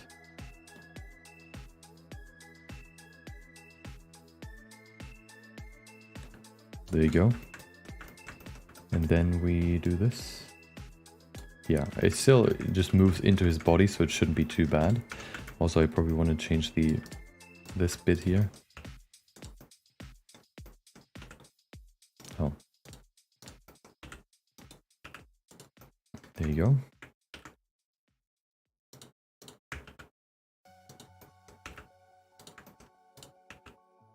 Yeah, I think that's fine. Definitely looks better in my opinion, more spiky. Spiky equals better. I think what I want to do though is lower it back a bit.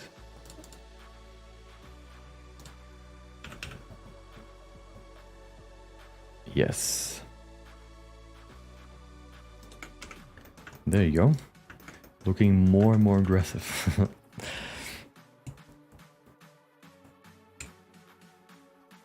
Do you get the response from League of Legends team for your Teemo work? No.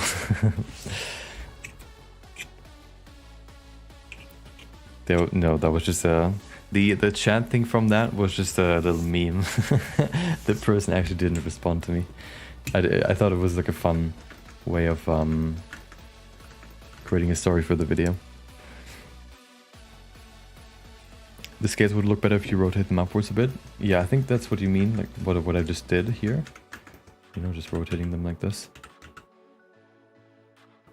I don't want to do too much because it's still supposed to wrap around the body. And if it's too much, it can be a bit complicated. What about the... yeah. Yeah. Something I'm wondering is, I think now that I've changed the way the array works for the top bit, I also need to do the same for the other one, for the, you know, second layer. so that it lines up better. So let me do that real quick. I used... Oh, what is this? I thought we're in chill beats right now, not rave music. Okay, I think... Hold on.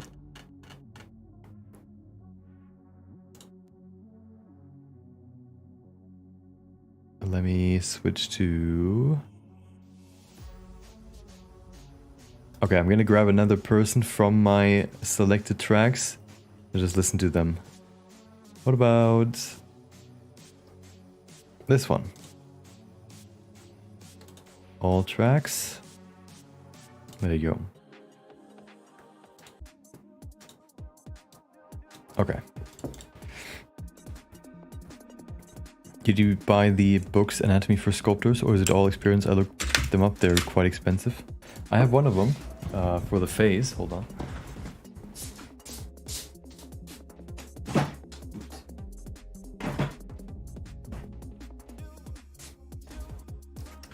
There you go. Here it is. I actually have a... Yeah, you can see I've actually used it since there's like a little marker in there. I haven't really looked at it too much, but it was really useful when I wanted to learn more about the facial structure like a year ago or so. This one, what I like about this one and what I marked here was the section about facial expressions, since those can oftentimes be kind of complex to sculpt well, or to just imagine properly. So having these references can be really, really nice. And then of course also if you want to go more in depth, for example, with the facial structure, if you really want to go in depth, like, oh, what does each muscle do and stuff, there's quite a lot of stuff here. So I think they're kind of pricey, but I think they also have a lot of, content, and the most important part is all very, very visual and easy to see, and in my opinion that way also easier to understand. So yeah, I would recommend them.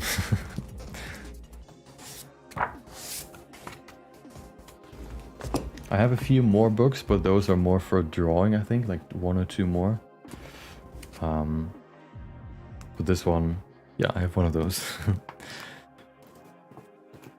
Crowned ornaments will look good in her, like she's the dragon queen.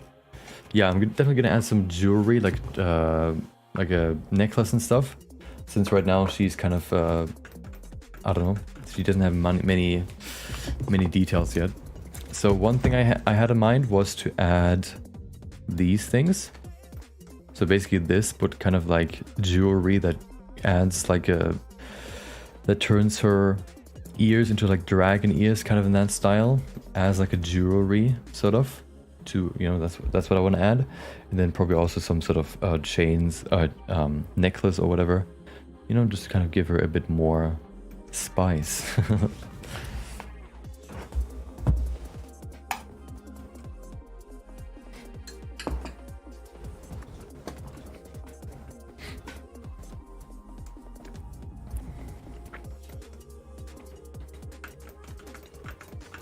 But before we do that, let's finish the dragon.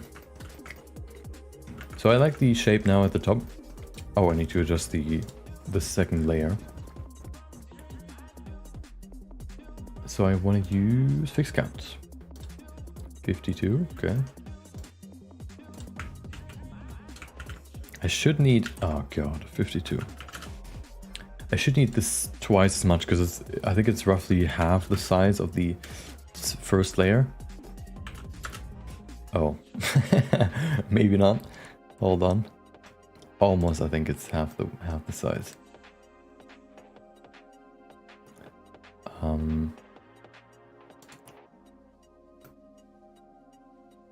There was something I remember it, but now I forgot about it. But yeah, there you go. This should basically line it up well. Not perfectly, but it's fine. I guess if it doesn't line up perfectly, I can just also use fit curve. so I don't have to worry about it. Okay, now onto the sides. For the sides, so here I guess this only has oh, hold on, I have an idea. I think for the sides we could maybe actually add a certain like spikiness to it. How it kind of does it here. Let me show you, let me draw the profile that I have in mind for the body. It basically is supposed to look kind of, if you have the plates up here, right? And then maybe what we could do is sort of this shape. like a like a lemon shape maybe as the profile for the body. That could maybe work. So there could be spikes on the side, since those also don't necessarily make contact with her body, except maybe I guess here, but we can move it a bit over there, I guess. So I feel like that could work well. So let's see if that does work well. There you go.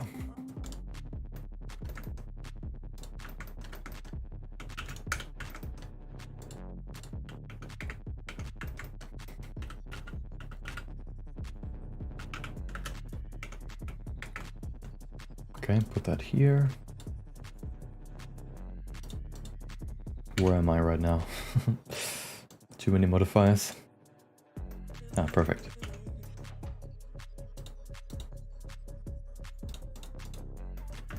There you go. So, I think I want to make these blocky again, which is kind of annoying, but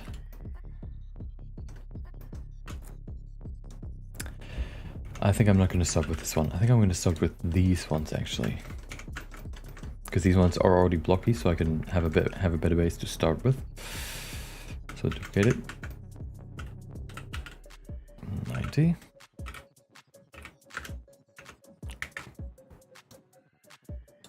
Boom. Doesn't work. Oh, right. There you go. Whenever you make videos on pop culture, e.g. Elden Ring and Berserk, you always get good view. I hope you focus on this part. It will help you. Thank you.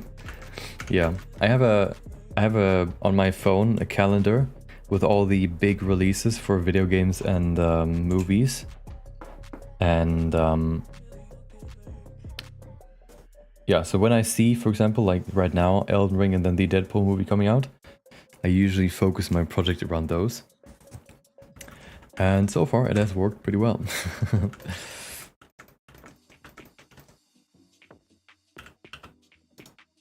So I think I'll continue this strategy. Okay.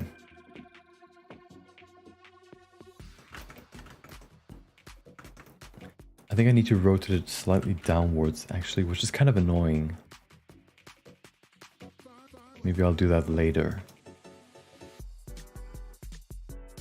Because it is, so you can see here that this side is a bit wider than this side, which means that to line it up perfectly, I would have to go, you know, rotate it downwards a little bit. But I think I'm going to do that later. Okay.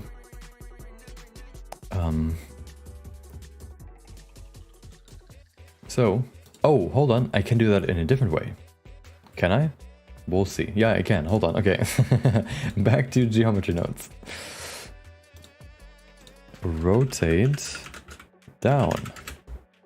Okay. All we need is a transform node. And then put it in front of all this.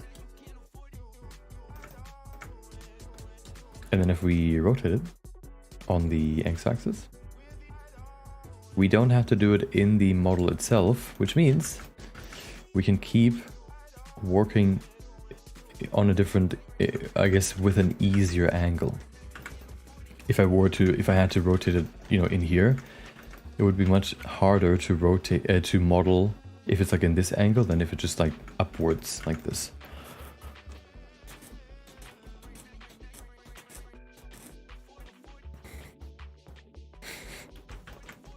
Are there any videos on stylized or Disney type characters on your page?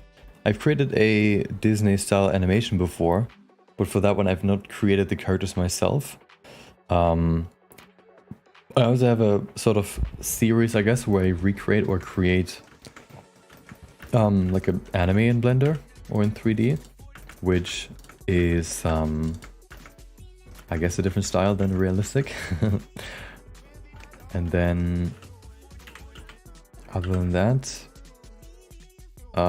usually, yeah, my base, usually my style is more realistic. Like if I were to create something like this, it would lean more into the realistic style because that just comes easier to me. But if it's, you know, if the project itself revolves around something stylized, then you know, I like to do that at some, you know, sometimes too. It's just less intuitive for me.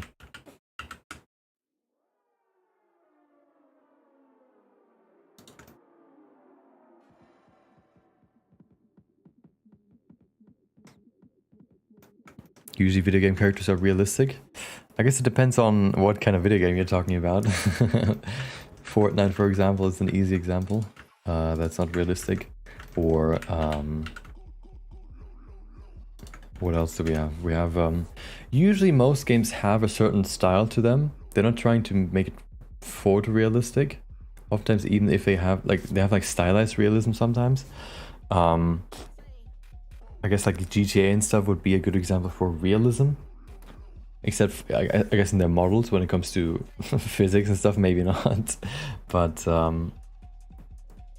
yeah. I would say there's quite a lot of stylized stuff too. Like Legend of Zelda, for example. What type of color palette are you going to use in her? I say go for silver and dark gothic. I think I want to maybe stick with what we have here in the base reference, and like the base reference. Maybe like a blue purple or like blue pink. That could look cool. Or silver could also work. I guess that kind of falls in line with this too, with this kind of color scheme. So yeah, well, maybe we'll figure that out tomorrow when we have time for that. Before that, we need to figure out this, okay? Shouldn't be too hard though. So what I want to do is add a slight spike. Sorry, to this. Is that too loud? If that's too loud, I'll try to avoid it. Sometimes I just have to cough for some reason.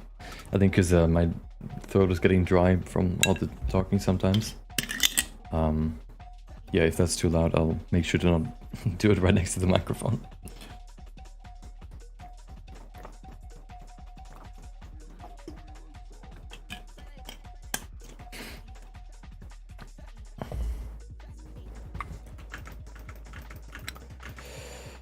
Okay. Here's the plan. Longer.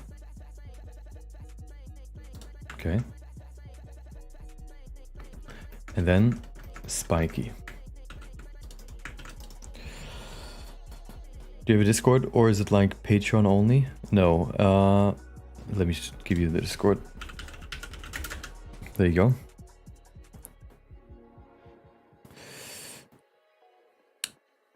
Are you a full-time YouTuber or do you have a job? I am full-time.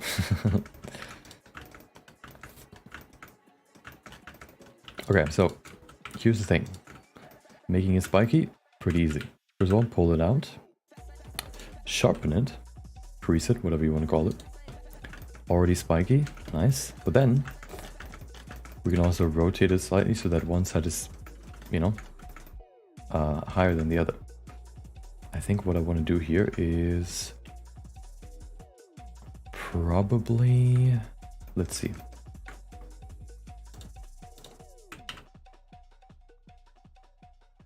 Wait, what? How does that work? Oh, the mirror is in the wrong way.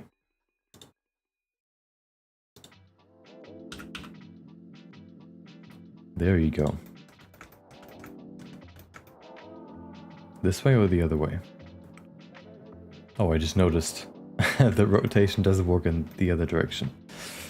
So I need to move the mirror down to here, right? Hold on. There you go. Okay.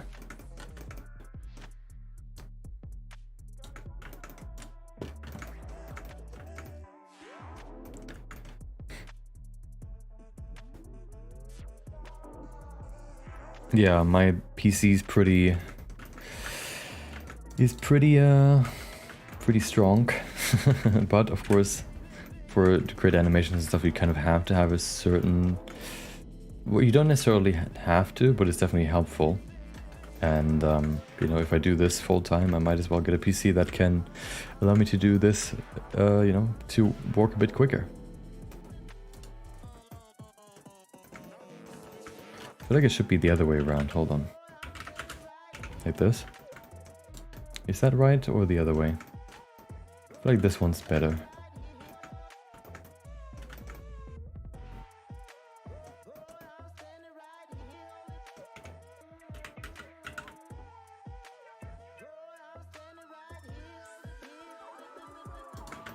There you go.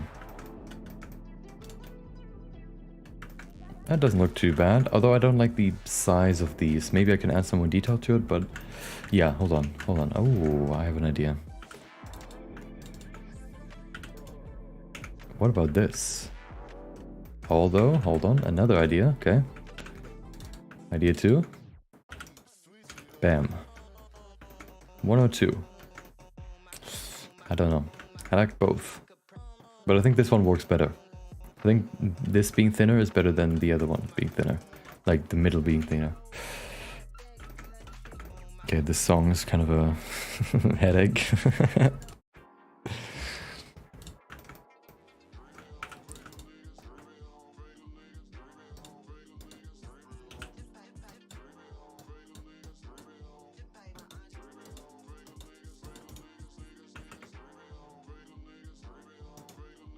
Wait, where's the...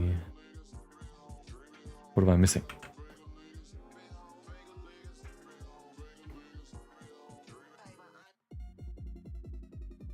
Oh, right.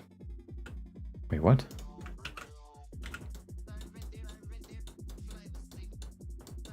Ah, there you go.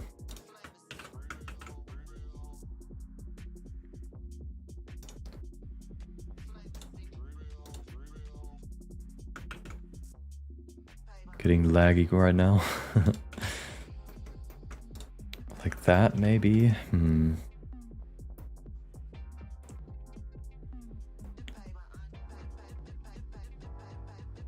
4090 and Core i9. That's not, I don't have that much of a, you know, nuclear bound PC, but I think it comes fairly close.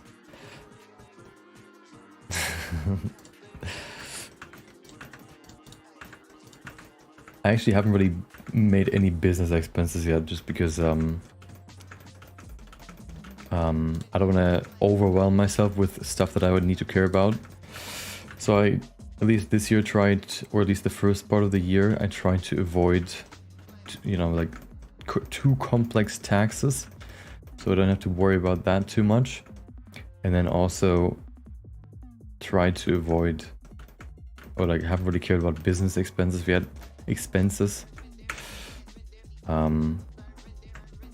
Since there was nothing to, at the beginning of the year at least, there wasn't really anything to like lower taxes from.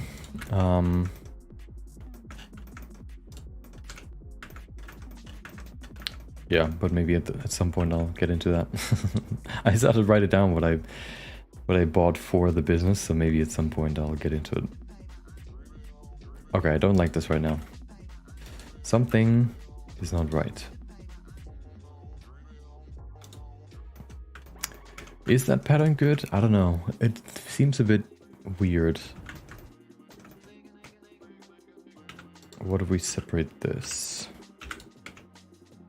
And then we make these different. Like this, just to kind of, you know, change the variation. I don't know if this is too much now or not. Too much variation.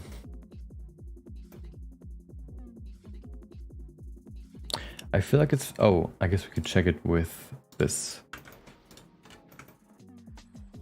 It looks fine, I think. It looks a bit too mechanic right now. It looks not as soft as I would like it to be.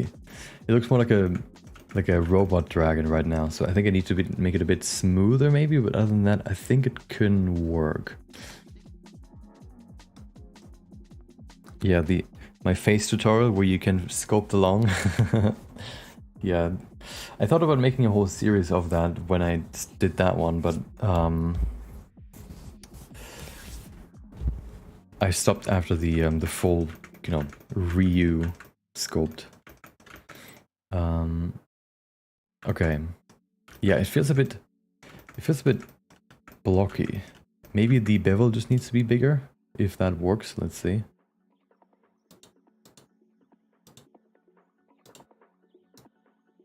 Okay, the bevel cannot be bigger.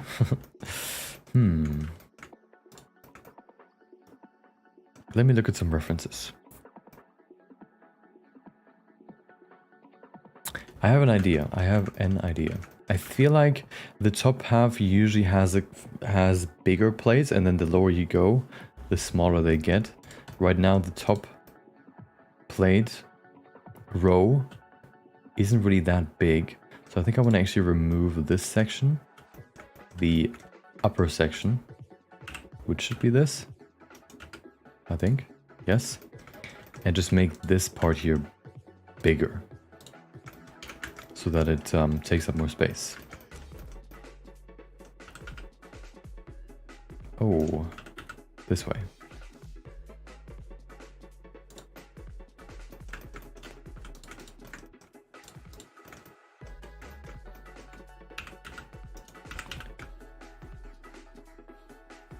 Okay.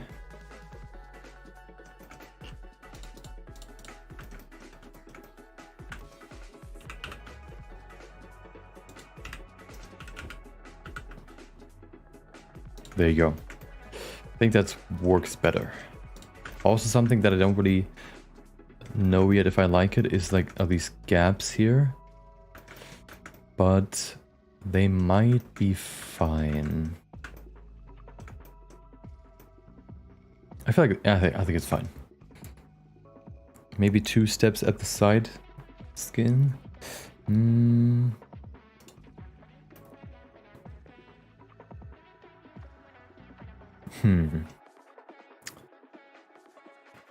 Let me look at some lizards. I need more references. Lizard. Look at this dude. Ooh. I could see this as like the head portion. This guy looks like he's been through some stuff. But let's go here. This is kind of the style, I think. So you can see the plates up here, or the scales are bigger, and then as you get lower, they get, you know, smaller, especially around the arm, since that, I think, gives them more room to move. Makes it more flexible. But these are, of course, a bit more, I guess, tight, or like more... They're a bit slicker, whatever you want to call it. They're like more even, I guess, less spiky. So I want to see some more spiky scales too. This one. Yeah, here you can see big scales again, and then as you go to the bottom, go smaller again. This one looks like it's the same. Proud boy. Something I haven't tried yet is giving each row variation. So what if, for this one, for example,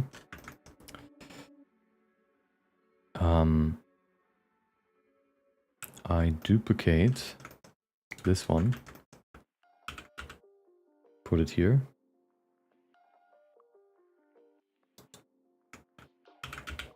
and here. That looks pretty weird. Okay, never mind.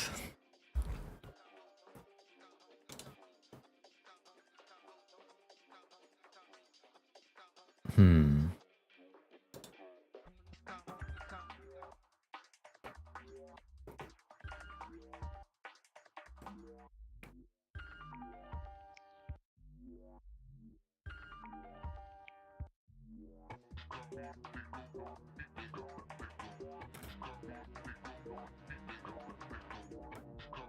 I think what's kind of missing is the randomness, slightly. Since all of these are mathematically perfectly placed on the body, which means that there's no slight deformation and stuff, which could be added with a displacement modifier, but it would have to rotate around the body, which probably will not happen. I can't figure it out. So, could I? Hold on. Oh, wrong one.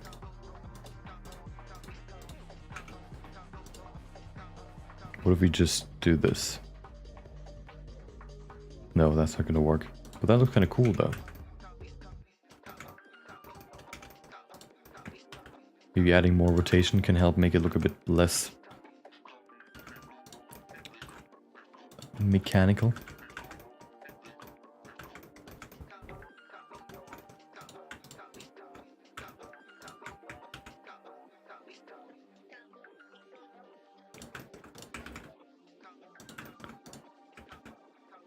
Like this, for example. And then we can rotate this upwards again.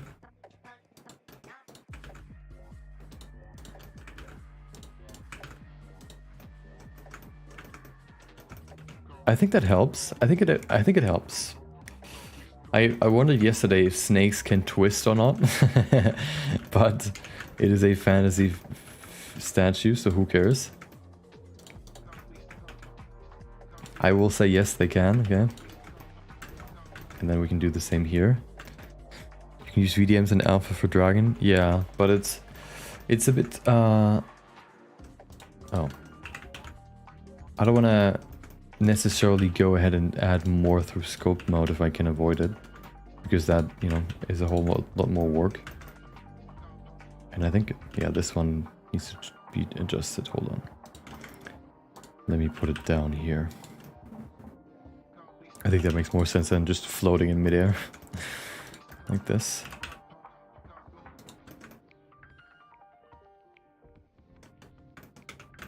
There you go.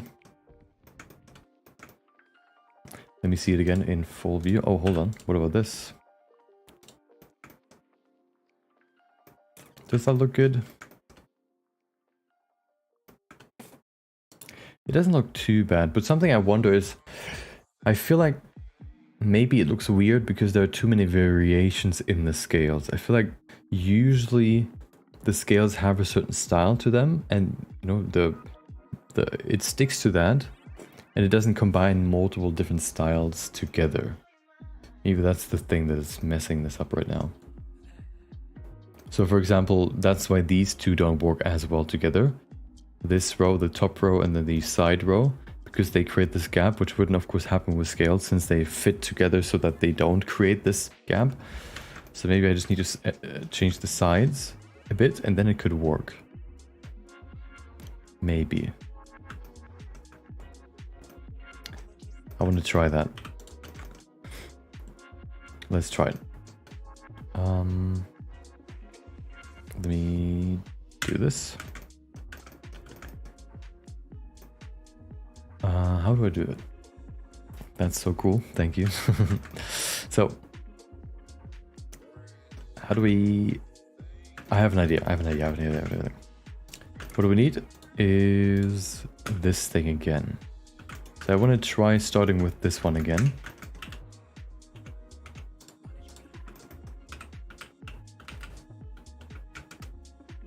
Okay. Oops. But then, get rid of this section. Oh, okay. Also, I probably need to rotate it the other way. Oh, I just messed it up. Oh, I can't fix it though. There you go. And then...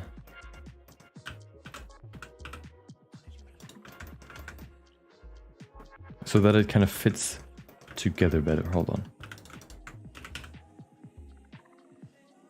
Oh, right. Wait,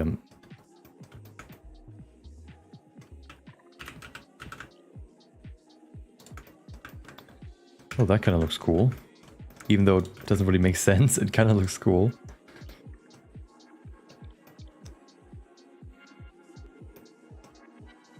But I think this looks better than before. So once we figured out the side scale, I think it looks good. So I guess I can just delete this. Oops, wait, what? Yeah, look at that. Look at that. Ooh, hold on.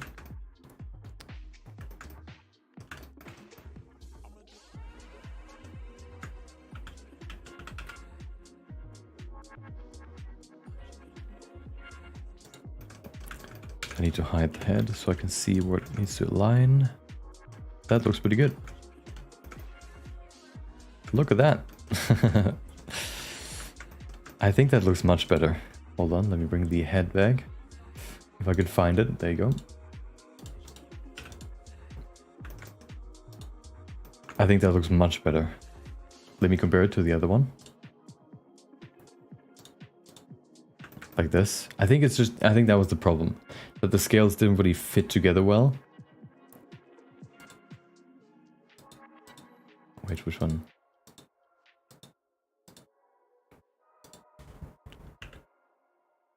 Oh god. I need to sort my scene out. Okay, there you go.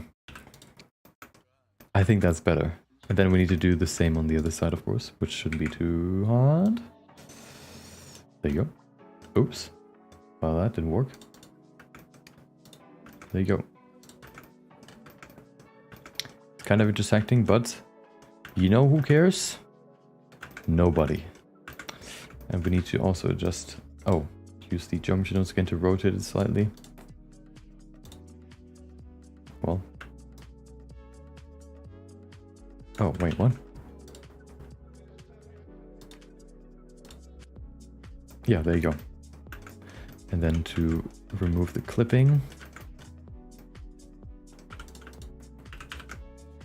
Wrong one, of course. Why would I not select the right one immediately?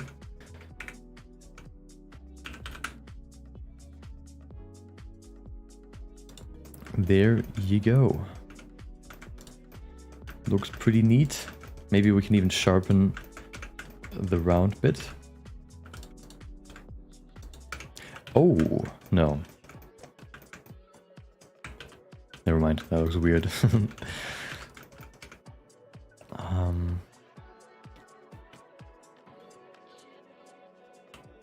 Use a trick that I want to try. What about this? Well, that did nothing, but maybe if we do this, it does something. What about this? Does nothing. Well, it just changes the geometry.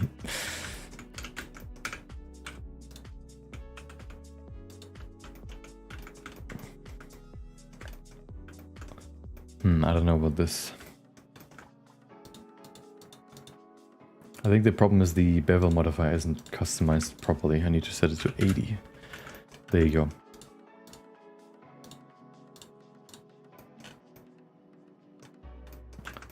Doesn't look too bad. Maybe it's a bit too...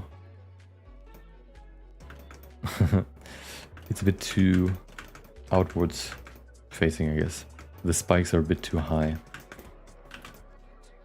Oh, I know why.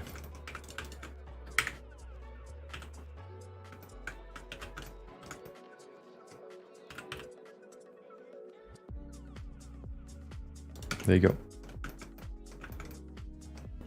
Look at that.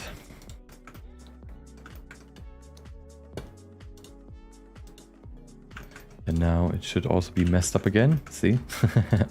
So we need to adjust the scale once more and then we should be good.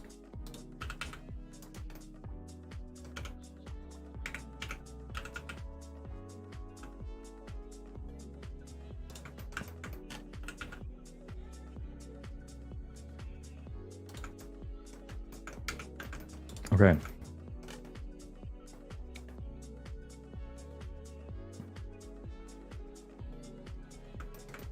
The others also didn't overlap.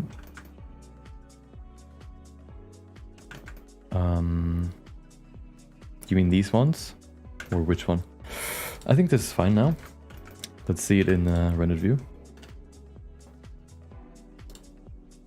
Boom.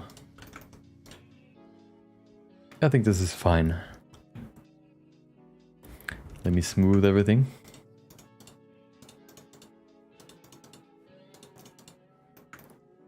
I'm surprised that my PC doesn't struggle with keeping OBS alive when I go into a rendered view.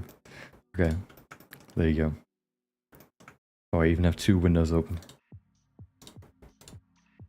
Okay. There you go. Look at this cute little dragon sleeping. I still need to close his eyes. Okay.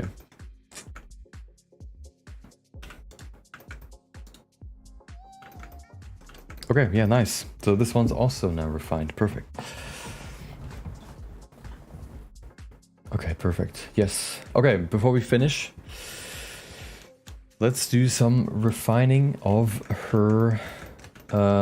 Let's add some jewelry to her. I want to do that real quick, and then that will be it for today. So, easiest thing first, a necklace. I think for the necklace, I want to stay pretty simple. So just something like a, just like a simple necklace without any pendant or whatever it's called in the middle. Maybe, but I think keeping it simple makes it look more elegant. So let's do that.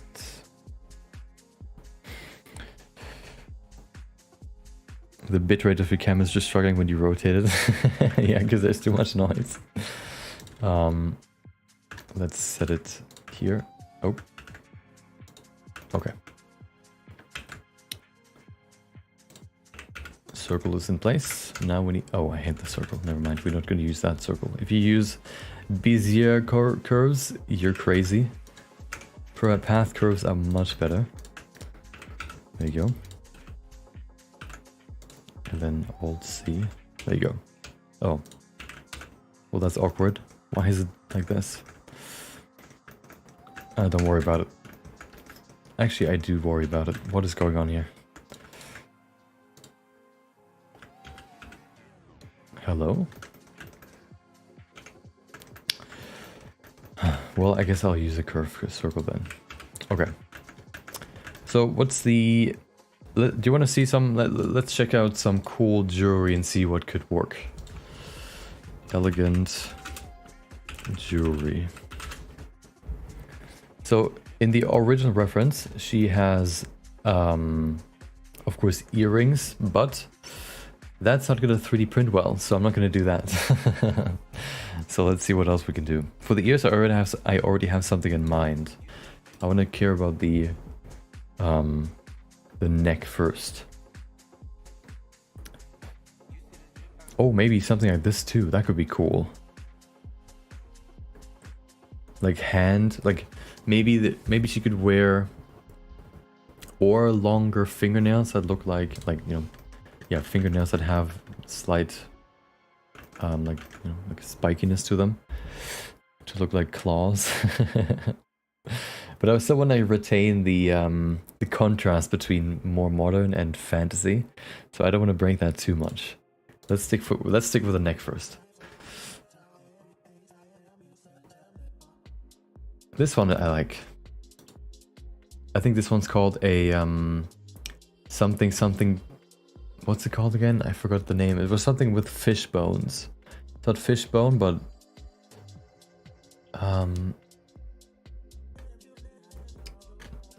what is this style called again? Hold on.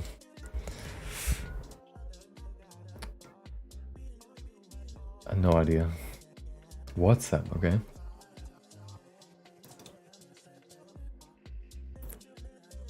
I forgot what the name is. Whatever. Let me look it up. Hold on. Chain styles. A dragon bracelet. Oh, hold on. There it is. Snake? No, that's not the name that I saw. Herringbone, I think it was. Omega. solid cable. I think it was herringbone, but I think this might actually be a snake chain. Let's look at a okay, let's keep this one. I want to create a new tab. Look for, what was it? Dragon bracelet.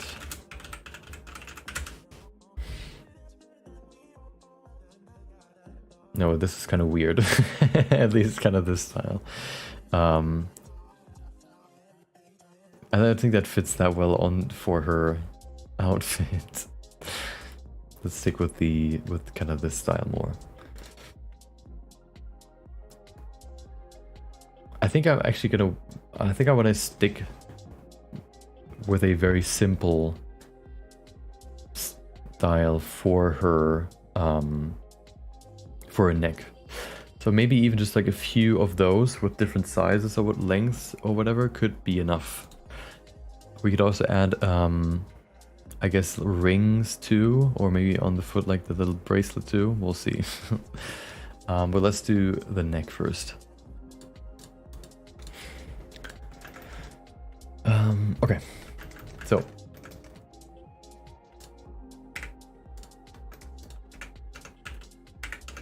let's, oh right, go here. I need a profile too, which shouldn't be too hard to create.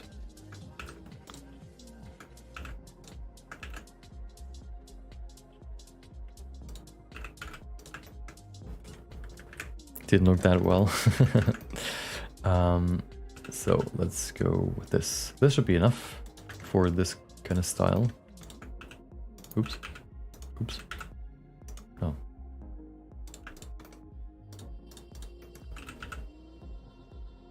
Why do you not work?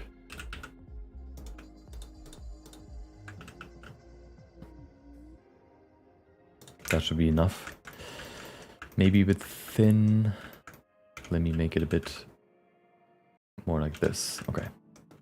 Also probably move it down a bit. Like that.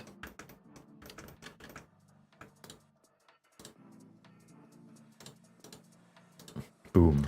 Ooh, pretty big.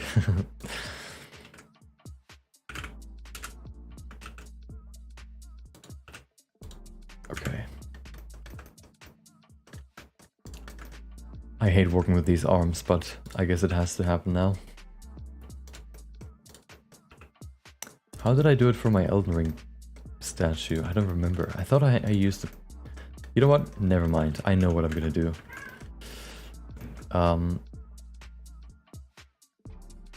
Screw this. I'll just use a path and just not connect it. Problem solved. Boom.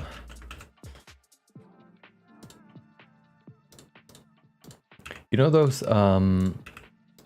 these bracelets? I actually have one of those too. That aren't fully, that are more solid, but aren't fully connected on each side. So there's like a small gap so you can fit your arm through. I wonder if that exists for like a necklace, something in that direction too.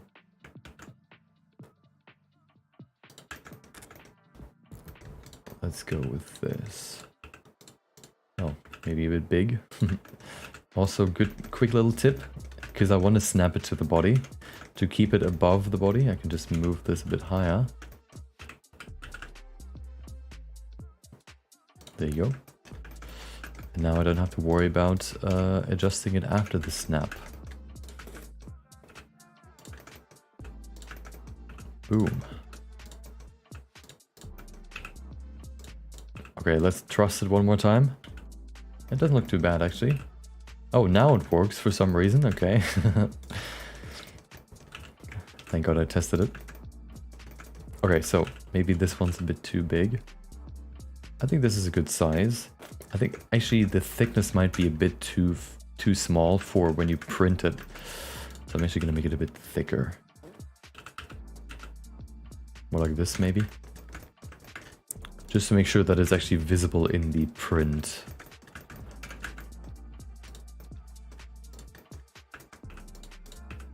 And then maybe go down to here. I never know what like a good chain, what like good chain etiquette is. If it's better, you know, if they're like longer, or if it's better if they're shorter. I don't know too much about chains.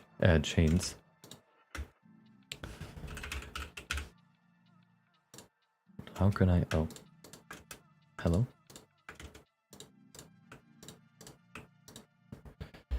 Indian necklaces look good. Let's check it out.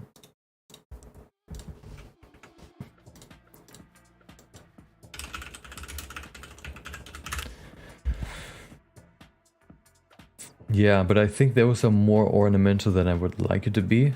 Those are more like, what would you call it? Ceremonial and less elegant, I would say. It's a different style of elegancy, I guess. She, with her look, of course, is a bit more simple, so I think I want to keep the jewelry in that style too.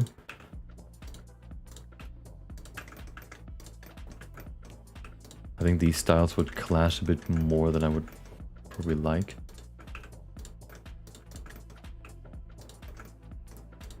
Okay, perfect. So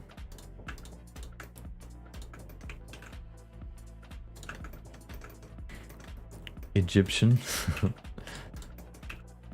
Let me check it out in a second.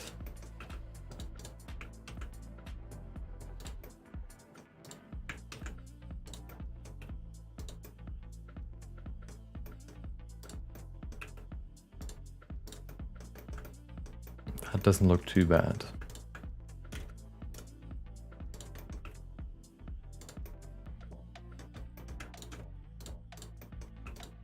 Okay. That looks pretty good, I think. Maybe the physics don't work as well right now. Let me move it down a bit.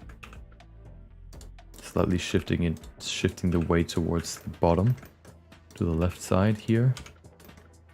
There you go, that might be better.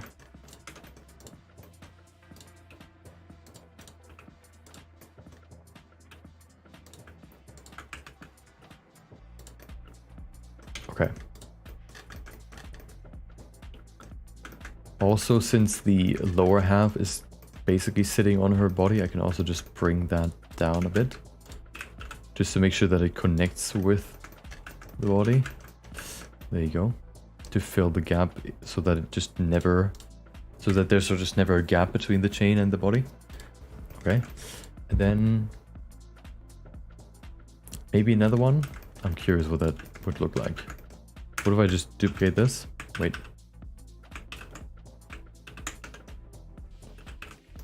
Duplicate it. Scale it. Oh.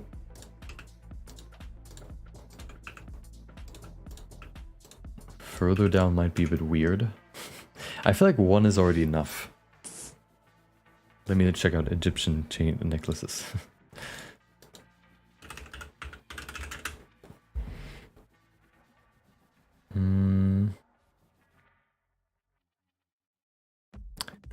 So this probably would work well because it's like there's no... that would introduce kind of a new theme into the whole thing. So this could maybe work with like a little straight... do you call it pendant? So that could maybe work. But I already kind of like this.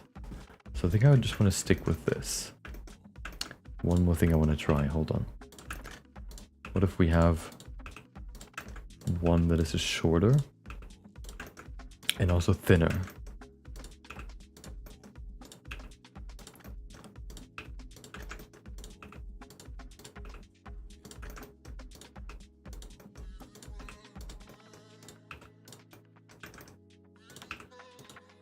Okay.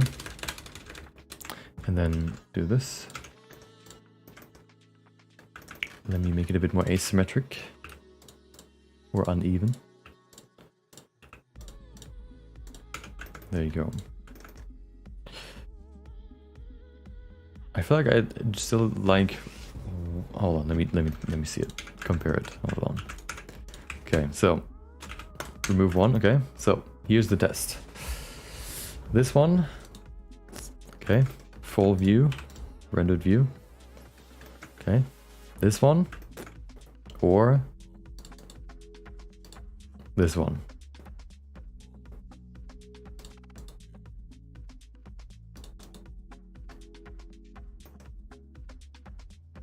I now actually kind of like 2 more.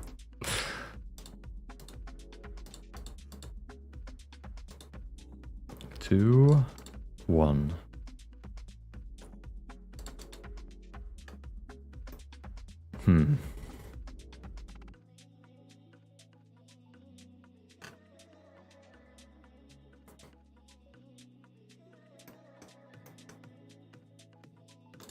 I guess it doesn't make a huge difference, but I think I'm going to stick with the 2. 2? Yeah, I think I'm going to stick with 2. Okay, get out of here, 1. Okay, hold on. It kind of is floating right now. So I guess I'll do a few adjustments here to the placement and then we should be good. Oh, I know why.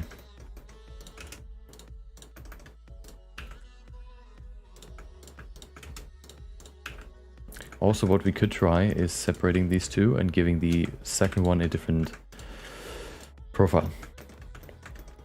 So what if we replace this one?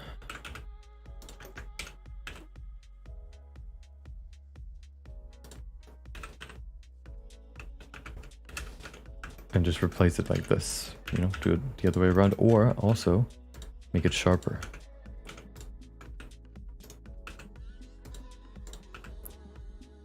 Like this, maybe?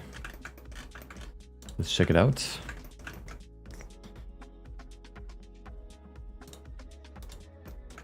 Oh, well, airbag. What happened? Oh, wait, what? How do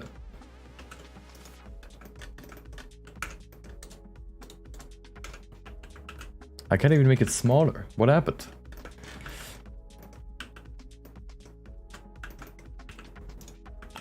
Okay, well, that does work.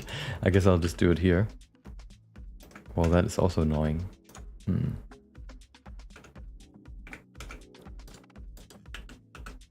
It just doesn't do anything. What is happening? Oh, I know why. I know why. I used the wrong one again.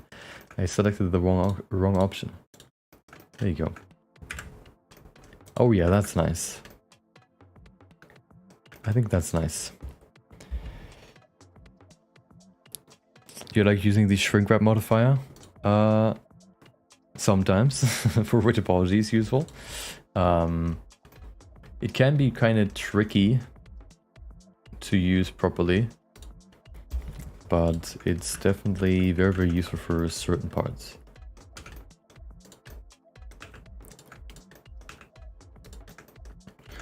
Probably for this, can you use the shrink wrap on curves? I don't think so.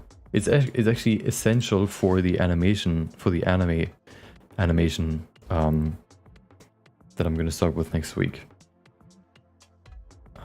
Shrink wrap. Oh, you can. Wait, really? Interesting. But I don't think I need it here. I think that's fine. Here's an idea. Oh, one more thing I want to try. Maybe a different profile for the bigger one. What I want to try is a plane. Back to the plane.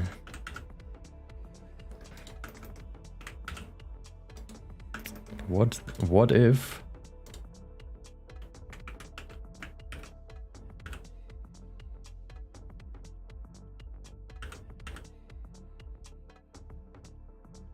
There you go. What if we use this?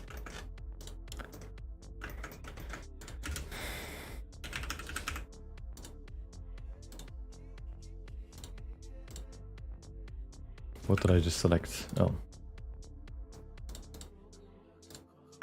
What does that look like? Oh. Doesn't look too bad. Maybe a bit thick right now, but what is better? Blocky or round?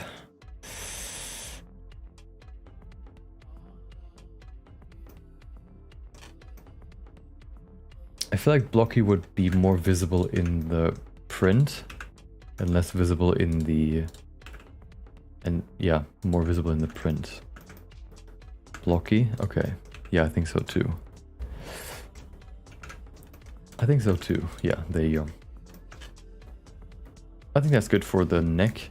I don't want to do the ear right now because that's makes it, you know, is a bit more complex. So what about, you can't really see her legs, so I don't know if I want to add like a bracelet. Maybe it would be kind of here, so very hidden. It would be kind of like an Easter egg, I guess. I don't think it's necessary. You won't really see it. But maybe rings. What about some rings? Rings shouldn't be too hard. I could maybe even use the same method I've used before here. So here, let me show you what I mean. Okay. Oh. Go here. Actually, no, that's better. This thing. Okay. Bam. Looks horrendous. Perfect. Actually, a bit more. Okay. Mask. Mask extract. To get this. Okay. Looks still horrendous, but that's fine. Now, we take this. Get rid of solidify. Okay. And we say remesh. Let's say 50. And look at that. We have a ring. Which looks kind of weird, but we can adjust it. Actually, I think rather than doing this, I would rather just use a curve. What's your specs? Can I find them somewhere? Hold on. Yeah. Let me pull them up for you.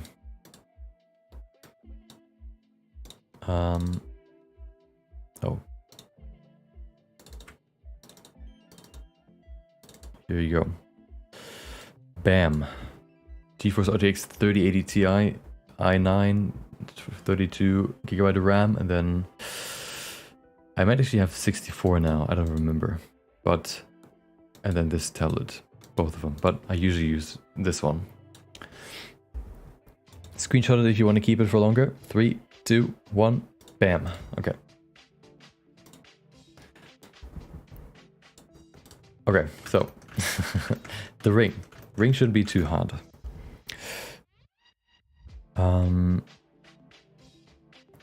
Will you paint this when it's printed? I don't think I can. I've never printed any 3D prints, but maybe I will do the same that I've done with one of my prints, which is just use a use a pencil and make some parts dark and some parts light. But I've never actually painted any of my pieces, so I'm probably not going to do it with this one. Maybe at some point, but right now that is not the plan. But you can get it yourself if you want, and then you can paint it if you want. Once it's done. Okay. The ring, right. Here's how we do a ring, okay? Curve, circle. Wow. And then, pretty easy. Object, select, boom. Rotate, 90. Easy. Okay, and now we just move it onto her finger.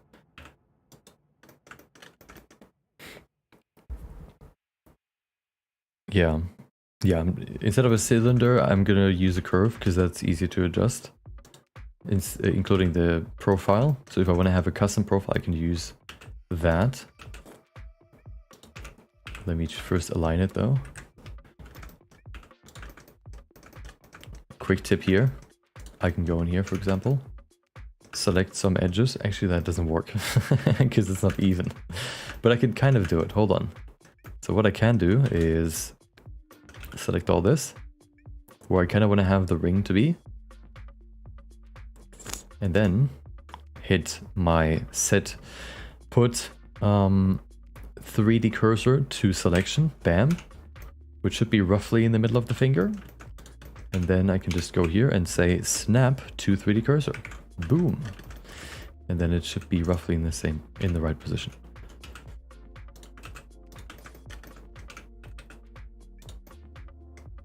Maybe a bit big right now, but that's fine. There you go, looks pretty good. Maybe I need... should it be thicker? Double? 2 rings maybe?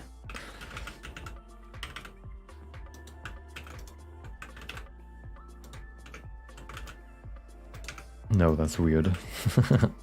That's weird. What if it's thinner? I wonder what that would look like.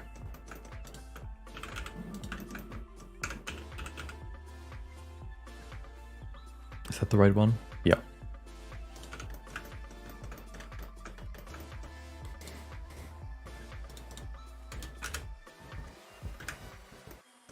Like that maybe? Thinner or thicker? Which one is better? Let's compare it. Maybe both? Which one's better? I feel like the thicker one... What about the thicker one here and then this thinner one on a different finger? Welcome Gen Z XPs. Hope you have a good day.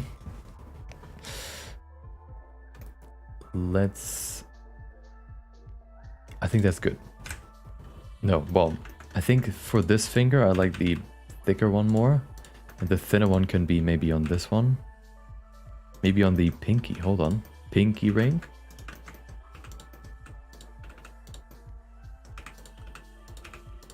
Like this.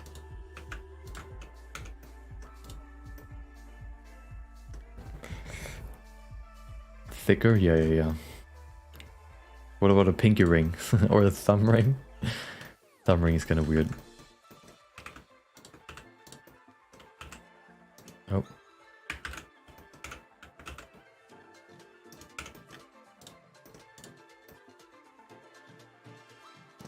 Okay, hold on. Pinky ring or this one? I think I want to change the style afterwards for the smaller one, but first we need to figure out where to place it. Here? Maybe here?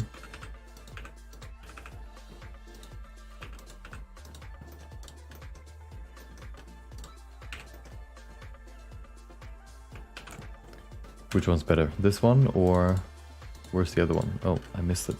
Ah, here. Let me call it option 1 and this one option 2. Okay, so this one or this one or all of them maybe. Let's look at it in the rendered view.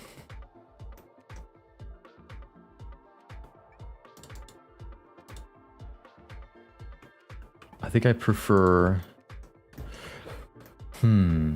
maybe none of them. Maybe just one. But, Index and ring. 2. Yeah, this one. Okay, yeah. We'll stick with that one then. Maybe a different style? Let me see what I have one in mind. Hold on. I need to start over. What about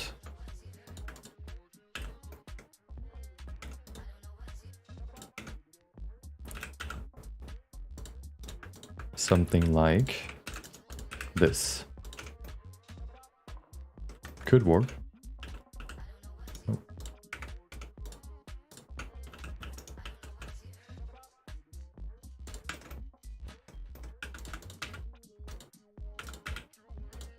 Let's see what this looks like. Oh, hold on.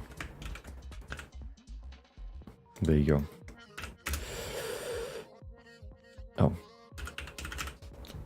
Okay, let's see if that looks fine. If not, then maybe a different shape.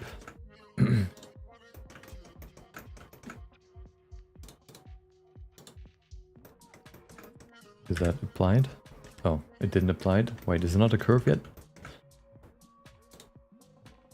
Oh, it's not a curve. Is it not a curve? No. Okay, now.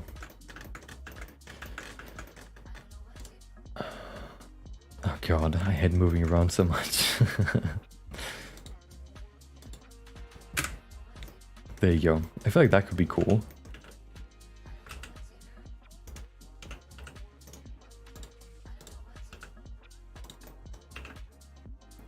Like this, maybe thinner.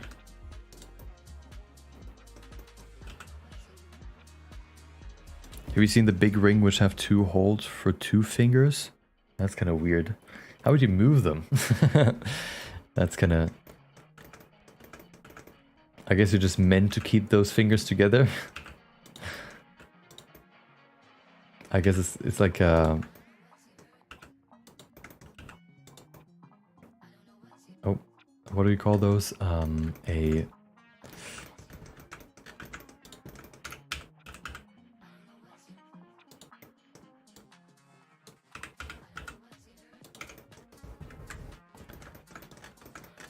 handcuff rings, I guess. That's what you would call them. I feel like it can still be smaller. I guess I can do it here. There you go. Like this. This looked pretty good, I think. Could also fit quite well into the gap right here. Like this, maybe.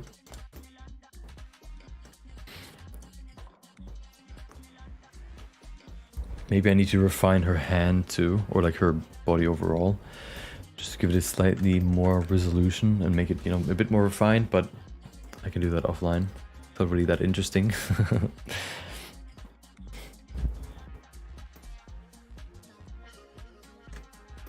I think that's fine. I don't think I want to add a bracelet just because it would probably be underneath the sweater. Let's actually check it out. Hold on. Let me see, like elegant sweater outfit.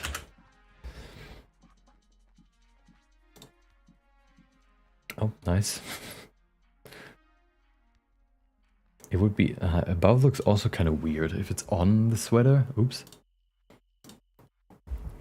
2 rings on 1 finger could also be good. Yeah.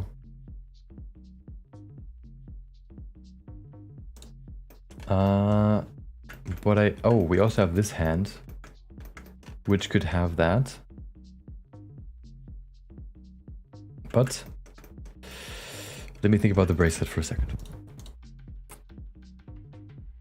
I feel like if you have a sweater on, you don't really have bracelets on, because you wouldn't see them. Like here, it's really hard to see. No, she doesn't even have a sweater on. See, like her, for example. No bracelets, only rings. Not even a necklace.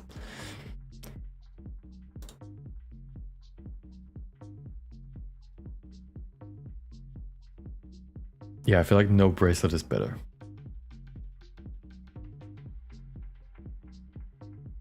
You know what I've always liked, but I've only seen once in my life, and I don't know why that isn't more common, is, you know those wheels? Are those like white rim wheels?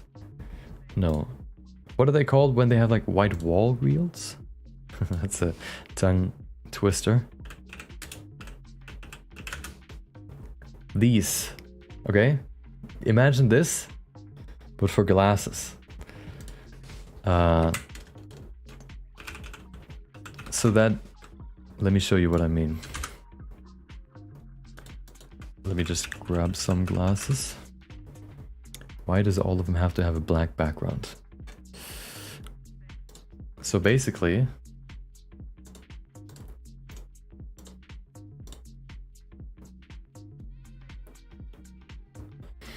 give me a sec. Presentation in progress.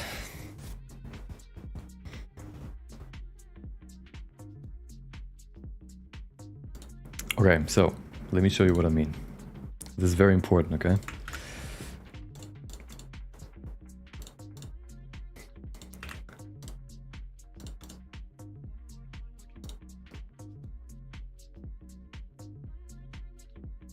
Okay.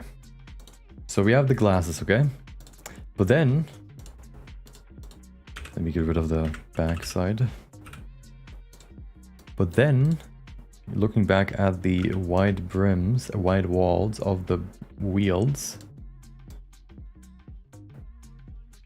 what you have here for the glasses, which looked really cool, especially for round glasses. These ones are not as round as the other ones that I saw.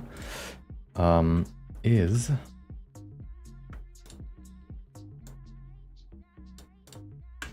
okay. Is what did I just do? Oh, white. That's black. Never mind. White on the outer edges.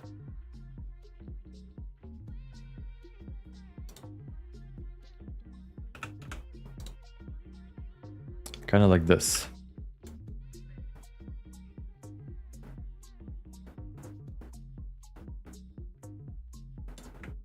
Looks kind of weird here, okay?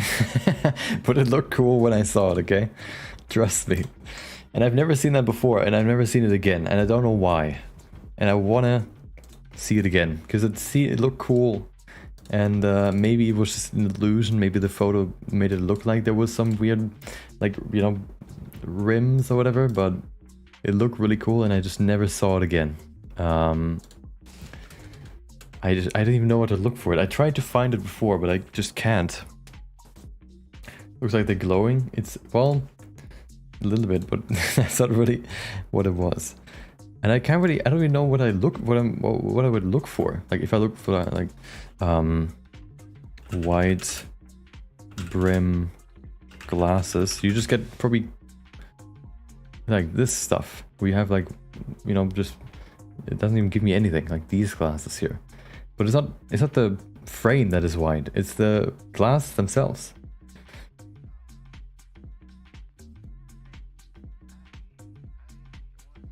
But that just, maybe it was a dream, I don't know. Maybe it's a design that nobody has ever done before that I can invent and sell.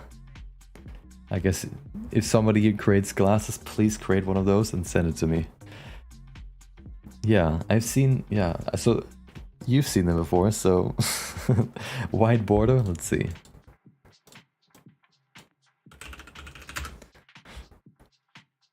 Nope. It's like a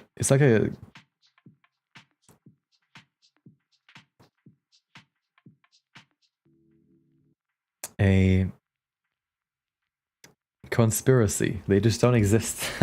But I know that I've seen aliens. I know that I've seen them.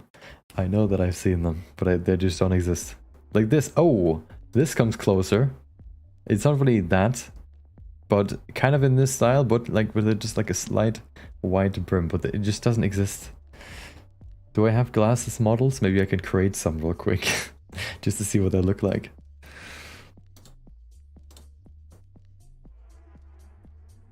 I'm telling you, it doesn't exist. It does, but it doesn't.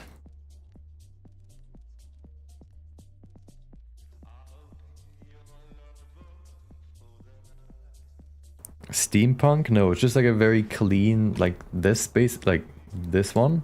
No, these ones, very small frame, but then you know, like a white brim on the outer edges of the glass. Snapshot glasses, let's see.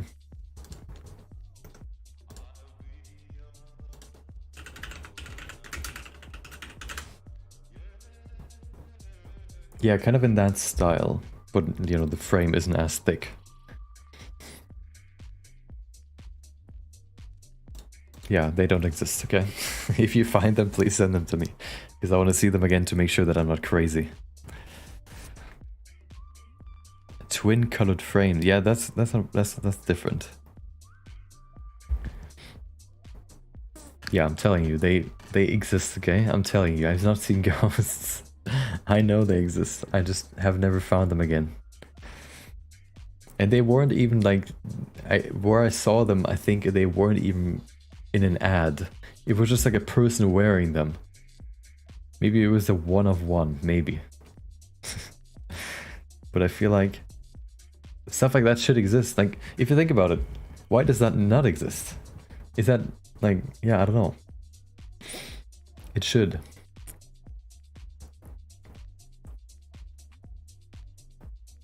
but whatever. Yeah, I think it's... I'm either dreaming or they're just one of ones. But, oops.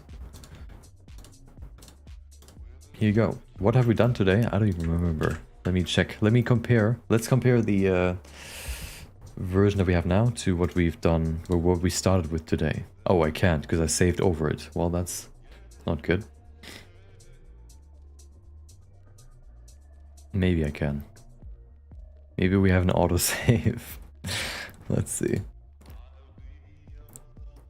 This version 5 is from yesterday, I think.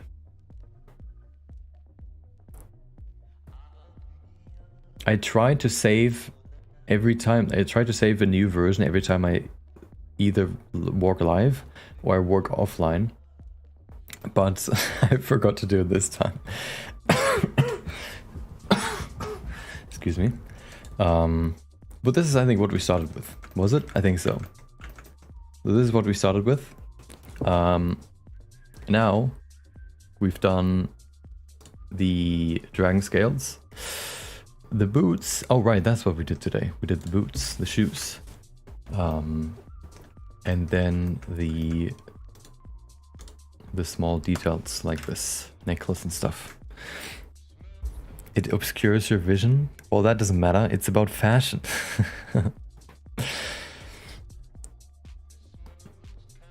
Yeah, at least I saved it.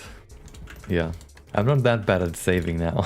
I usually just spam Control S to make sure that it's I never lose stuff.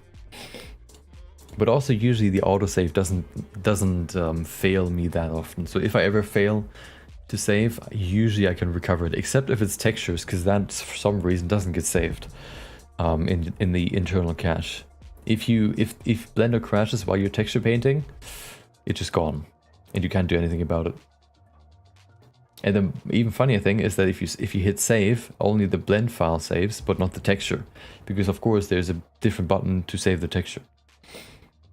But yeah, so the the dragon is close, slowly coming together. The boots are here, so basically now all that's left is to refine it. Refine the hair, refine the clothing, and I guess refine her body bit and the dragon. And that is then basically it. I'm still not 100% sure about the stairs. Maybe I'll add like a separations here so that it looks more like plates put next to each other. But I'm not sure about that yet. That might make it a bit too messy. We'll see. But here's what it looks like now. Bam. We can go through the cameras that I set up. Hold on.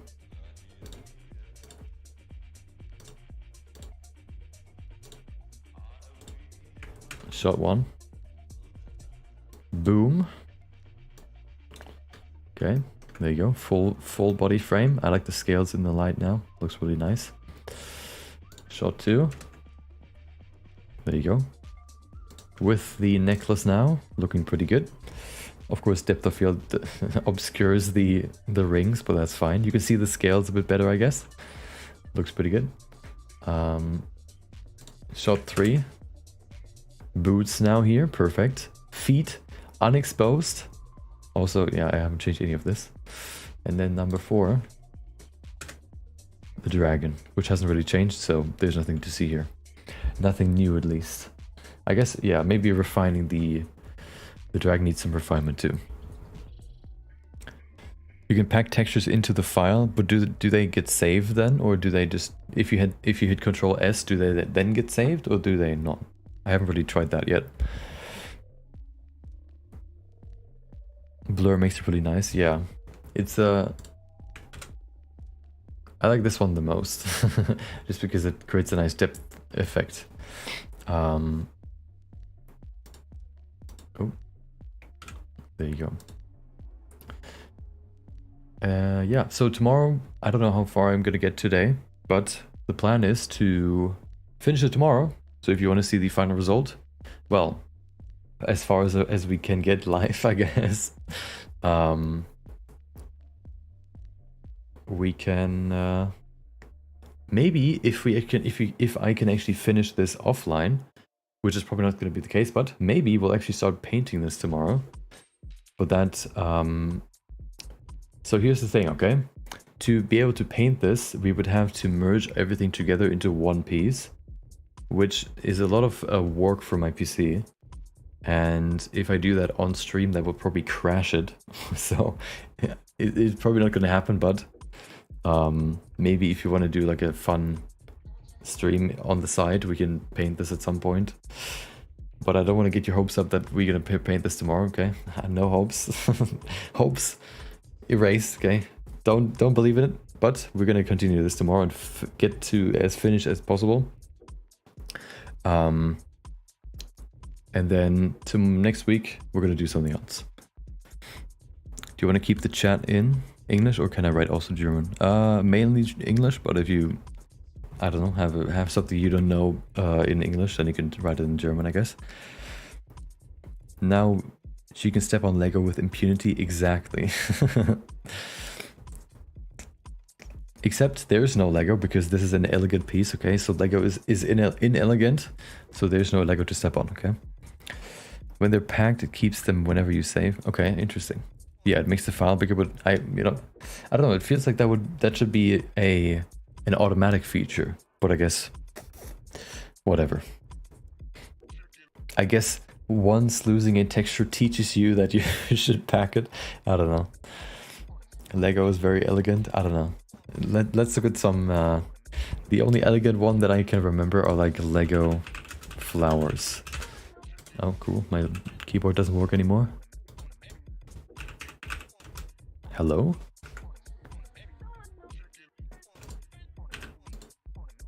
Okay, let's try that again. Oh, there you go. I mean, this looks kind of weird. I like the other ones that I saw. See, like this is basically the this is the man version of giving flowers to someone. Like you would give real roses to your girlfriend or your wife, and your wife would give you Lego roses that you can then build. She would give that to her boyfriend or man, husband, whatever. So this is the male version of giving flowers to someone. These ones look kind of nice, but I don't know. Having real flowers I would rather have fake flowers that look like this rather than Lego flowers. Okay. And yeah, they're also expensive. Of course, they can live forever, but still. But you know which ones I actually like the most? Let me show you my favorite flowers that exist. Okay. If I can find them. Oh, right. Hold on. What are they called again? The things that you use to put the wooden little sticks that you use to get stuff out of your teeth. I don't remember. Hold on. Oh, I think they're on Thangs. If I get roses, I just want to be able to eat them. Wait, what? That sounds kind of weird. Toothpick, there you go. But that's not what yeah, hold on. Toothpick. Let's see if I can find what I'm looking for. Ah, no. Never mind. There it is. This one. Well, this one's just one of them. But this guy creates like 3D printable functional plants. You can see it. And it works by pressing it down, so it pushes them out. And the lag makes it horrible to see what's actually happening, but... why is it so... I don't know why, but whenever I try to see a video on stream, it just doesn't load.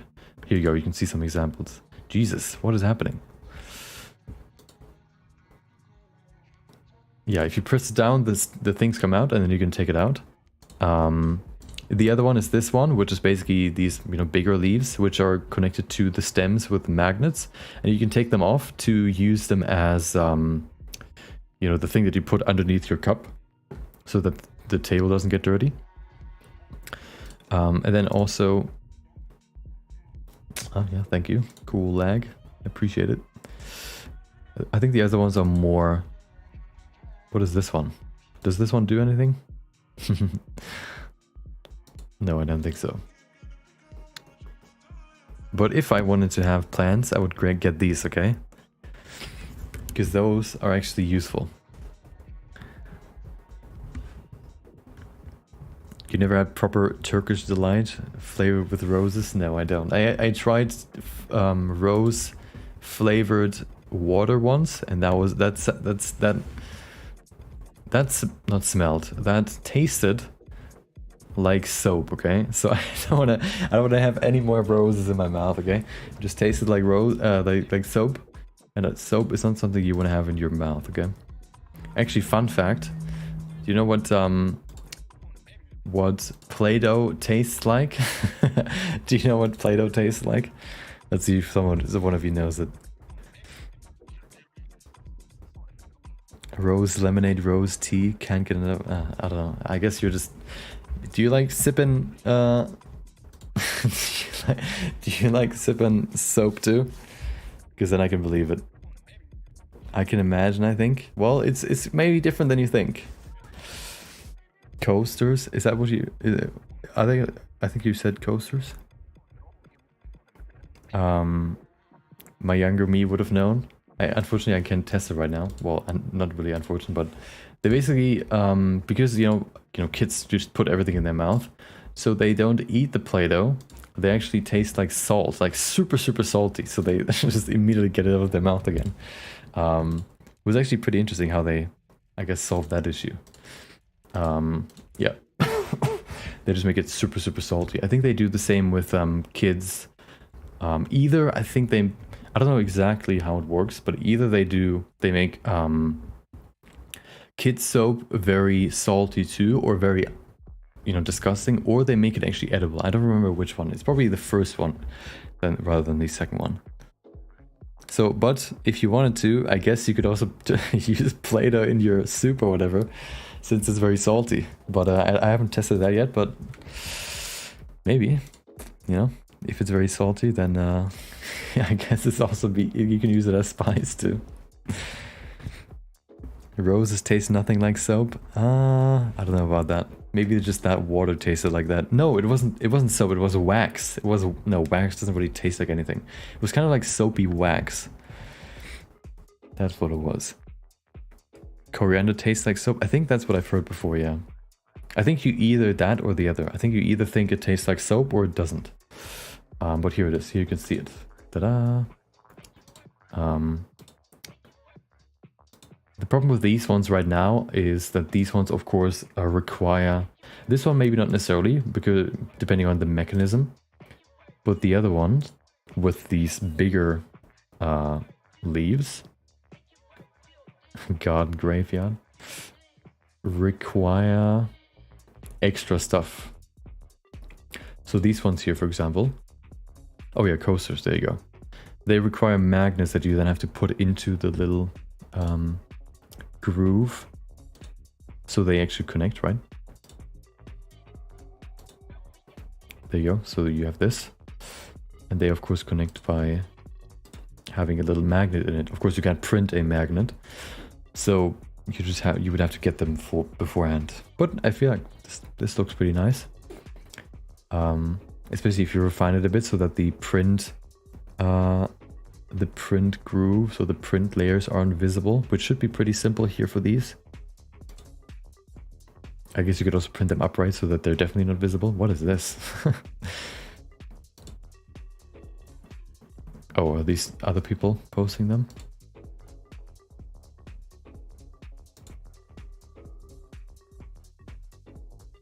Yeah, but here you go. Those plans I would rather have. What are these? Oh, bookends. These are also interesting. Bamboo ends. Oh, interesting. There you go. Yeah. Functional plants, okay? I can barely keep my bonsai alive, so I don't want to have any more complex flowers to deal with. Grated Play-Doh Pringles are the best. Yeah. Great video though. Hope the texturing goes well tomorrow. Yeah, we're gonna do that tomorrow. You can make Play-Doh from flour. Well, it's Play-Doh, so it's basically dough that you play around with, right? So it's probably a bit more firm and yeah, more malleable. So yeah, okay. Oh, this one's also cool because these are all pens. So you can just take the tip out, and then you see, and then here you have magnets too. Yeah, but if you want to check it out, Forge Core, check it out. Has some cool things here. More coasters. Pins here. There you go. Okay. These ones are to clip something together, I think. Yeah, okay, but whatever. Tomorrow we're gonna do the last adjustments before it's done.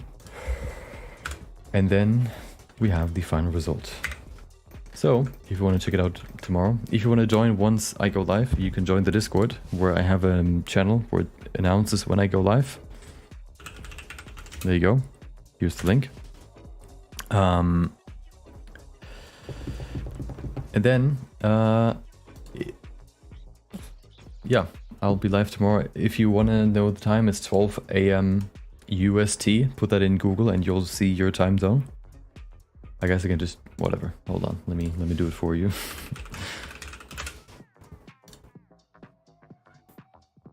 12. So right here. There you go. If you see your time zone, you know what time it is at that moment. Also, yesterday, I wondered about why time zones even exist. But that's maybe a thought for a different day. So yeah, there you go. 12 a.m. If you want to join immediately. But we're gonna finish this at that time. Tomorrow, whatever. Okay, so hope you have a good rest of your day. Thanks for joining. Thanks for joining. Hope you have a good rest of your day. And maybe until next time. See ya.